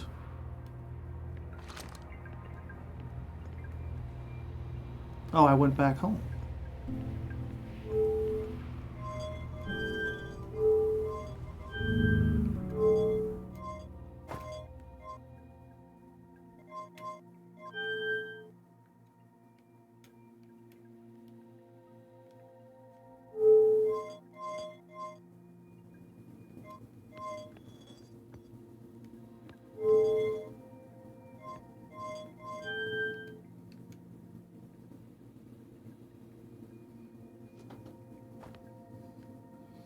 You were ignoring all the skeletons on purpose? Oh, you can... I didn't know there was stuff to... Oh, no, that's just that. Yeah, I've seen the skeletons, I just didn't think they did anything.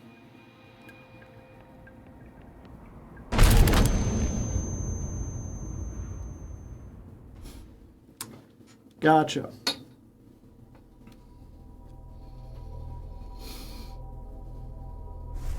Some places have heavy visual storytelling. Well, anytime there's Nomi, anytime I'm in Nomi ruins, there are Nomi skeletons.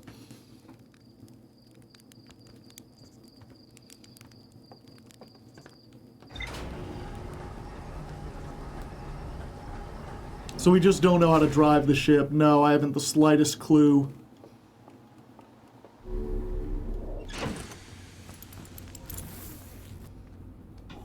And also, at least when it comes to,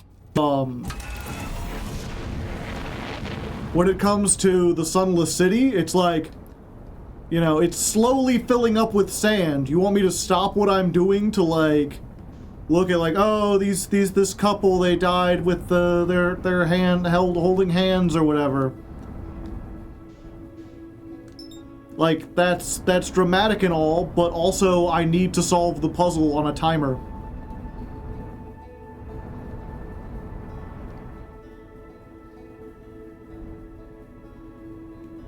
Why does the ship seem like it's just a trap? Because it probably is.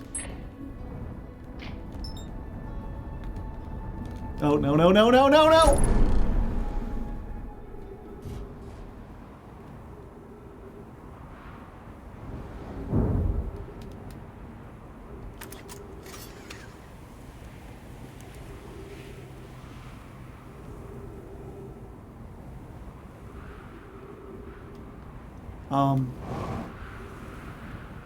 Oh.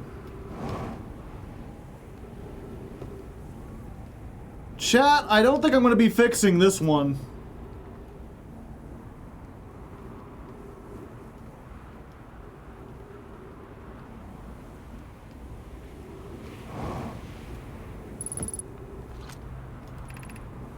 The Sunless City, okay.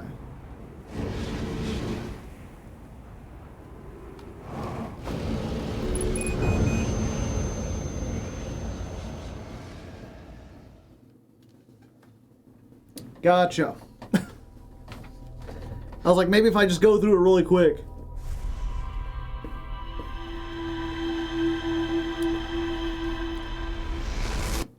Ghost matter makes you a ghost, yeah.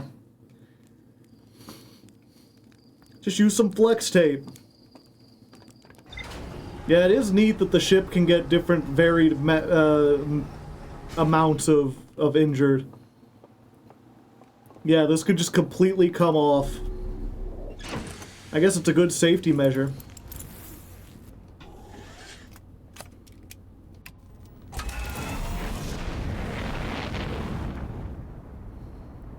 It's funny, before I knew that this was like a Groundhog's Day-like, it's like, oh, I was actually piloting pretty well, but now it's like, I don't have time! The place is gonna fill with sand if I wait too long.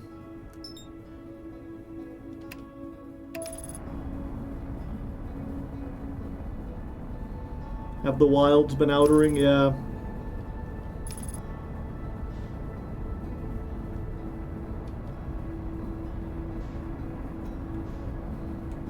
Not where I wanted to go.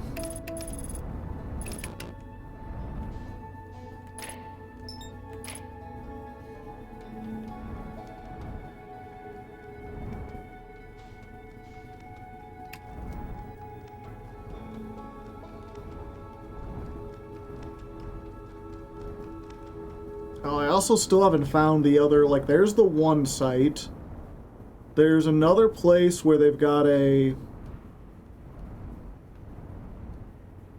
Oh.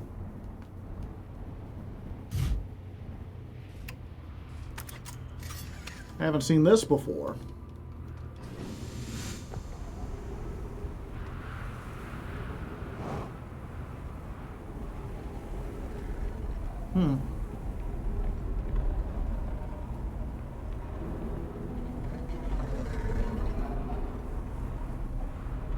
Trying to align. Oh, it follows all the planets.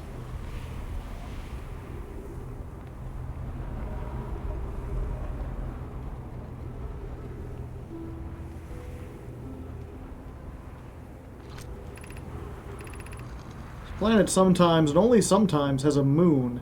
This is also of note. It disappears if no one is watching it. Isn't that fascinatingly orbital characteristic? Oh, it's made of that one material. It's my first time encountering a natural satellite with the ability to vanish when not being watched. We should study it, or even better, we should travel there. I agree, our first step should be determining a method to track the phantom moon so we can always know where it is. I found your note. Kindly count me among this moon's admirers. What is happening when it disappears? I doubt it ceases to exist. Does it move to another location? I believe so. Not only does the moon appear around Brittle Hollow, it appears to orbit around Timber Hearth as well. Given its reluctance to move while consciously observed, it might be a form of macroscopic quantum mechanics. Yeah, that seems about right. So that's why they built all that shit on the moon, to keep it in place. Is this the North Pole? No, this is just another moon place. Oh, I'm near the South Pole. Okay. Yeah, last time there was another... whatchamacallit.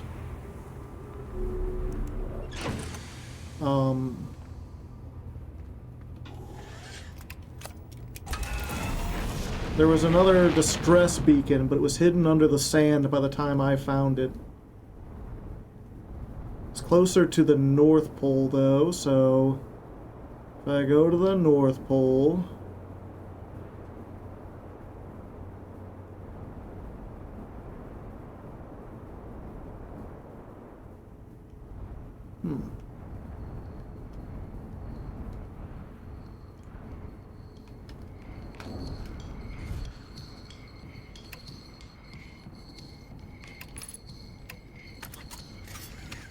Did I land on the trees?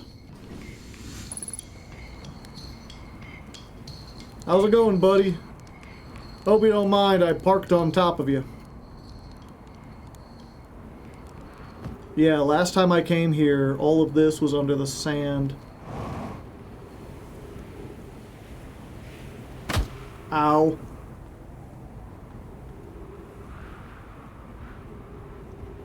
Sure, it remains unbothered.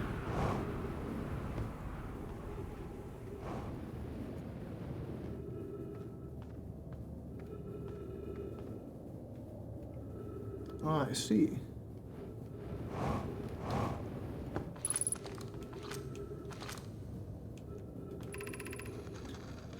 Friends, if you find any sign of Coleus, I implore you to tell me. He vanished without a trace during our recent trip and has been missing ever since. Where was young Coleus lost, Milleray?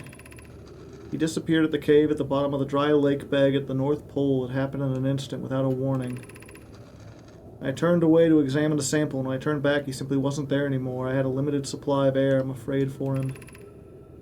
We'll learn more by examining the northern lake bed where he disappeared. Search quickly. We have no time to squander. Some of us at the Sunless City are here to help. Can you tell us more? You have my gratitude. We were studying the cave's geology. We hope to learn more about the unique and wondrous rocks that visit several different caves in the area. Gotcha. Ow. And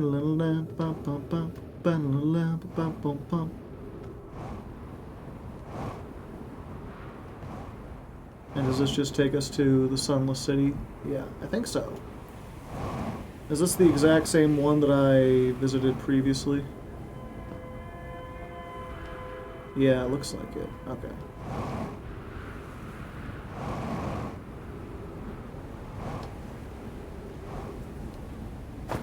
Donk. Ouch.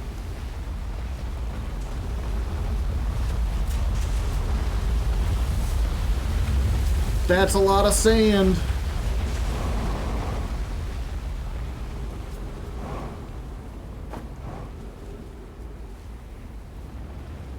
Uh-oh. Uh-oh. Uh-oh.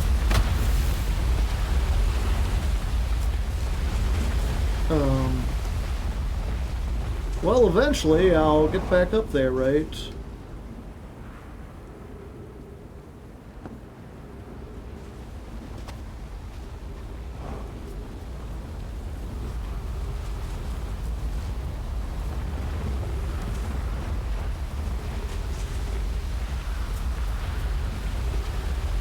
I wish there was a way to teleport back to my ship.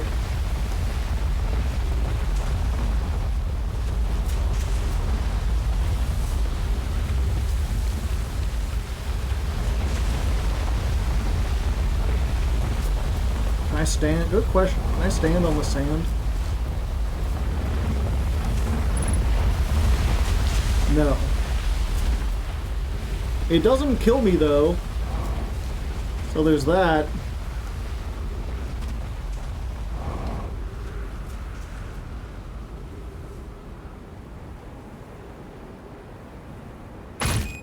Oh, ow.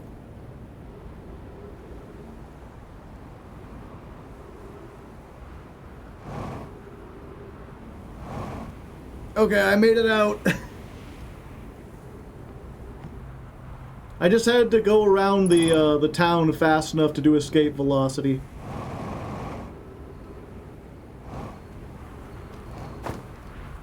Uh-oh. Okay.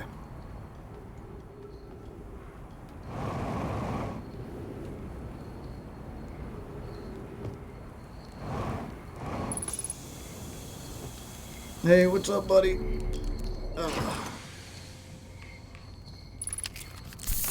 Okay. Fortunately, medical technology is just as advanced as everything else. Heal instantly. Okay, now where have I been? There's several caves around here.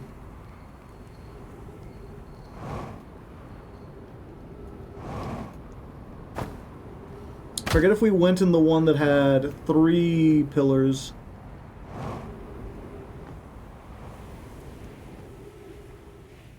No, I don't think we did.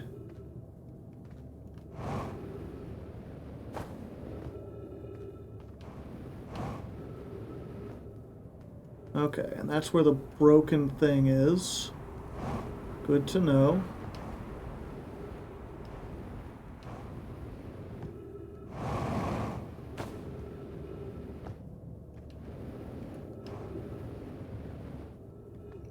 New information. This rock is very familiar. Did you travel here, my sedimentary friend? Because your unique color and texture appears identical to a rock I met earlier.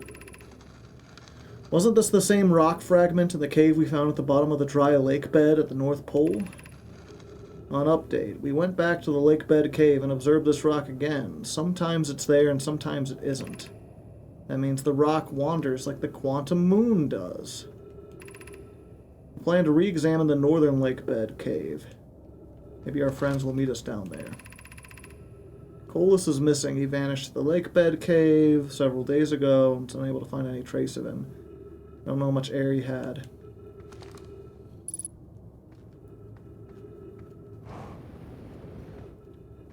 Yeah, they said at the North Pole, and that's kind of where we're at, right? Ow. Ow, ow, ow.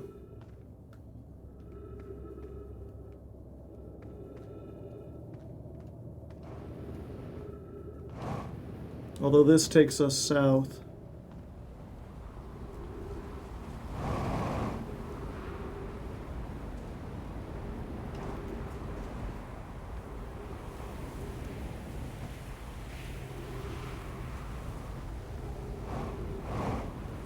Yeah, there's passages just going all across the planet. Okay, that's where the gravity thing is.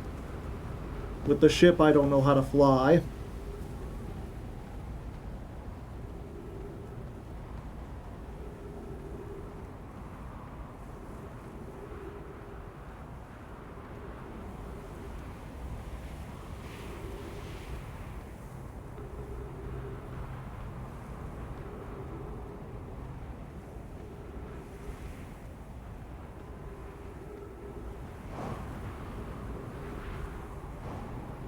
Is this a new one? Ugh.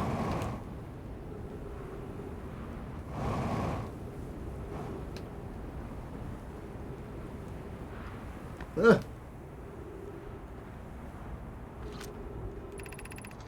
This door will need to remain closed for some time. Pi and I are running an experiment based on the extraordinary findings from the White Hole Station. High Energy Lab is now being used to design the Ash Twin project. If you're here to help or just here to observe, be sure to visit the Sunless City path to the lab.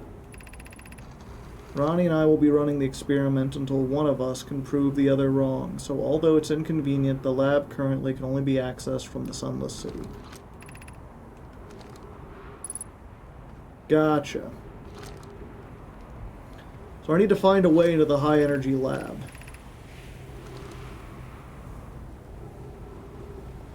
From the Sunless City, which is currently filling up with sand.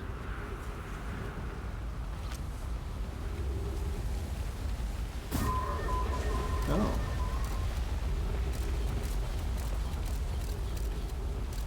Oh, there's ways down there.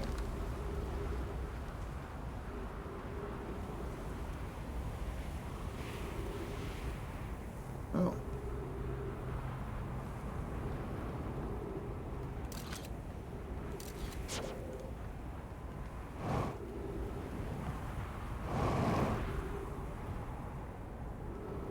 Oh, hey, here there's that comet I heard so much about.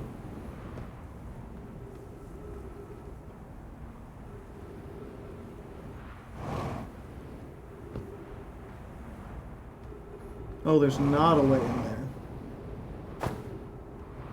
They've blocked it. With the energy.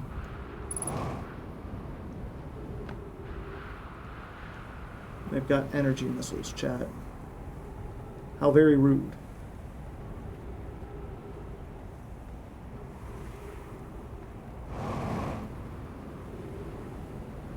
Okay, where's my ship? It's at the North Pole, right?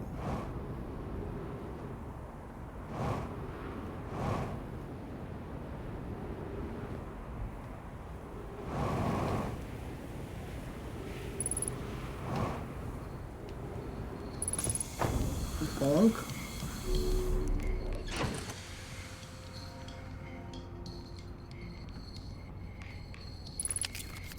Thank you.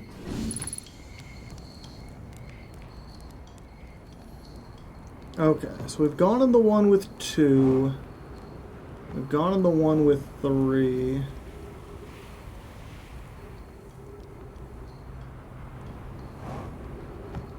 And we looked around the outside.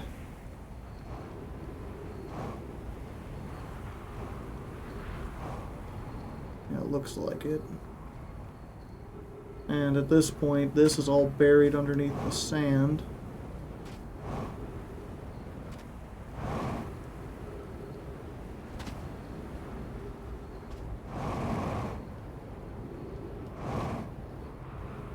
Bonk.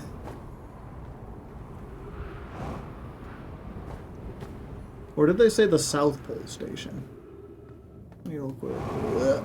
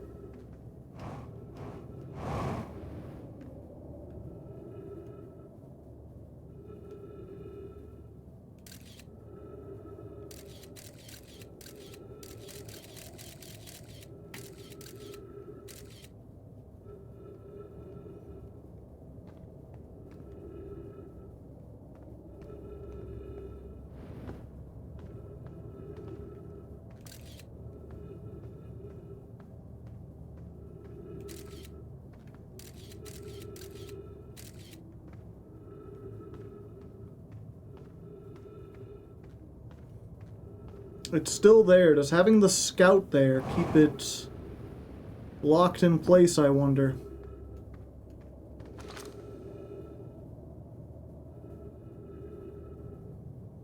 At the North Pole. Yeah, so that's close to where we are. Are you not going to read those messages? I already read them. These are ones I've visited before. Oh.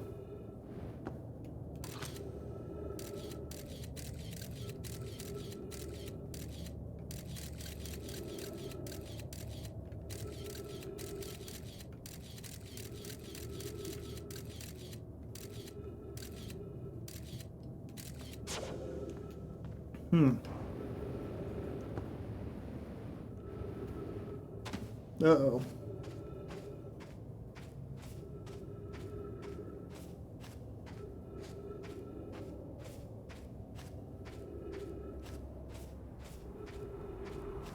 Yeah, I still haven't been able to find that dang, whatchamacallit?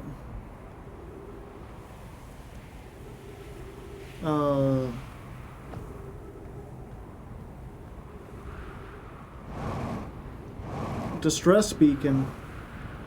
I saw it coming up from under the sand, somewhere up near the North Pole.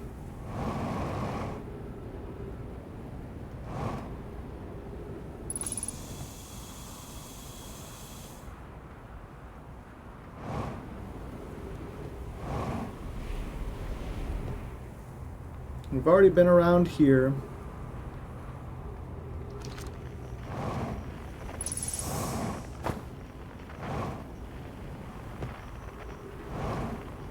Quantum fluctuations. Yeah, this is the original one.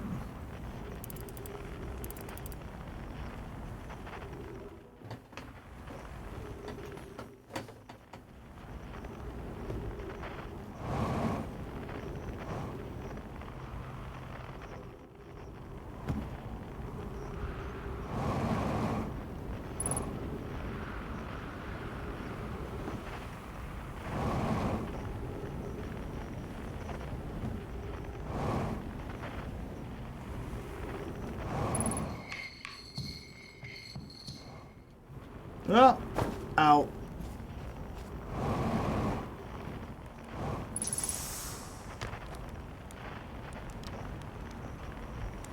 Yeah, I wonder if it'll be more audible.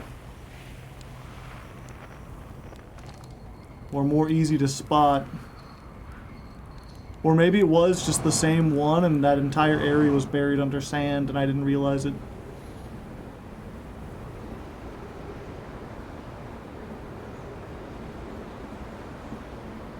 Just traveling around the world.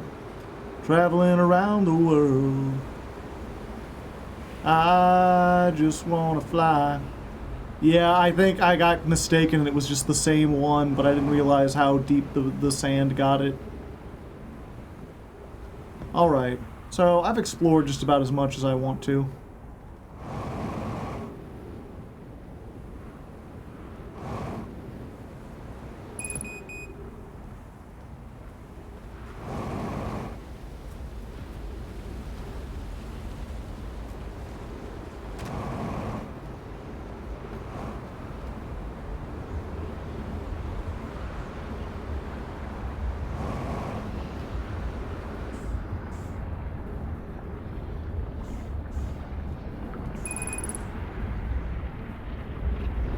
Using oxygen as propellant.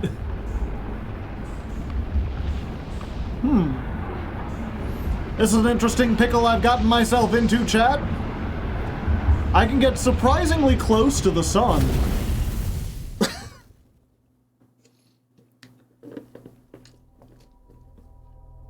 You've taken to the suit controls pretty well, yeah. I was like, surely if I am orbiting the sun close enough to, like, see the surface, I would just burn up, but my suit must have really good cooling controls.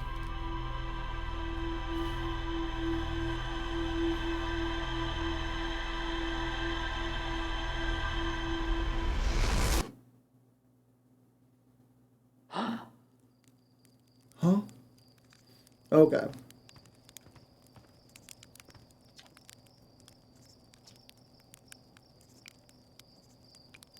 Keep getting killed by ghost matter.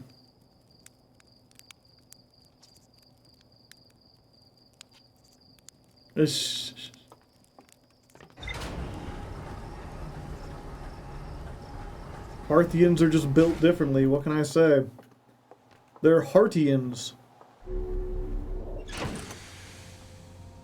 Okay, I guess I should go explore the Sunless City.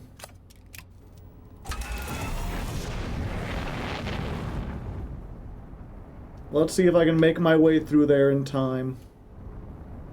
I don't like being timed for stuff, chat.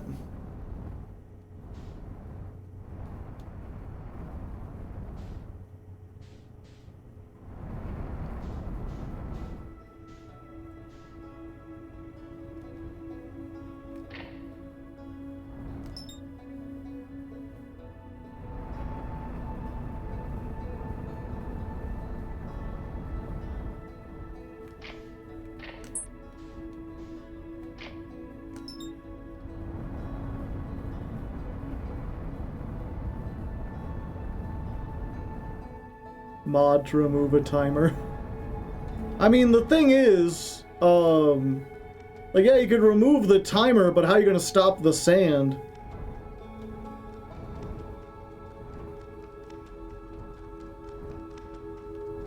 Like, maybe that's on a timer or whatever, but I feel like you would also need it to be at a certain spot to do things.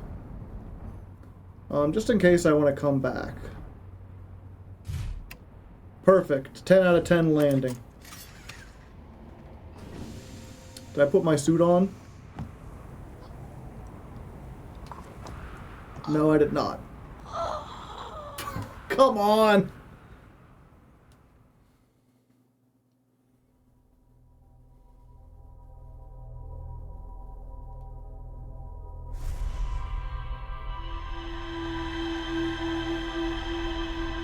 Well played. I was like, oh, it's not taking me up because I need to get out of it, so I thought, like, getting out for a second. Dying to forgetting the suit is a rite of passage.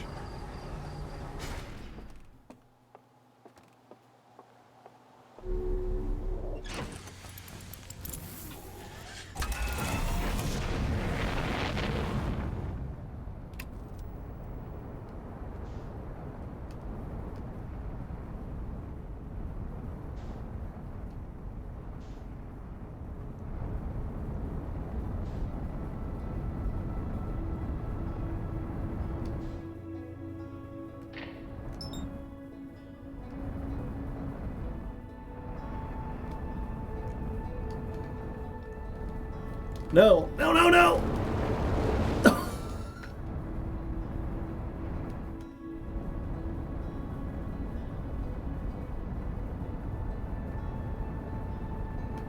Fortunately, chat, I'm just based like that. Like a glove!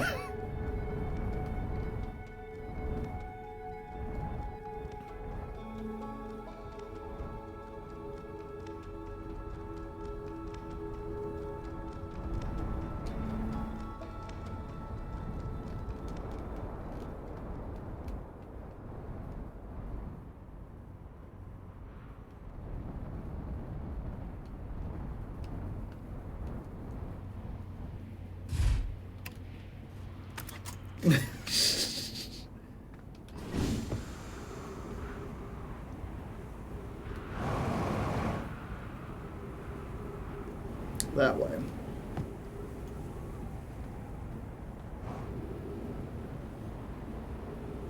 Yeah, it always gets a little confusing when you're in 0G, trying to figure out, like, okay, am I going up or down? Does up or down even mean anything?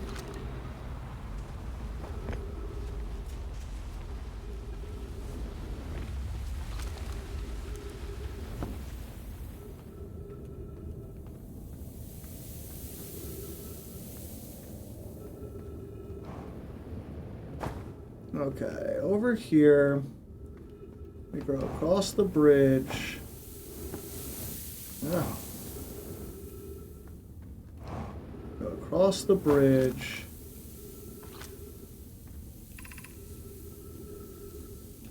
Yeah, I've seen that already.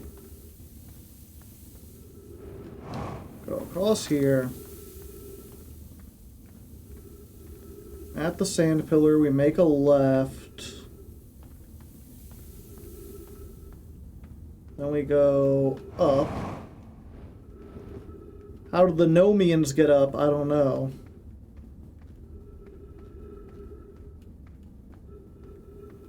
Then we go across where the bridge used to be.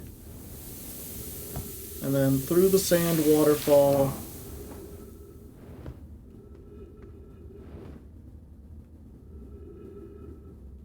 And then up.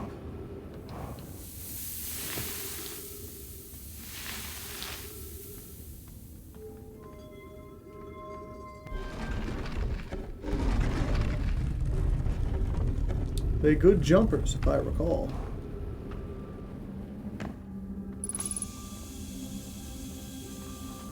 Turn on the lights.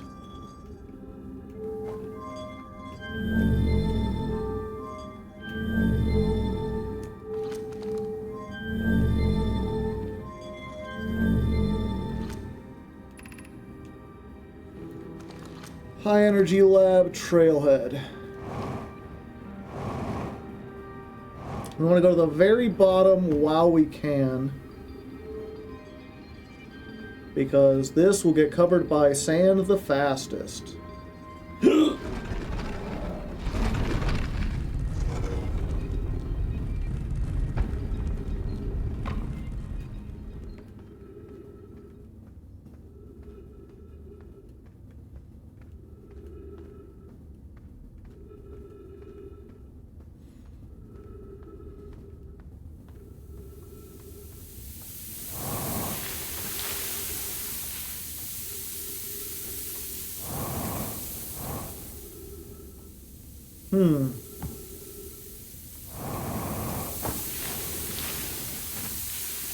I see.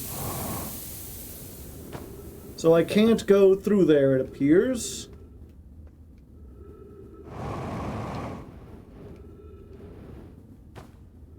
Not normally, anyway.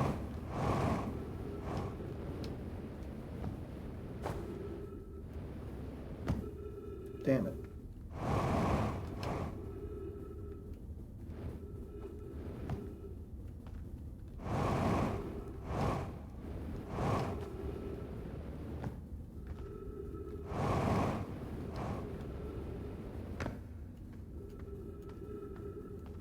I love how fixated you are on Ember Twin.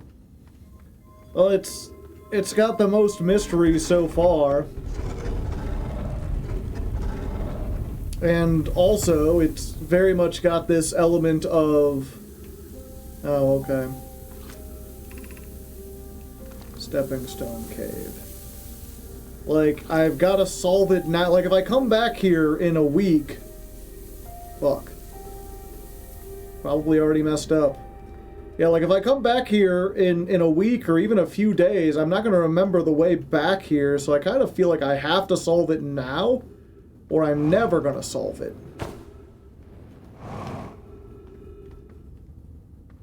Maybe what I need to do is just wait.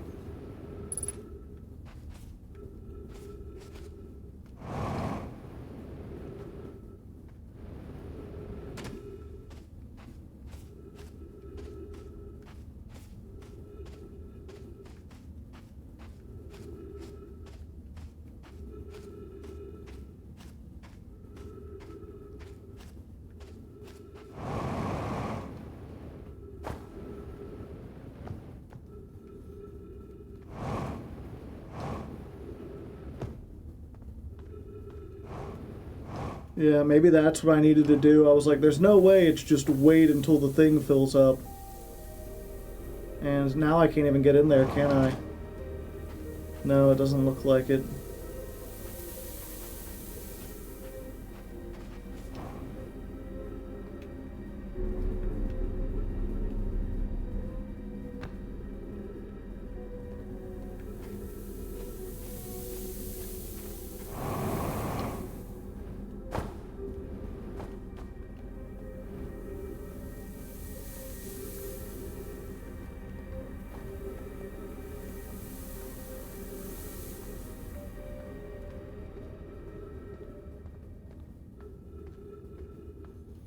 Yeah, I need to get into that light area.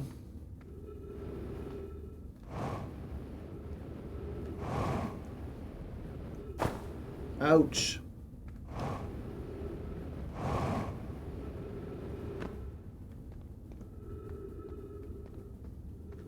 This is going up. I don't want to go up. I don't want to get up to get down.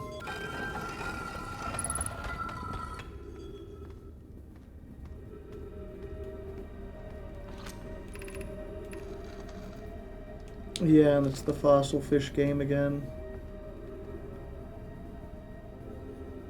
Yeah, it's this little thing. But I already messed up. Is there some way to die?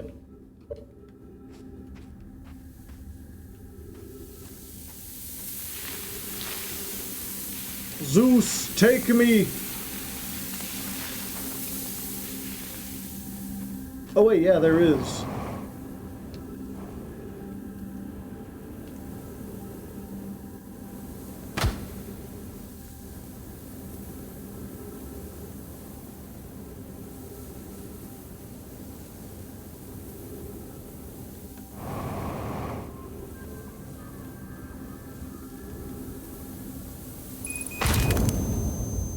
There we go. Rocket up, rocket down.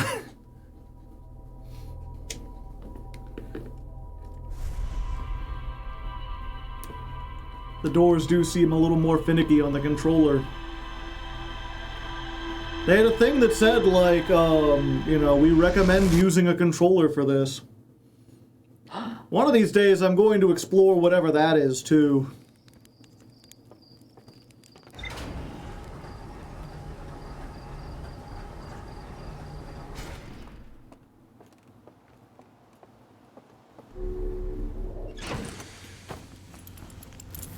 Okay.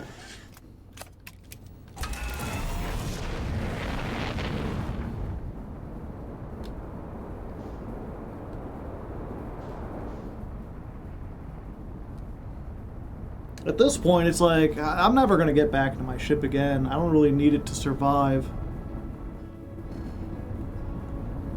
I just need to be fast, you know?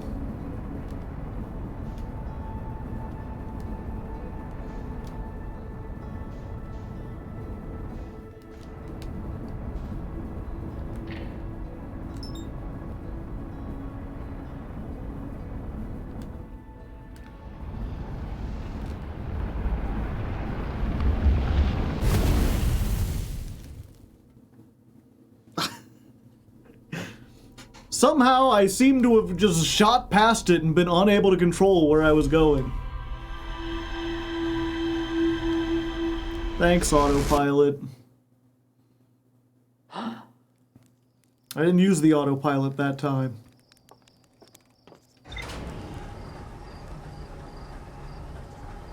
The veritable sunshot. There's gotta be an achievement for, like, die 5 seconds after you spawn, right?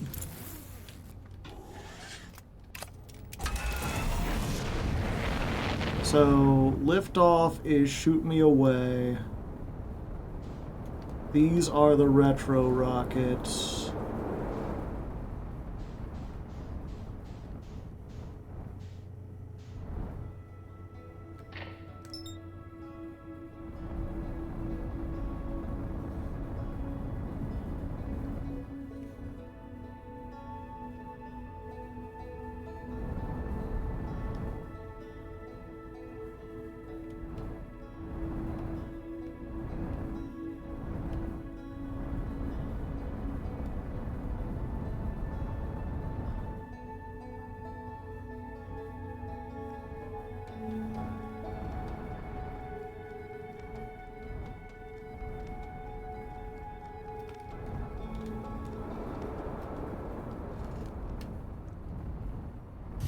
Close enough.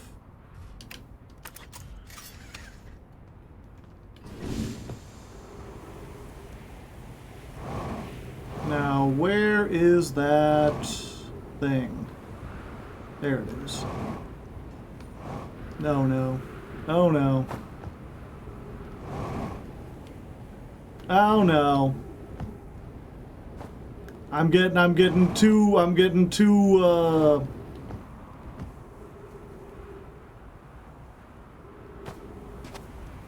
too excitable. I'm trying to go fast to rush it.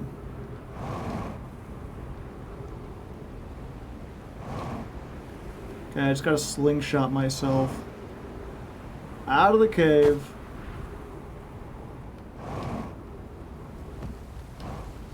Okay, there we go. Yeah, I was right next to it.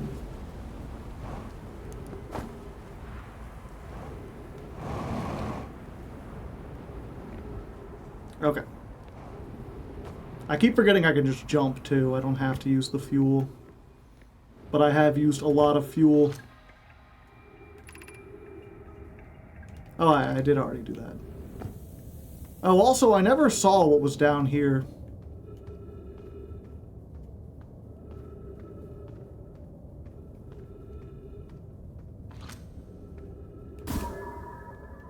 Oh, it's just that.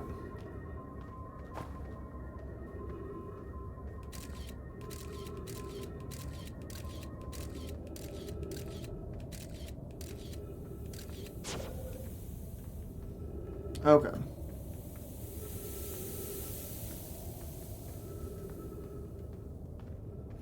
Going around, doing things going around like you wouldn't believe.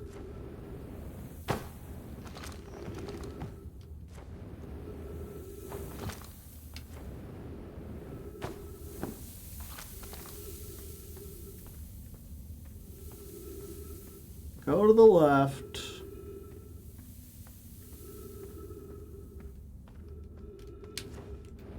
Oh, I can't just jump up there.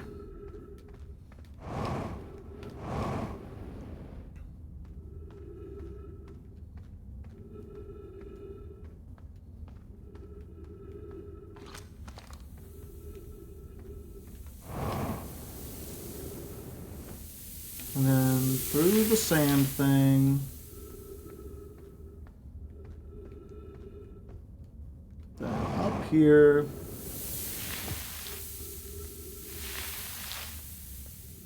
And then through the door. Is there another way into this city?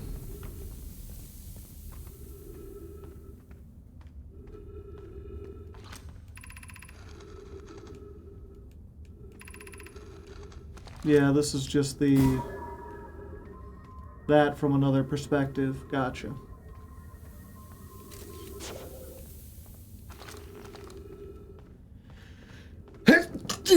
Pardon me. Free oxygen.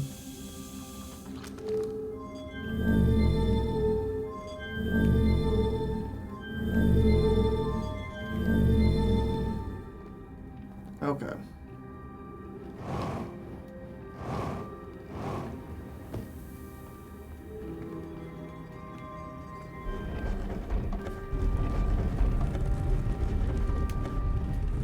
This time I just have to be patient.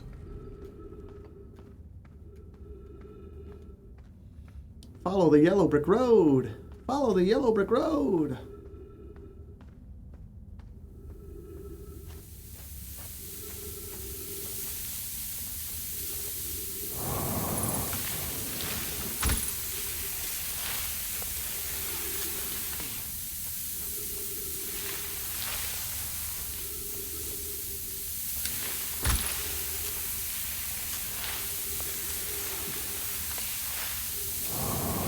There we go. Okay.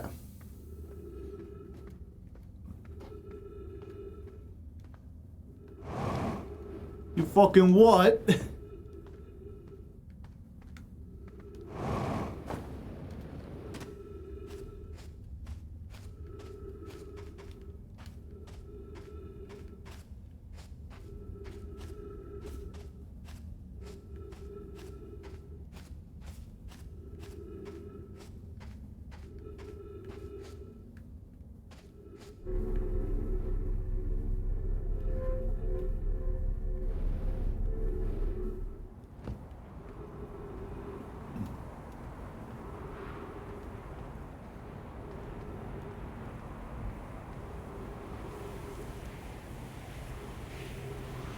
Ah, I can see outside.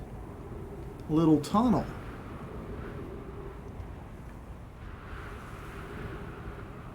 Huh. So there is a way I can get here from the outside, it looks like. No, I can't. I can get back out. Okay.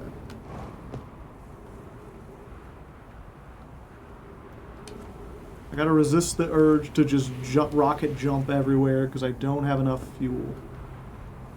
Okay, I'm gonna be following this. Oh no, it came up from there, so we need to go up from here.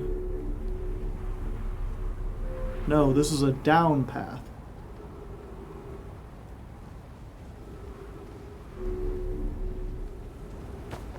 Huh.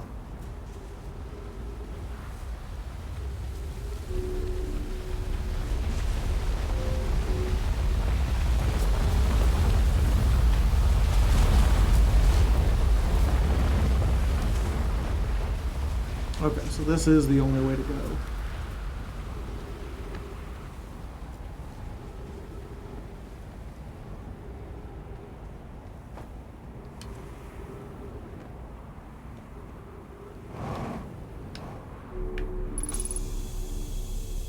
Hey, oxygen refilled. And I've made it to a place. They had plenty of McDonald's back in the day.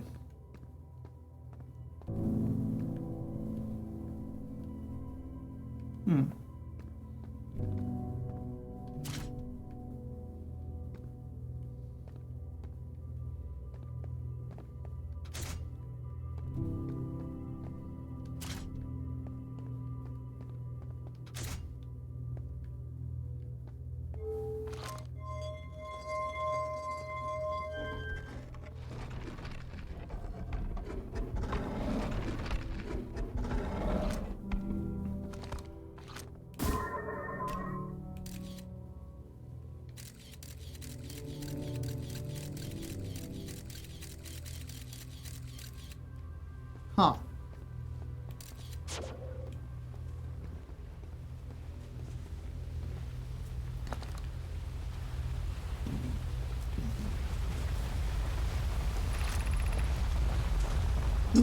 Records show Naomi arriving at the warp receiver on Brittle Hollow very slightly before departing from Whitehall Station. Rami and I are devising an experiment to test if this is a real phenomenon or simply a machine error. In theory, what we want to try to reproduce is a negative amount of time elapsing between something entering the black hole and exiting the white hole. Initial things at first. Our experiment setup will first pair a small black hole core with a small white hole core to mimic the setup at the Whitehall Station. Hypothesis. It is possible for an object to exit the white hole before entering the corresponding black hole. Weird.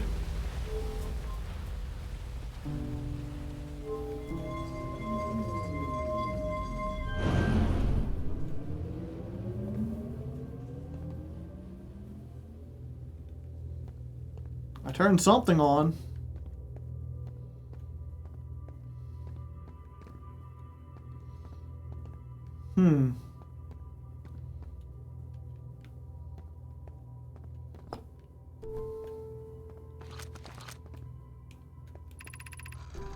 The Southern Observatory is asking if creating a 22-minute interval is possible, to have something arrive 22 minutes before it is sent through. We've learned the negative interval of time between departure and arrival can be increased by adding more energy to the warp core. Problematically, the energy required to extend the interval increases at an exponential rate. Creating a 22-minute long interval is possible, but we are currently unable to generate the necessary energy. Rami and I believe it would be necessary to invent a new method of producing energy, a thrilling but enormous undertaking. We would also require advanced warp technology able to handle such energy. We would also likely need an enormous space to fit these proposed new energy and warp technologies together. The only location long enough would be Ash Twins. Currently unavailable, you say. You're a gas. Pun was intended. Okay, so I can remove this.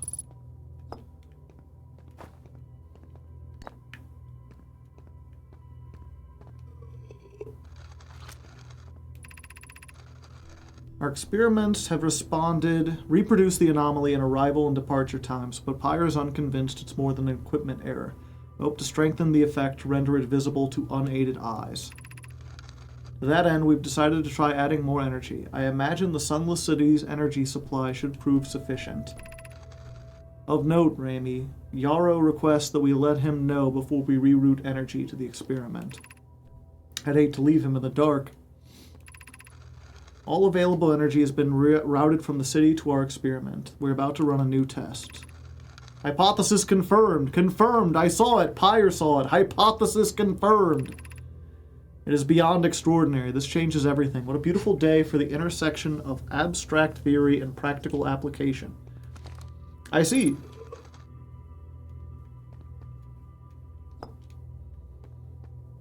So maybe they all went. Okay, so they all went into something, and they're going to show up 22 million years later. The Ash Twin project will be one of our biggest undertakings, metaphorically and physically. To build it, we need a way to travel quickly between Ash Twin and each location that holds crucial project materials. What if we used warp towers, like the ones that have the White Hole Station, to connect Ash Twin directly to the critical location? Folk, Root, and I can begin work on this immediately in the Black Hole Forge. This will keep us busy. Each tower in Ash Twin will warp to a different point. My gratitude to those who noticed my imprecise language. Yes, the sun is not a planet. I believe this has been sufficiently clarified. Stop reminding me. We can design each tower to visually reflect its warp destination. The Giant's Deep Tower could resemble a cyclone, and we could model the Timber Hearth Tower after a geyser mountain.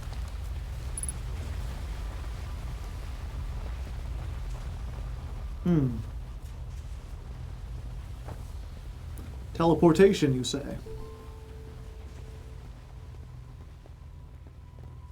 Glass. Very rarely do they just have arrows like this. And yeah, this is where we went before. Okay.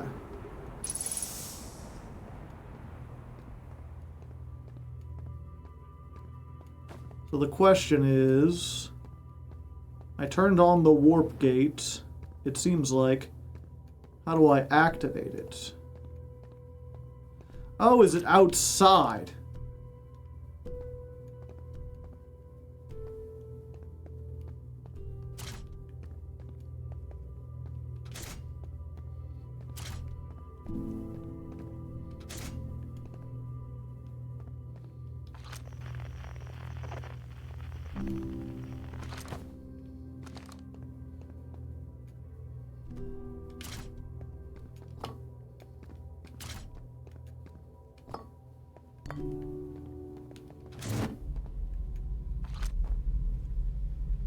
Huh.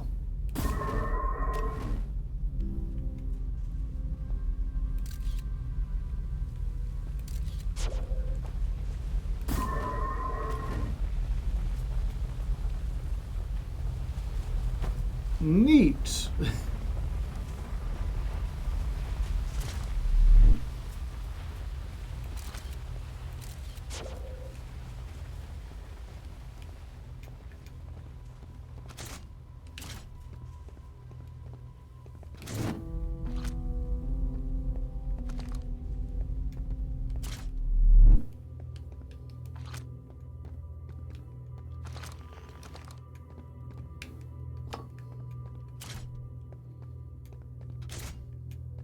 So you need blue and white.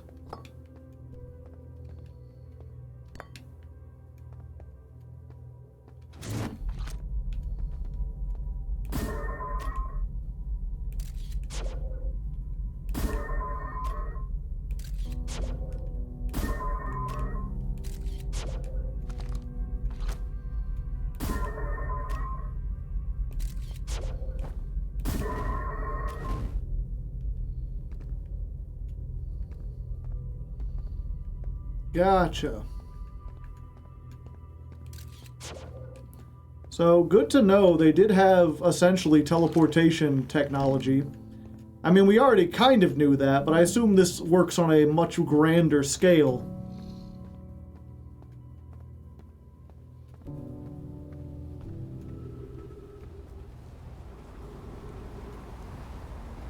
The question is this a tower?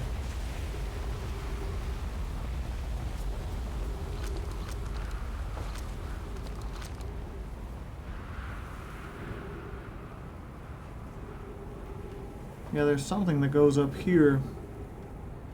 So much learning.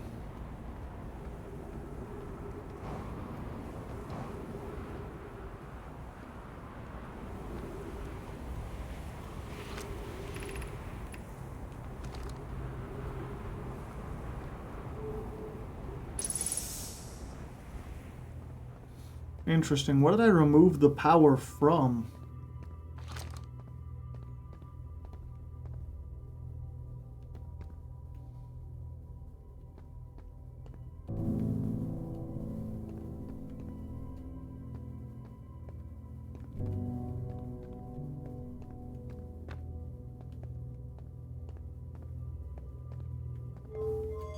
Oh, this is what was powering the city.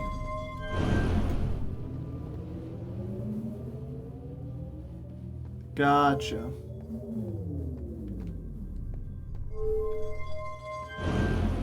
Shh.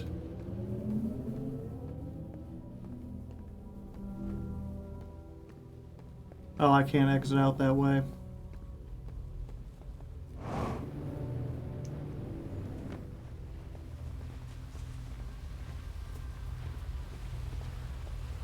Gotcha. But yeah, that's what I was saying is they had, I guess he appeared before. I was like, maybe they all escaped and they're all living somewhere, but there are also a bunch of skeletons. So probably not.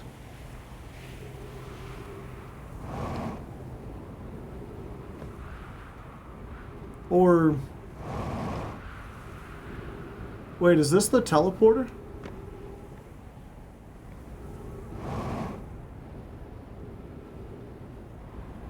Hold up.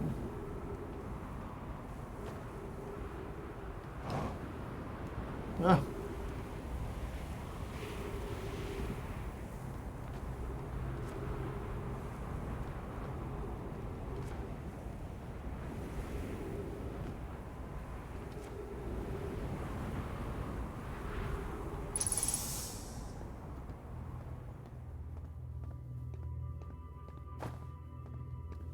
It only goes from black to white. Ah.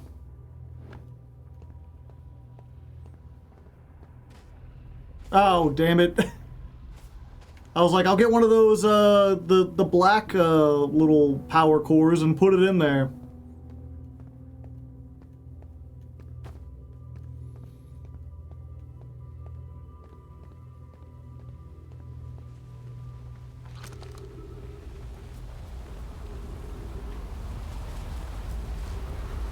Yeah, the question is, why did they want to do that?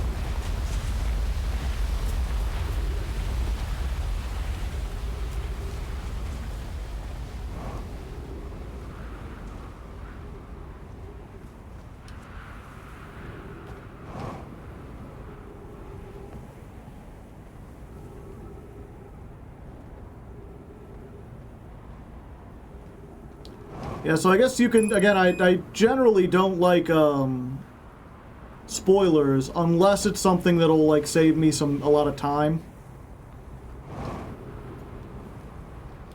So my question would be, if is it worth it? Oh no, I can't even insert it in there, never mind.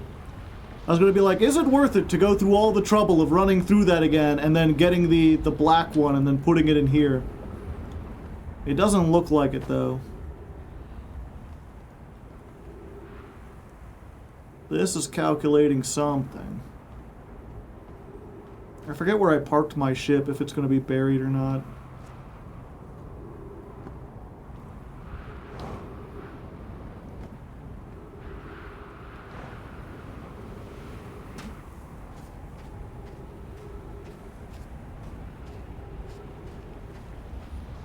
Oh no, it raises up with everything else. That's good.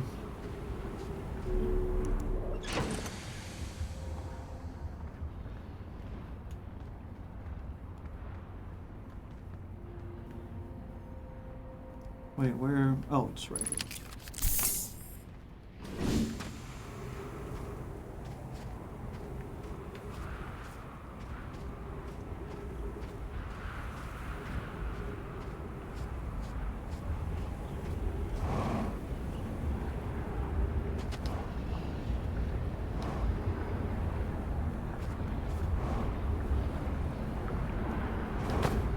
Ouch.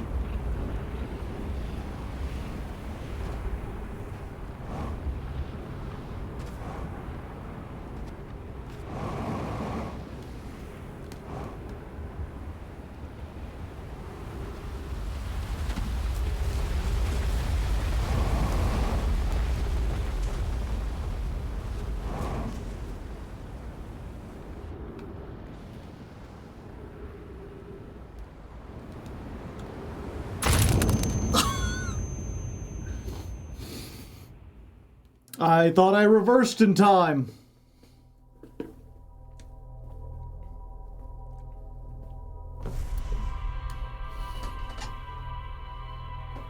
On a cactus, no less. Okay.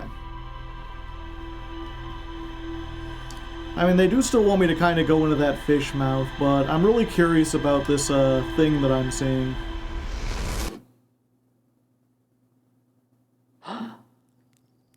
That guy.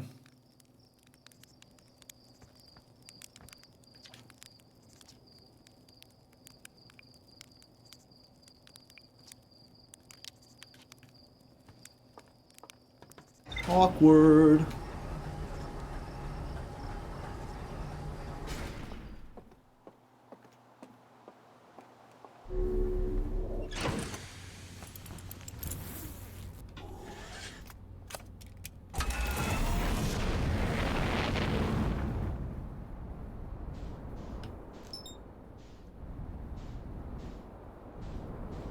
This was the one that had it, right?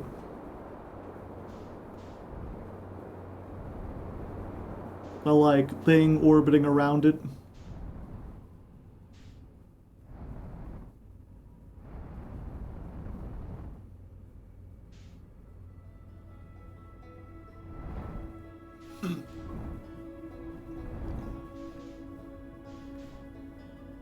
No, what is this?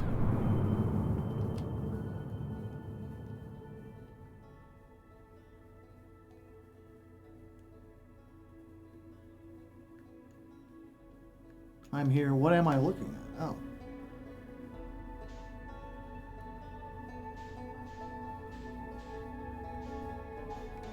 The Phantom Moon, is that what it was? Dark Bramble, no.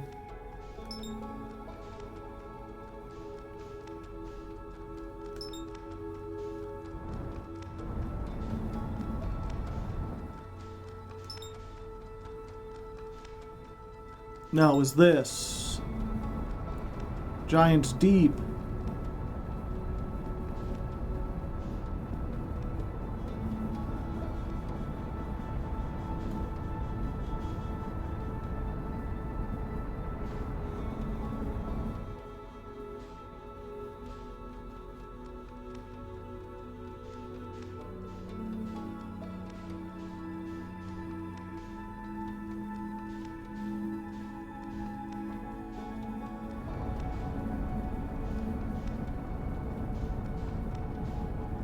Nope, I need to catch up with it.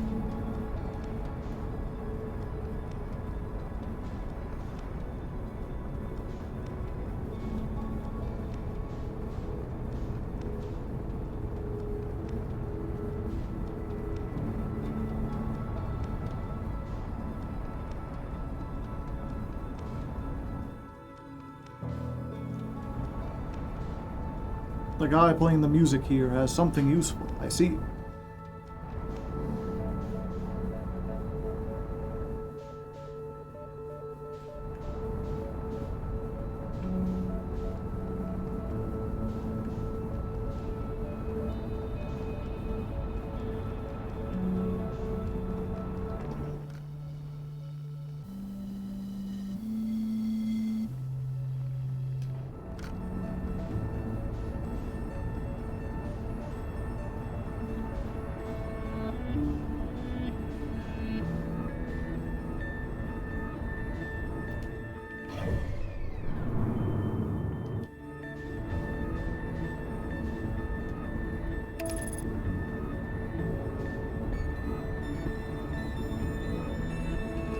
Yeah, get the autopilot started.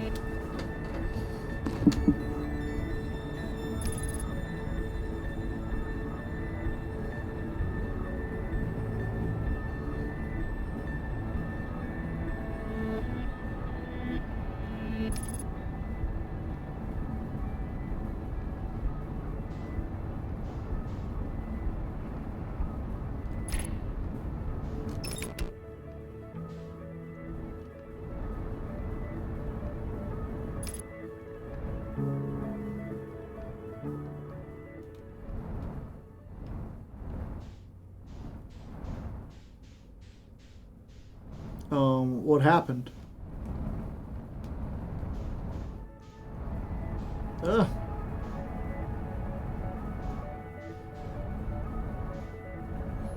It was like it turned invisible. We were just on the dark side of the moon.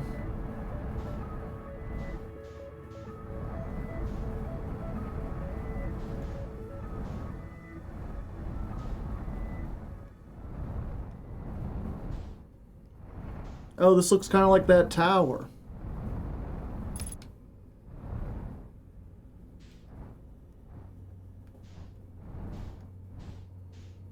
I see.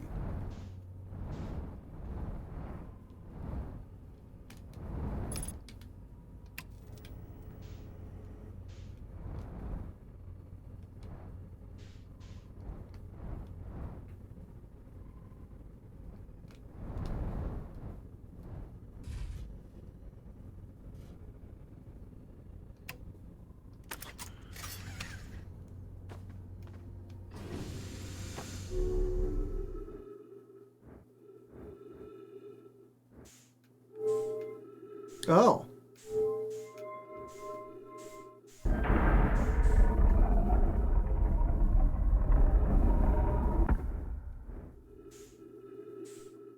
Huh.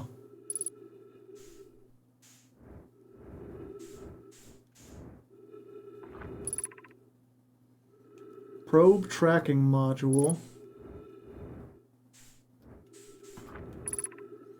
Control module.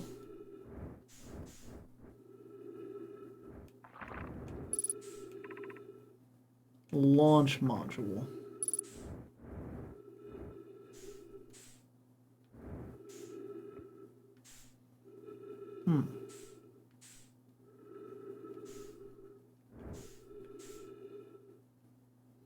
Which one do I go into first?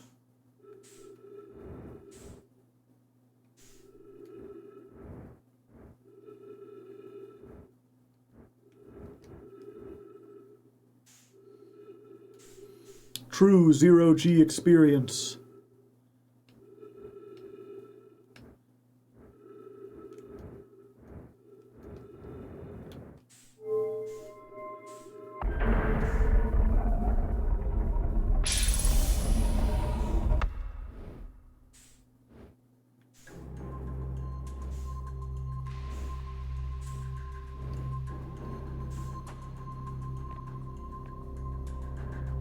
Ah!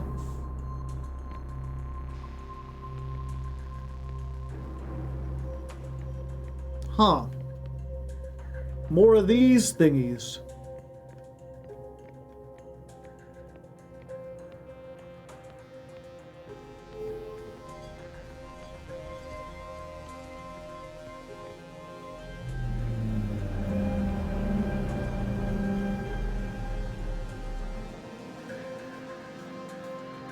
Huh.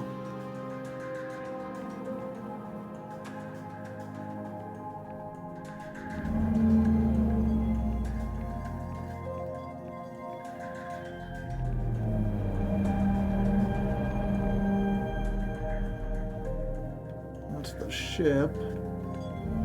So I gotta assume this was here before it got hit by whatever the blue thing is.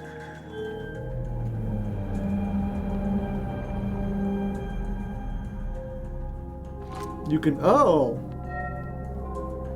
Huh.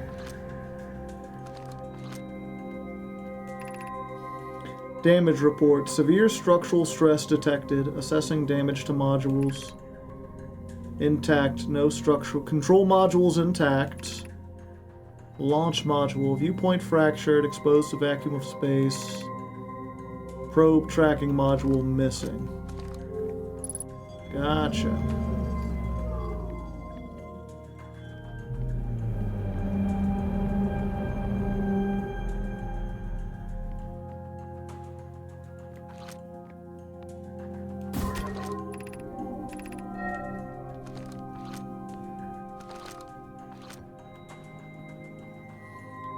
Begin launch log. Orbital probe cannon. Launch received. Probe successful. Tis receiving data from probe.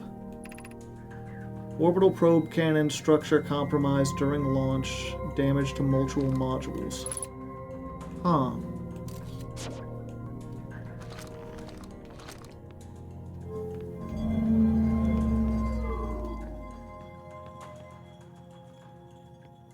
No, come back.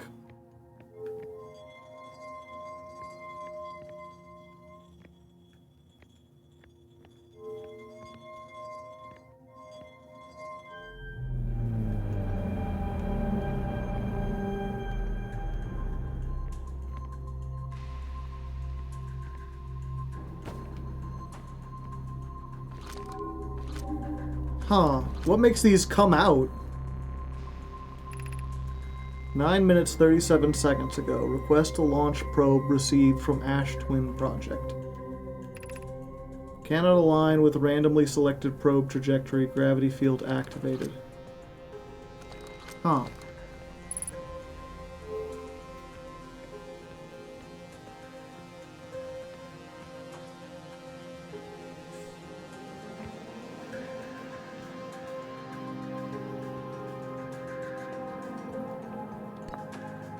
Giant Deep's projection stone.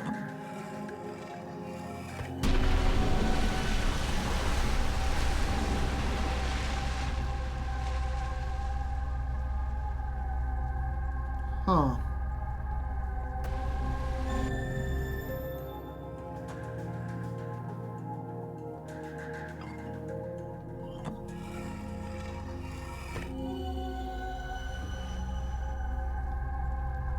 Interesting. So when I tried to go to the twins with a projection stone, it was like missing connection, cannot be made, essentially. Launch module projection?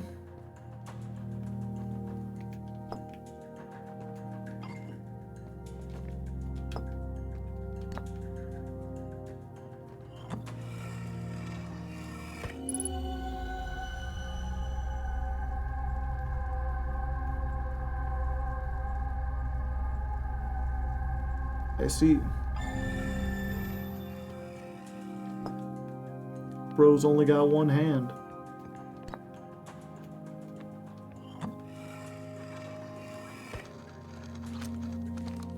Huh. Mallow, my better 50%. Cassavada is sending the last of the cannon components. Soon, relatively speaking, we'll know the eye's precise location. The thought of concluding our elder's curious and challenging search increases my heart's temperature, my love. Cassava tells me that he and the construction yard crew have determined a power setting we are not under the circumstances to go above. I see, and am I right to think that consequently we'll be ignoring that setting? I can posit with nearly 100% certainty our friends have accounted for our natures, so I suggest we do. Giving the orbital probe cannon all the power it can structurally withstand creates the greatest chance of finding the eye of the universe. Yes, the probe can travel as far as it can, as fast as it can, as far as it can. I'll make some adjustments. Huh.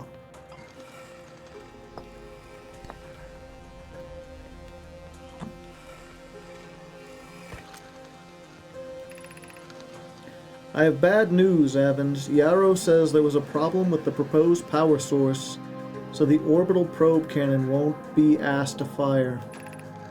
I hope you're pulling my locomotive limb here. I wish I were, my friend, but no, they aren't certain they can fix the problem, so the orbital probe cannon is on an indefinite hiatus. Tell Privet and Mallow they should return from the cannon. My spouse and I will remain at the construction yard for now.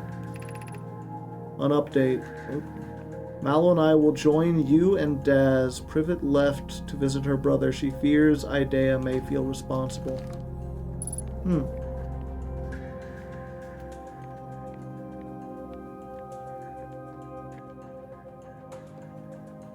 I see. Oh.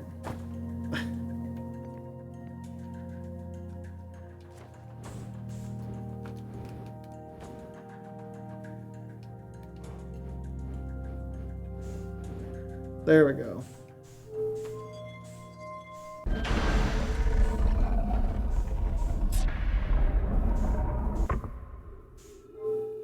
Huh?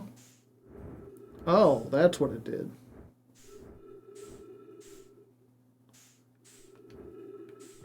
I forgot zero gravity.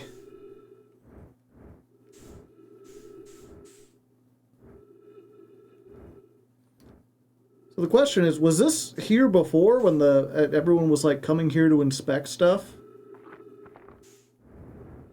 Ah, I see.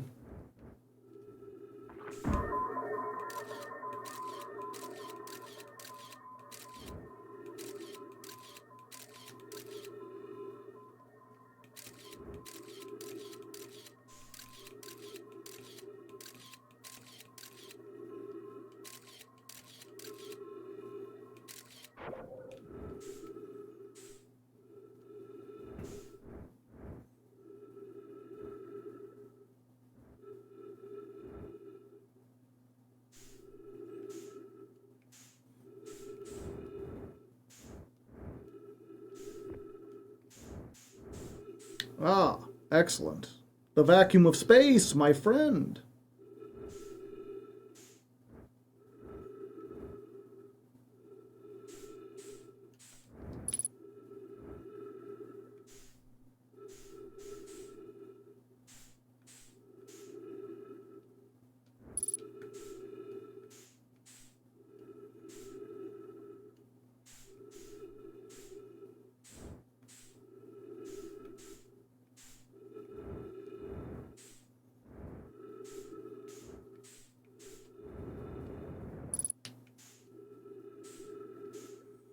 This is frightening.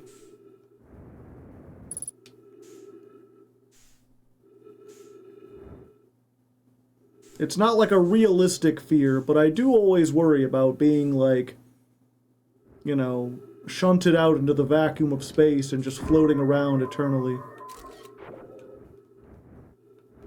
You know, comment in the comments if you're afraid of that.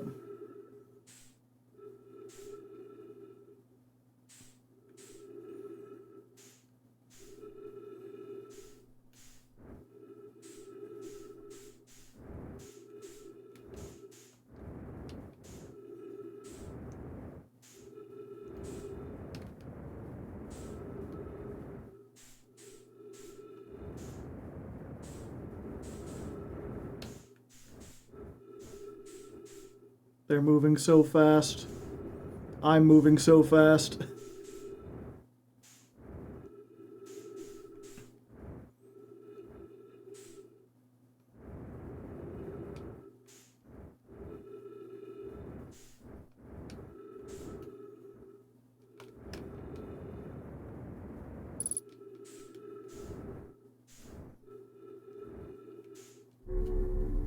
There. Yeah, maybe this is best done from inside the ship.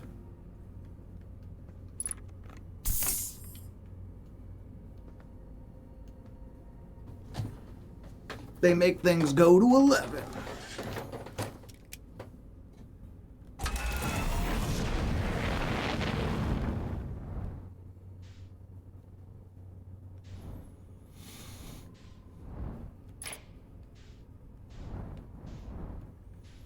Okay, so where are the other pieces of this, and can I land on them, or are they much too small?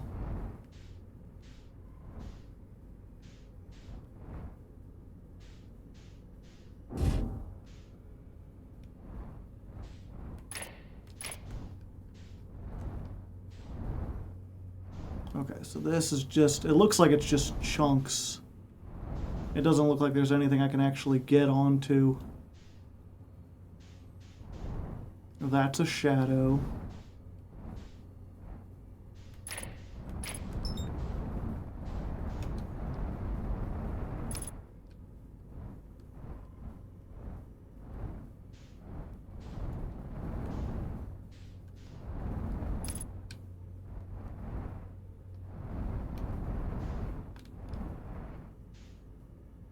Huh, I can't drive through it. Okay, so this was some kind of probe launcher.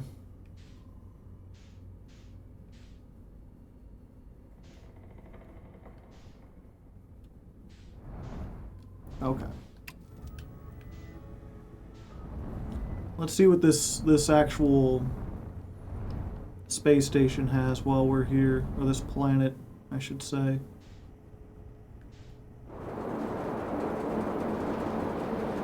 Ah.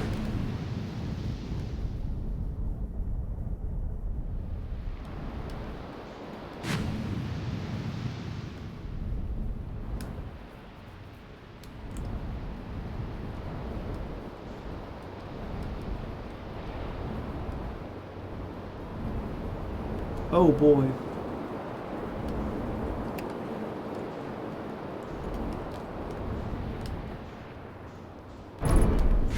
Oh.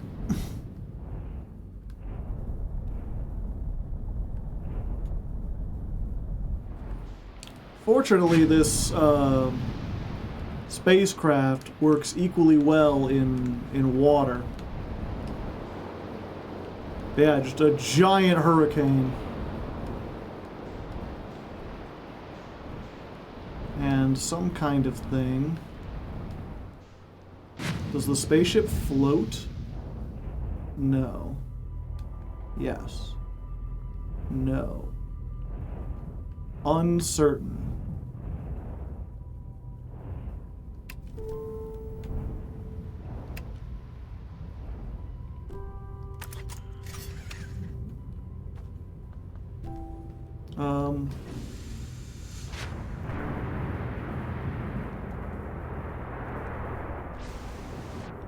How do I repair? Oh. Okay.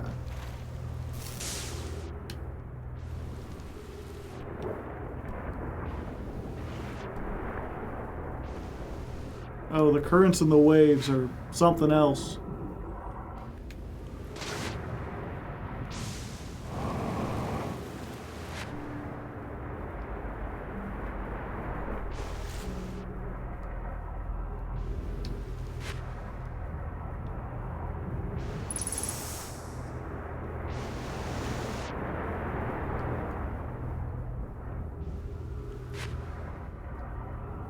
I love gravity plating. Oh. Is that what this is? Huh.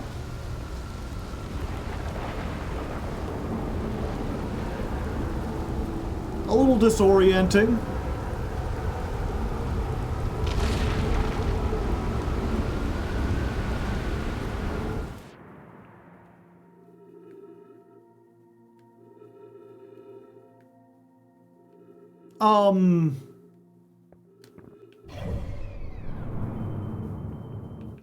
Did the hurricane just throw this into space?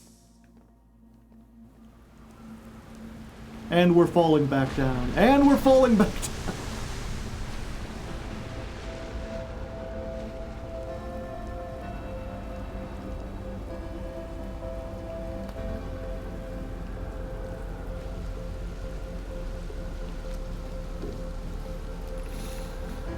This is it! We've finished building the final orbital probe cannon module and are ready to send it into orbit around Giant's Deep for assembly. Our next step will be to send Pivot up to the orbital probe cannon to install. To all my friends here at Construction Yard, my gratitude for your tireless work. May actually succeed where other attempts have failed. Are you going gelatinous on us, love? I'm delighted for your work, but they're atypical for you. If I'm ever half as gooey as Malo and Avens behave together, you can launch me from the orbital probe cannon. I know my brother and his spouse still want to launch the probe with as much power as possible. I'm worried the cannon would break under the strain. I propose we give Avens and Malo a slightly lower maximum power setting than the absolute maximum possible to create room for their enthusiasm. Okay, so they do that. And yeah, that was the sun exploding, right?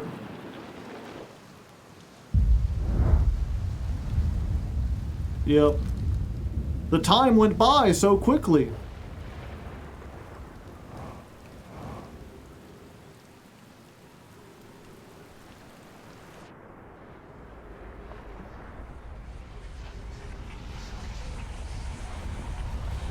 At least with the, all the things, I won't see it. All the clouds are in the way. Okay, we've almost been here 6 hours, 15 minutes. That's one more run. Yeah, I didn't think I had been on the little thing for so long. So was that thing, was that part of just one more run?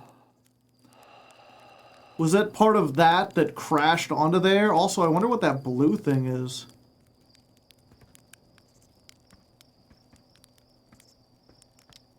Oh, is that the thing that crash landed here? The little bramble probe or whatever? The little platform I'm on. I couldn't tell if that was like a research base that was part of Big Deep or whatever it's called, or if it was part of the satellite and it just crashed into that.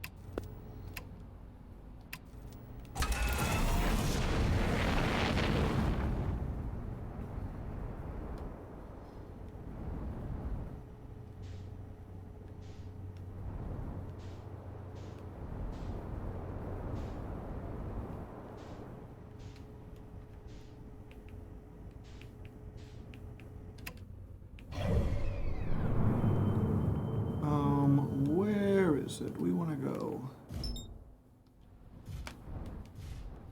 Oh. For some reason, I didn't think the map would, I thought it would pause.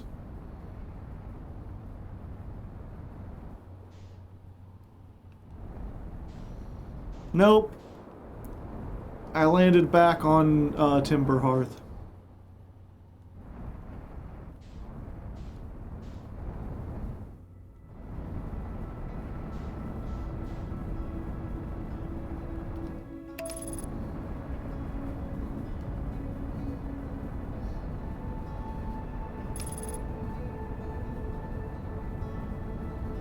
That was the shipyard launcher.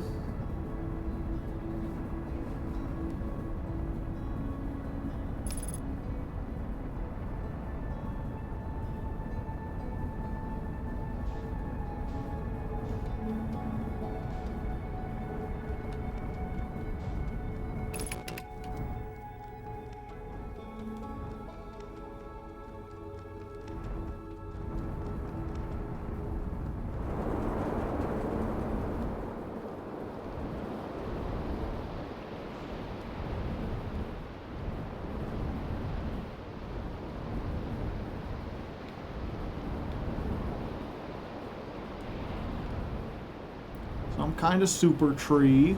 Okay.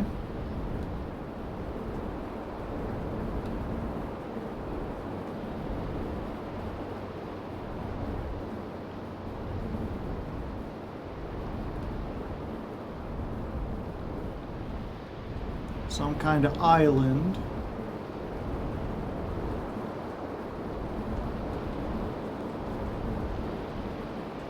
I want to find the thing I was at before, though.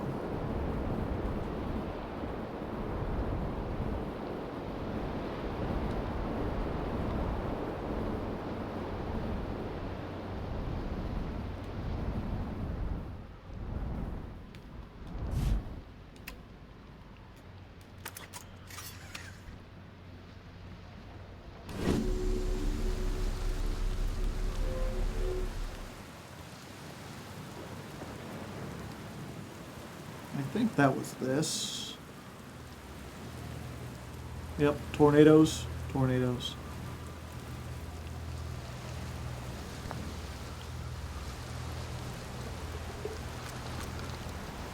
Is this the one I was reading? We finished building and we're ready to send it into orbit around Giant's Deep. Okay, yeah, so this is the construction yard. They were building this probe cannon that got destroyed.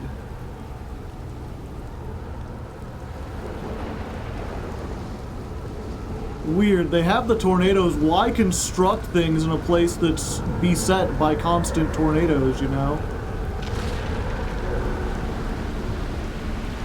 Whoa.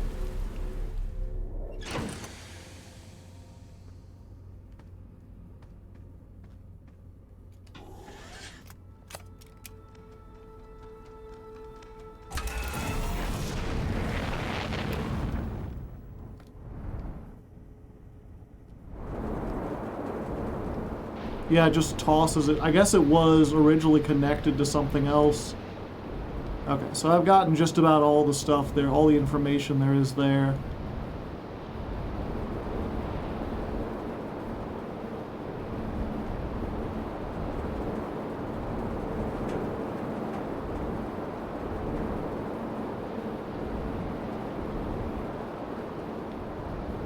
So let's try here, shall we?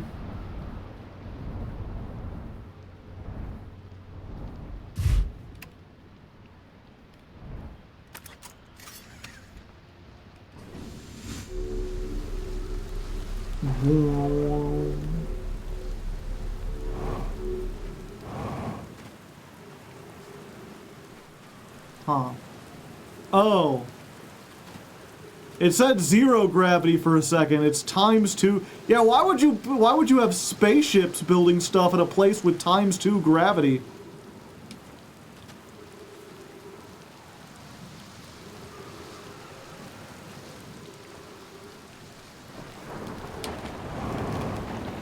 Okay. The jets still help.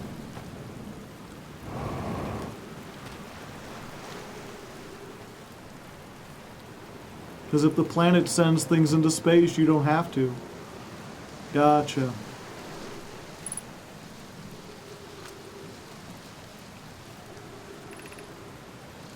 Statue workshop? Oh, it's broken.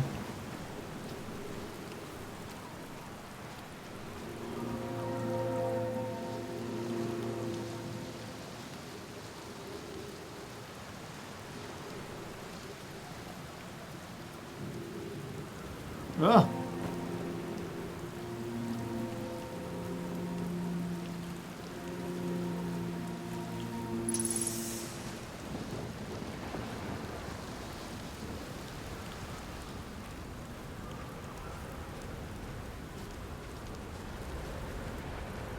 Yep, welcome to Roshar, everyone. At least I could charge up all my Stormlight.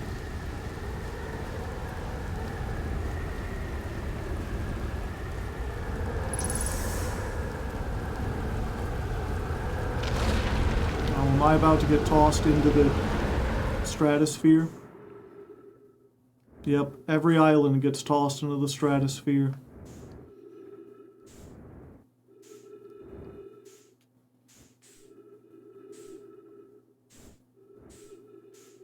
Probably best to just wait it out.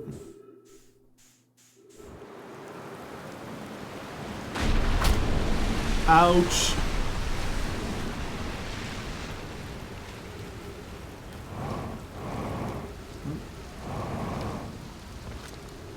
Okay, another white hole. Welcome to Giant's Deep, friends. I'm excited for you to meet the statues. If I'm not in my dwelling, it's likely I'm in my workshop below, inside the island.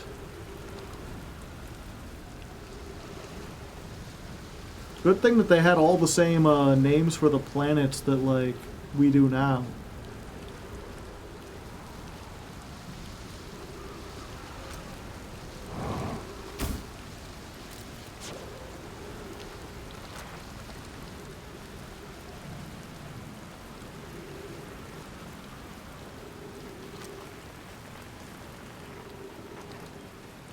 Yeah, if you've never read the Stormlight Archive, it's one of Brandon Sanderson's big like fantasy stories, which, you know, may become very popular here in the near future because it just got a TV show greenlit. But one of the big central conceits of it is it's like a fantasy story, but it takes place on this alien world that is beset by the high storms. Their entire planet revolves around the fact that there is just an insanely powerful storm that basically circles the planet, and on a regular basis it'll sweep through towns and villages and stuff. And just if you are caught outside during a high storm, it's pretty much considered a death sentence. Like, they are insanely strong, very powerful, And as a result, because they always go east to west, because it just kind of circles the globe, basically all houses are built like stone facing towards the high storm, and then like a diagonal slant away from it. And there's not really any creatures or plants that don't have some ability to like survive the high storm. This is like kid writing. I'm gonna test the memory statues tonight. Fox says it could be dangerous, so we can't come. Well, what if we didn't use the door and snuck in the other way? Fox specifically told us not to do that. I really want to see the test too, but that's a huge risk. We probably shouldn't. Maybe Fox will let us later. So there is some other way to get in.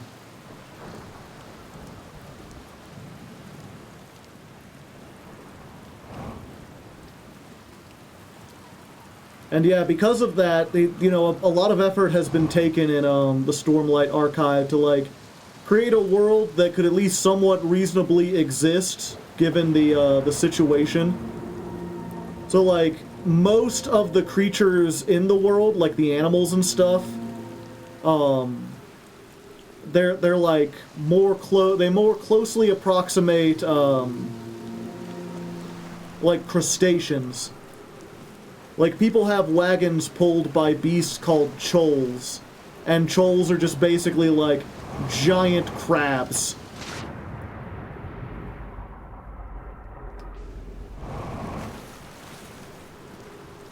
And also, there's, Stormlight refers to any gem, all the gems in Roshar, for one reason or another that I'm sure I'll explain eventually.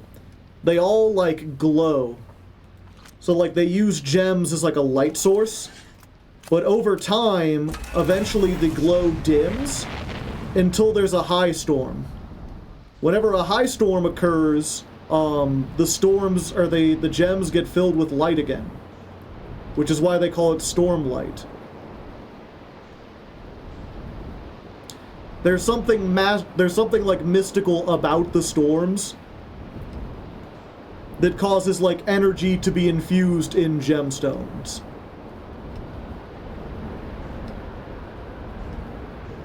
And then part of the magic system of the world, at least, is, not really even, like, magic. It's more like the technology they use is people are figuring out, like, hey, if we put gems into this thing,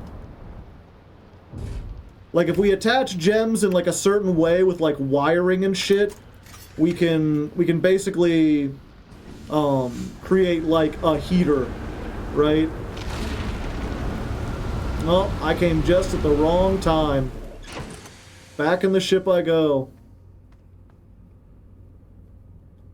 Out to outer space. I appear to be floating.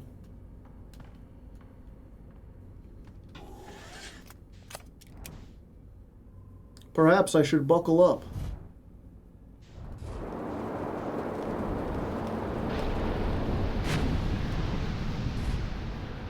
Match velocity, please. Match gravity, please.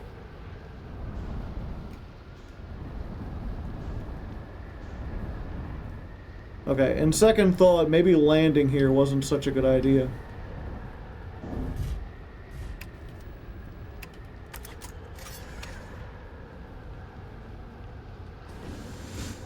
Yeah, it's one of those things they have a good thing of like, yeah, to us, with our knowledge of physics, like, of course the storm is magical.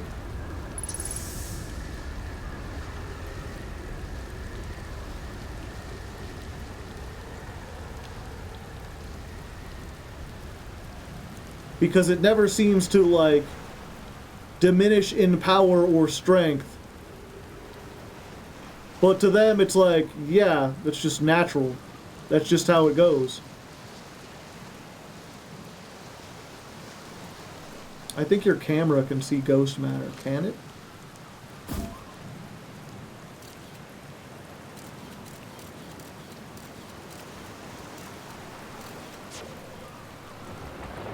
Do I have another camera?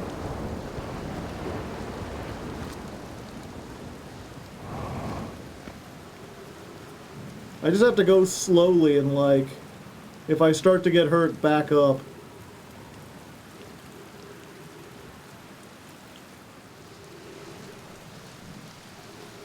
It'll set off the Uchi clouds. I see.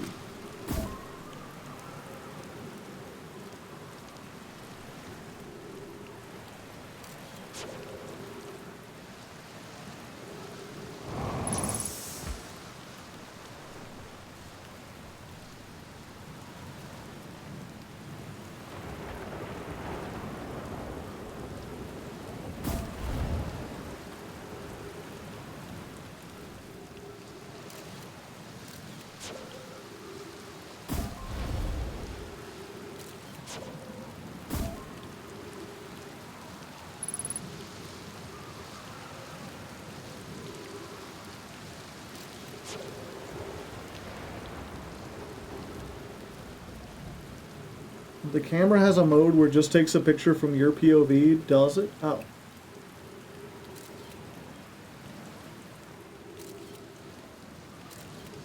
I see.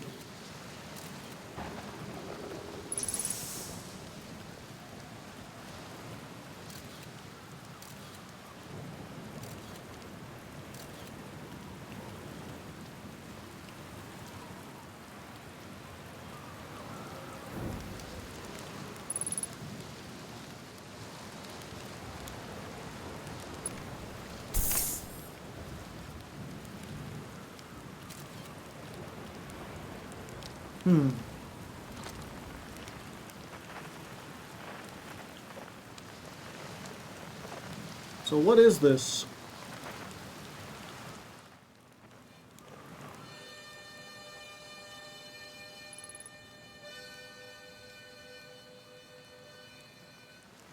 Strange.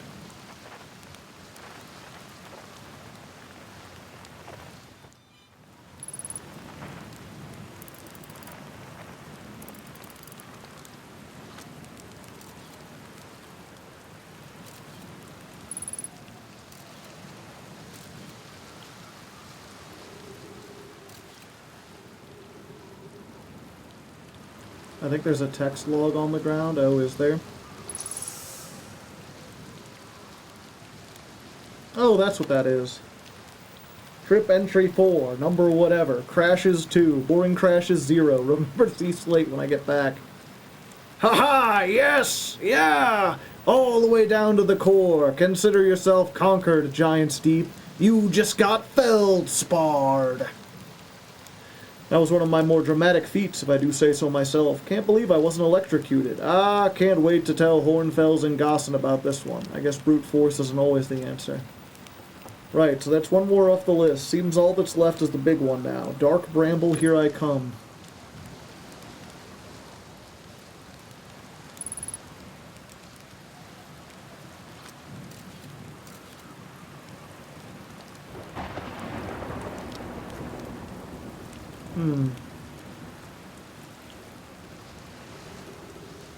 Oh, I think I know how to get to the core, chat.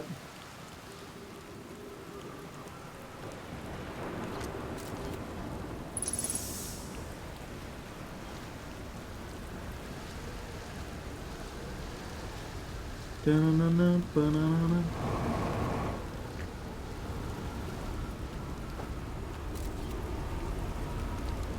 How do I get back without going into the water?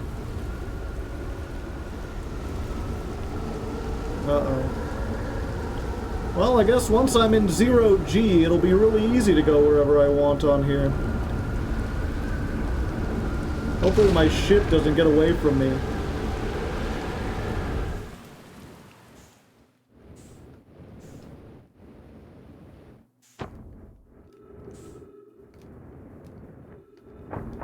Oh.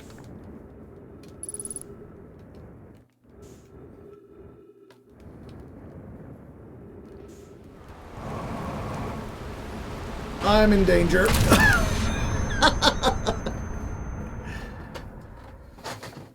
I needed to get into my thing, and I could not do such a thing. I was like, come on, come on. I'm like, oh no. It's not the fall that hurts you, chat. It's the landing.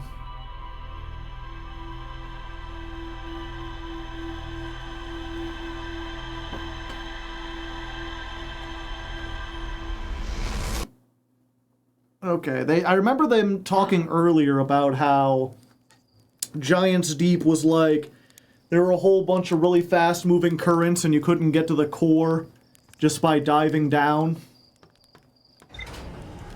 I think I know what that means. I should end it, because I also really have to use the restroom. But I think I can at least try out something. See if this works.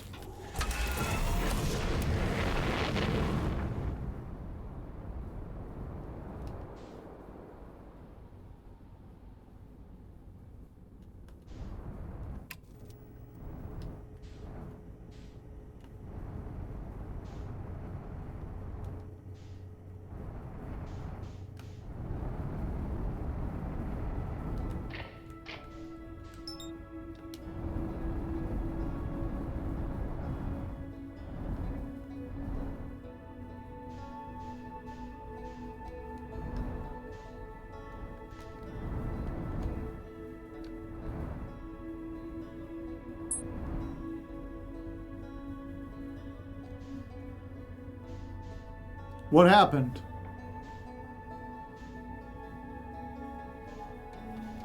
What the heck was that?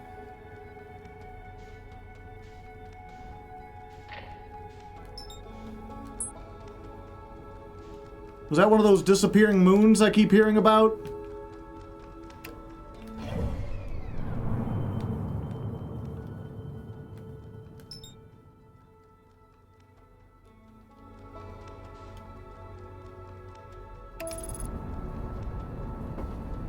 Yep.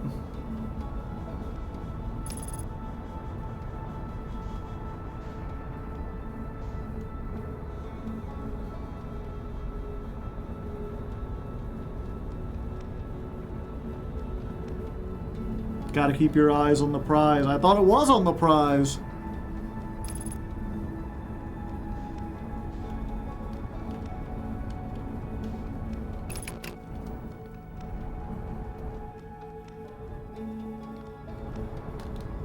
Oh no, oh no, oh no, no, no, no, no, no, no, no, no, no, no.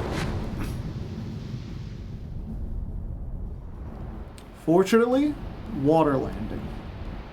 And unlike real world, water landing doesn't hurt. Okay.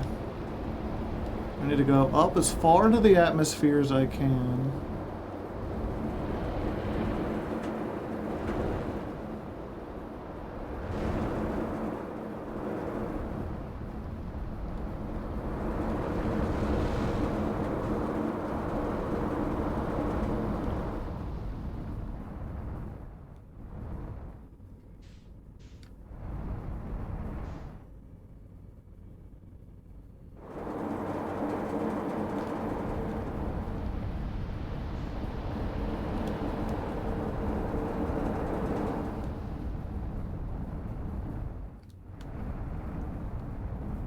See if I can time this right.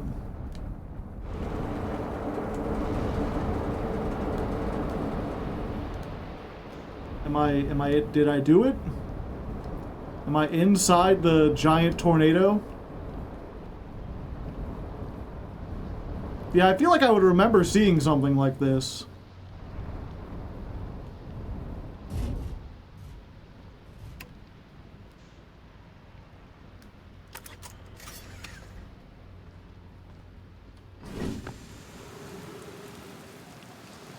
Yeah, I'm in the eye of the hurricane.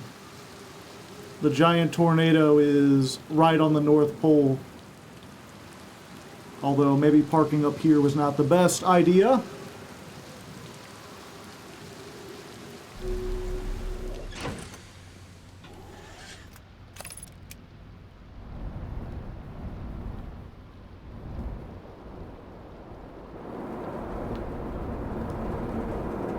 There's a landing pad, we're good.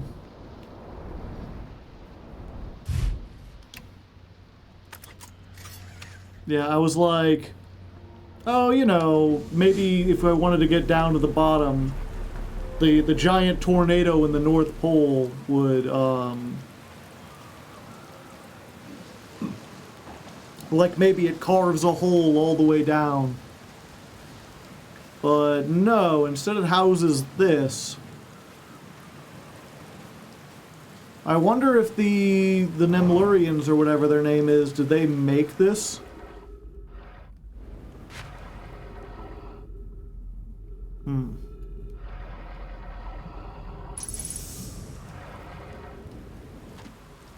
Surely not that easy. Well, it wasn't easy. You can't just drive into the hurricane. It knocks you back. You need to go up and then try to, like, eyeball yourself over the center of it and then go down.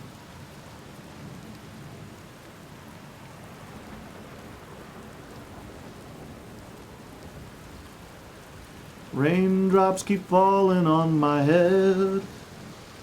Something we'll see and I will show him for my bed. Line's not for me. Oh, raindrops keep falling on my head.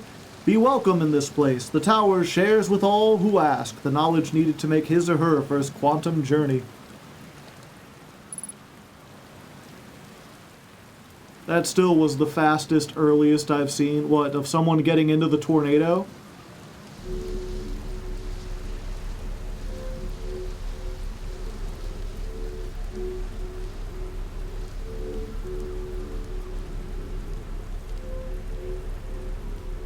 The Naomi.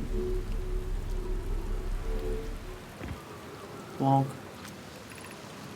Enter this place without friends. However, these are lessons to learn for yourself.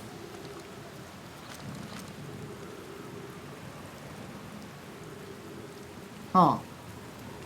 Bramble plants. Bramble plants. I need to figure out what's up with this whole bramble place.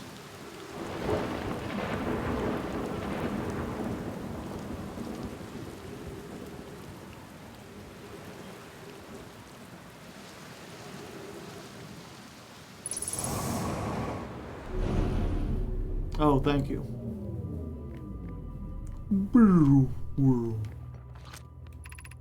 Seek the Wandering Arch. When did they get all esoteric? I thought they were scientists.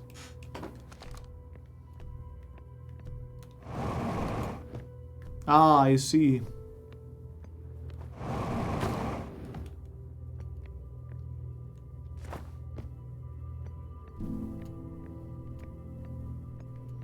It's only there while it's observed.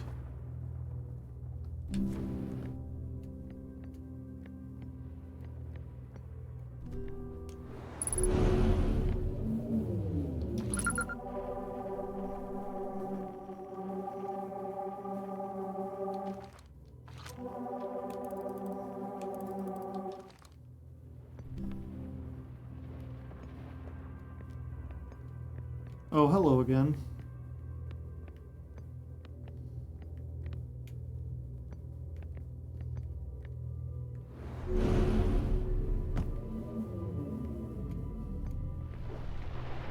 They're pretty holistic, honestly. Gotcha.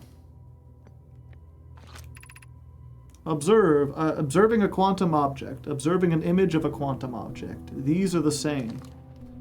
Gotcha.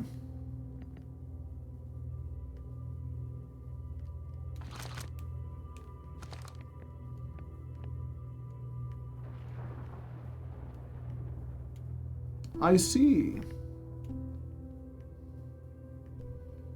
It's a bit trippy, chat.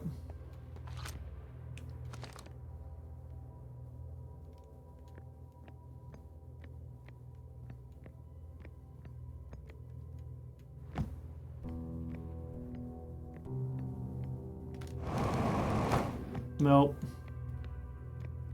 Can't go up there.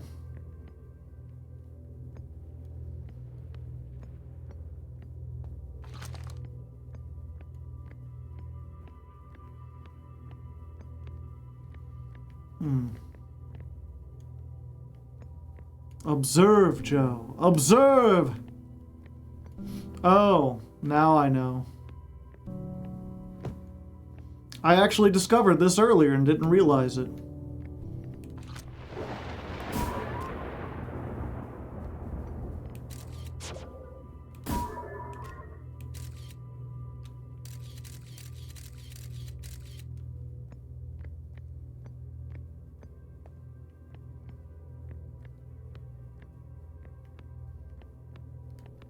Hee hee hee. I'm a smart man.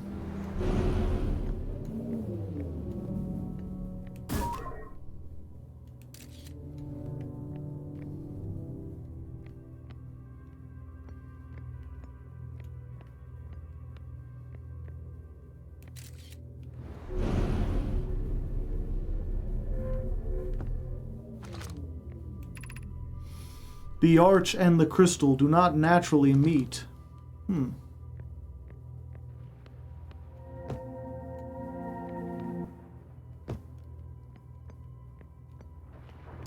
I see.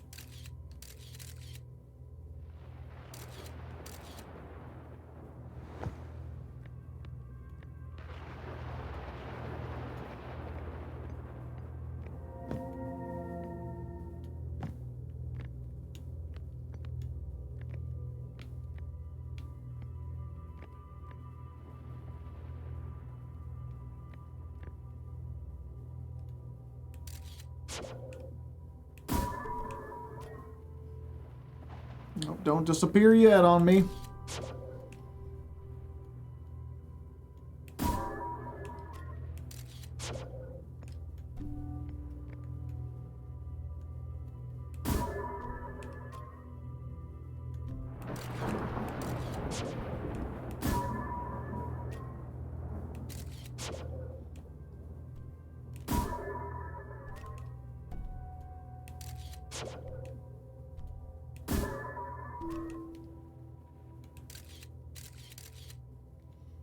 All right.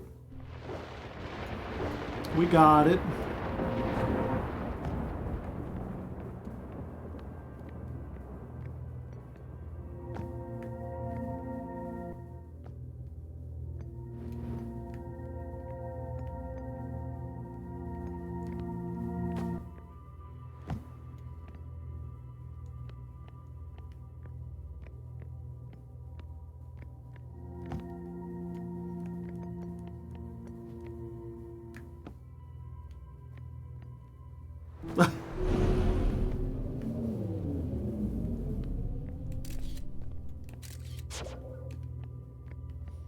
Making my way downtown, going down, seeing what things in a kitty cat.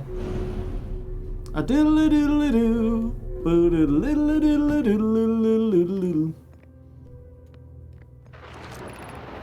This is the last one, but we made it harder. I see.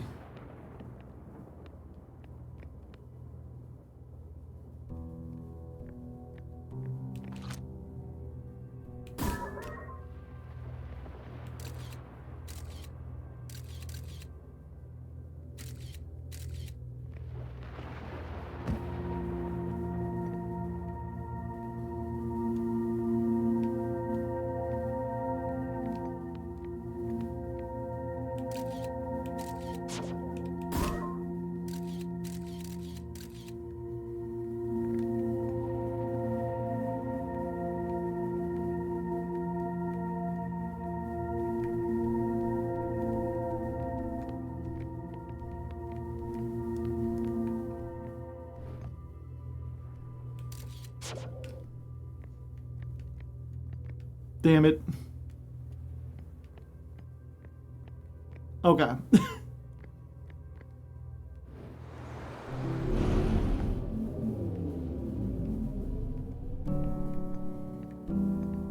I forget what is that, the symbol of the sun?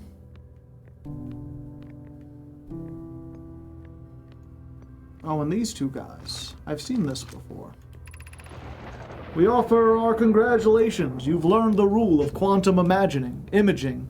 Take this knowledge with you on the remainder of your quantum pilgrimage. Remember, the other quantum shards have other lessons to teach. Our curiosity goes with you on your journey. You walk in the footsteps of those who came before you, and your path guides you where those will follow later. Go to the sun.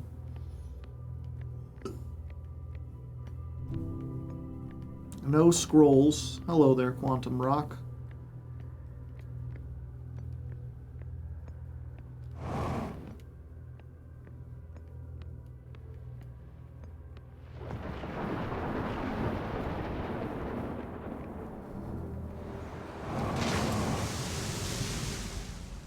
Back down we go. Okay, so I learned... I was wondering, I was like, is this there just to, like, save on, exploration?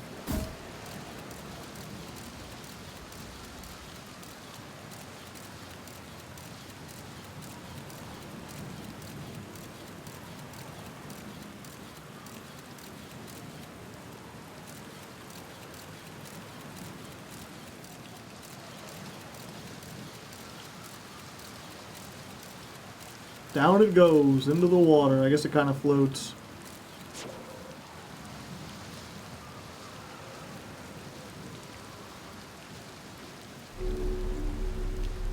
Good to know if I find other quantum things.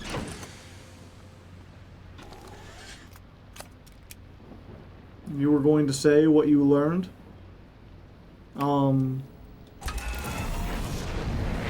Oh yeah, that I learned that the camera actually has a purpose beyond just like being able to explore a little better.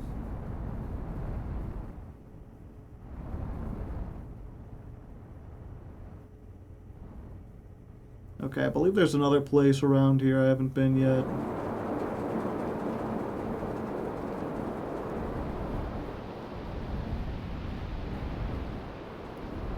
Okay, so that's the construction equipment. Did I land here already? Yeah, that's the place I can't get into without going underwater.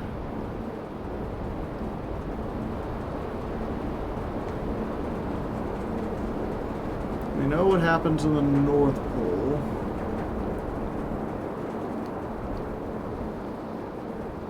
Have I been here?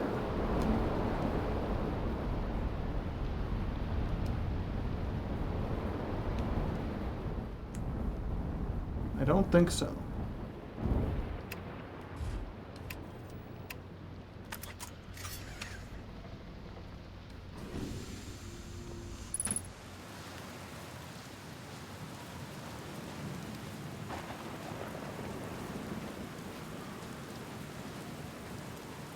Unidentified signal nearby. Oh, hey. Nice, it's you. Good to see you made it here in one piece. The first solo launch is a doozy, isn't it? So hey, don't freak out or anything, but lately I keep, like, dying repeatedly. I don't know, it's pretty weird. What about you? Have you died lately, or is it just me? No, it's me, too. We're in a time loop. Time has been behaving unusual lately. Time loop makes sense. Cool. What did you think it was? I figured it was some kind of fidgety time business, but I wasn't really thinking about what's going on in the shape of time, you know. But a loop makes sense. Let's go with loop for now. You have your top hat on upside down?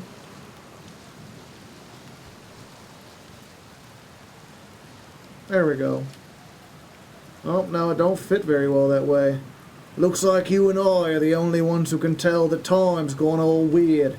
I tried radio Hornfells and asking if they died too, but they thought I was being metaphorical. Wibbly wobbly timey wimey, yep. Even if I tell Hornfells about the time loop, they'll never remember by the next one. They don't realize anything's different. And here's another weird one for you. Every time I die, all my memories from that loop replay back to me. I'm pretty sure that's related to the big stone Naomi statue I found in one of the other islands. I was looking at it, and the statue opened its eyes and started glowing. It replayed my memories like I'd seen them through my own eyes, just like what happened each time I die. That happened with me and the statue in the museum. You too, huh? And the Nomai? Keep saying Naomi, but it's Nomai. Then the Nomai statues must have got something to do with why we're the only ones aware of the time loop. So, no glowing statues, no time loop awareness. I think that's going to be my leading theory, but if you find out anything new about them statues or the time loop, let me know, okay? I'll be here. Anyway, what's new with you? But hey, this is your first solo voyage, kinda. Let's talk about you, you know. How's space treating me? I found something.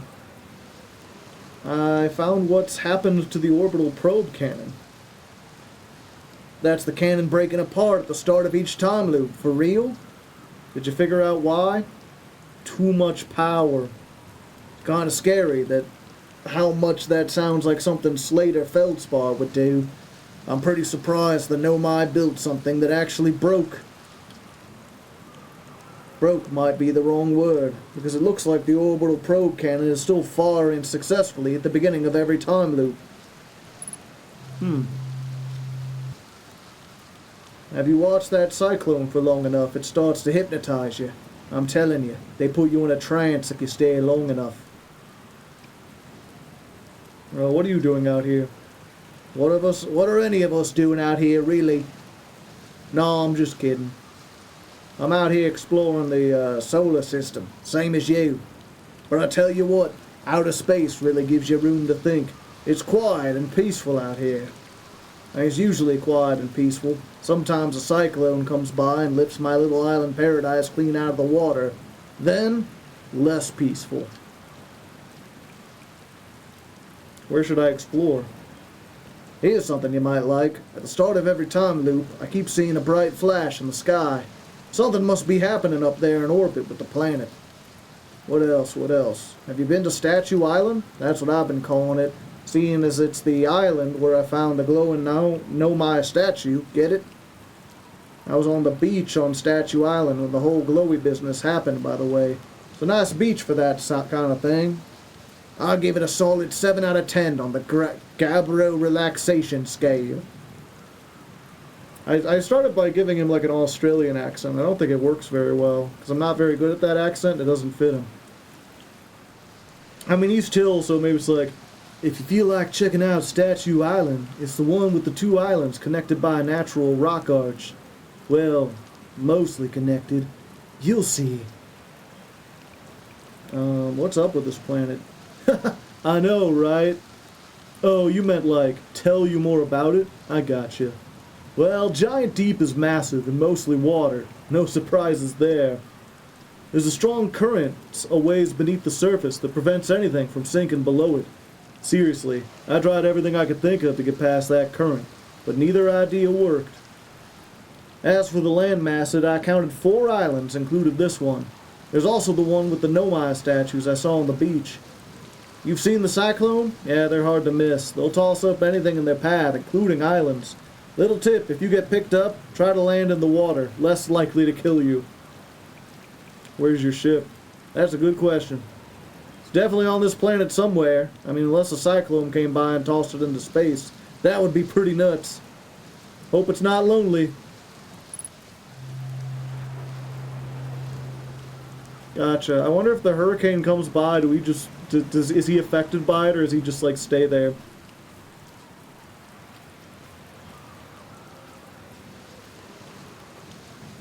Yeah, I found the thing with the Statue Island, I believe. But okay, we can get more fuel. Yeah, so I found Statue Island, but I didn't have a way into Statue Island. Maybe there's an underwater way. That'll be the thing to explore next time. Ouchie, wow.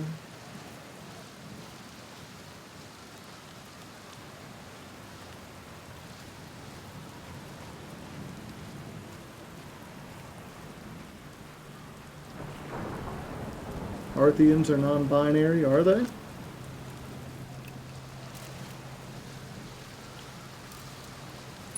could have swore they said he at some point.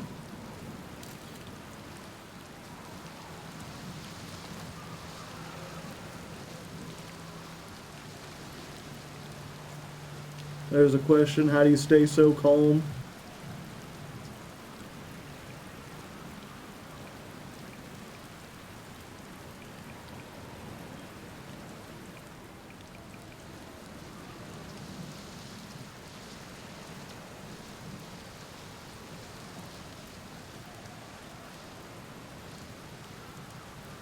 Oh, the Nomai.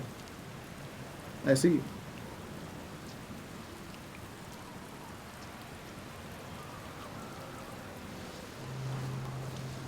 You can learn things from him, I see.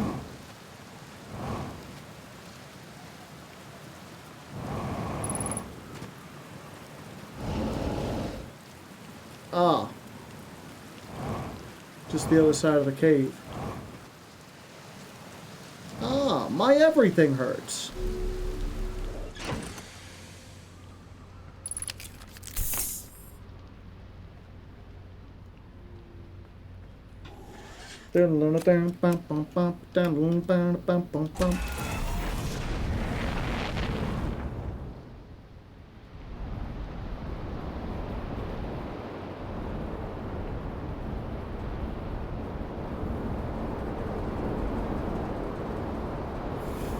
Okay, so I've been to... Have I been to Grungle Punch Island? I've been to Grungle Punch Island. Or is this the Statue Island? No, this is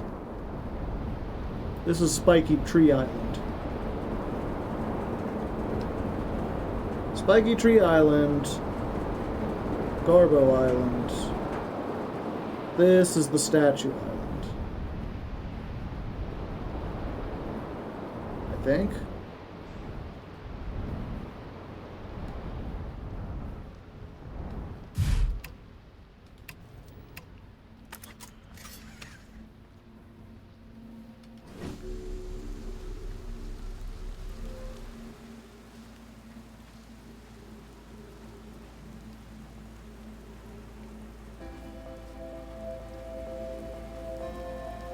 Did I ever get... Yeah, I did get to the top.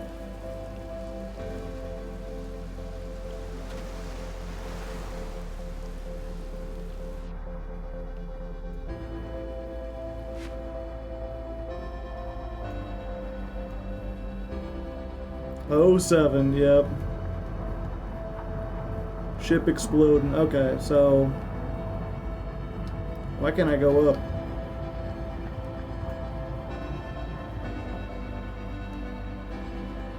Oh, there we go. Let me see if I can outrun it.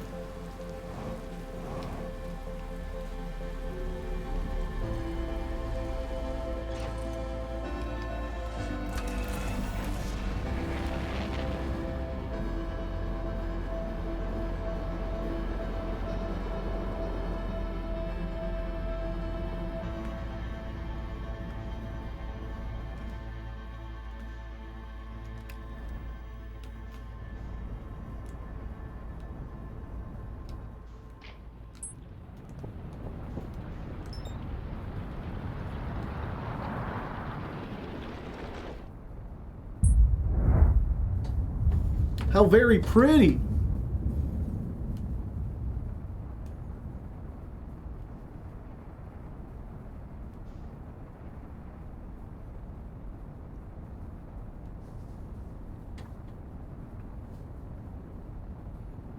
Well, there's Big Deep.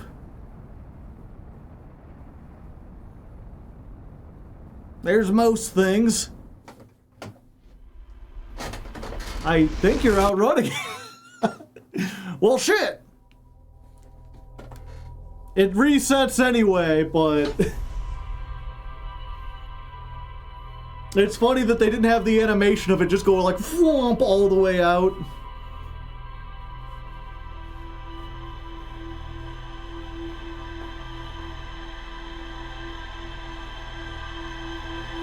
All right, pretty neat so far. I will say I'm enjoying the game.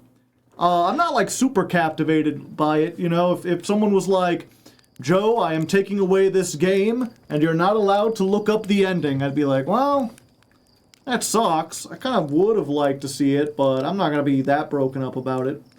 But it is interesting. I'll probably play some more of this. It's a good, like, after stream. If nothing else, it's a relaxing after stream game, and the fact that everything happens in 20-minute intervals means that it's really easy to kind of, like, plan your day, you know? Like, you don't have to worry about going way, way too long, like Blueprints, where you'd have, like, a 2-hour run, because you're always kind of on a timer. It's a good stream game.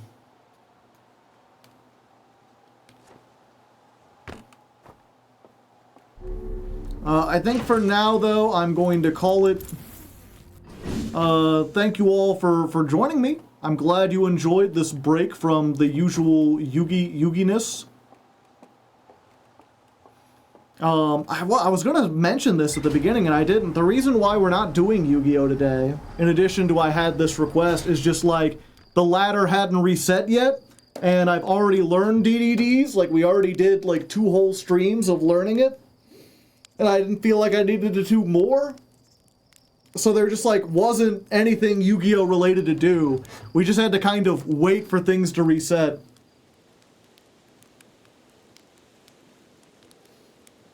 I was nearly tilted the last 30 minutes of the 2 hours you were AFK chasing the satellite. I was worried you'd quit after. No. It's one of those things, I'm one of those people who I love exploring. So I do really like that about this game. It's fun to explore like a world. But part of exploring is also like, what are the limits of the game, right? Like, I have to try to see if I can outrun the world and see what happens.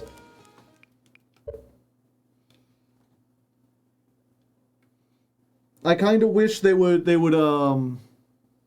neither of these are buttons that I have. Okay, there we go.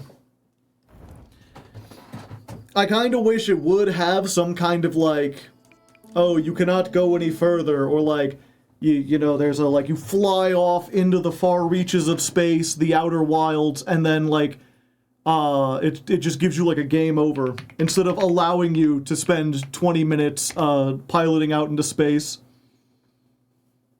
Actually knocking out the map certainly helped. It was funny. If you just quit after it, no. Of course not. Anyway, I'm gonna get going for now.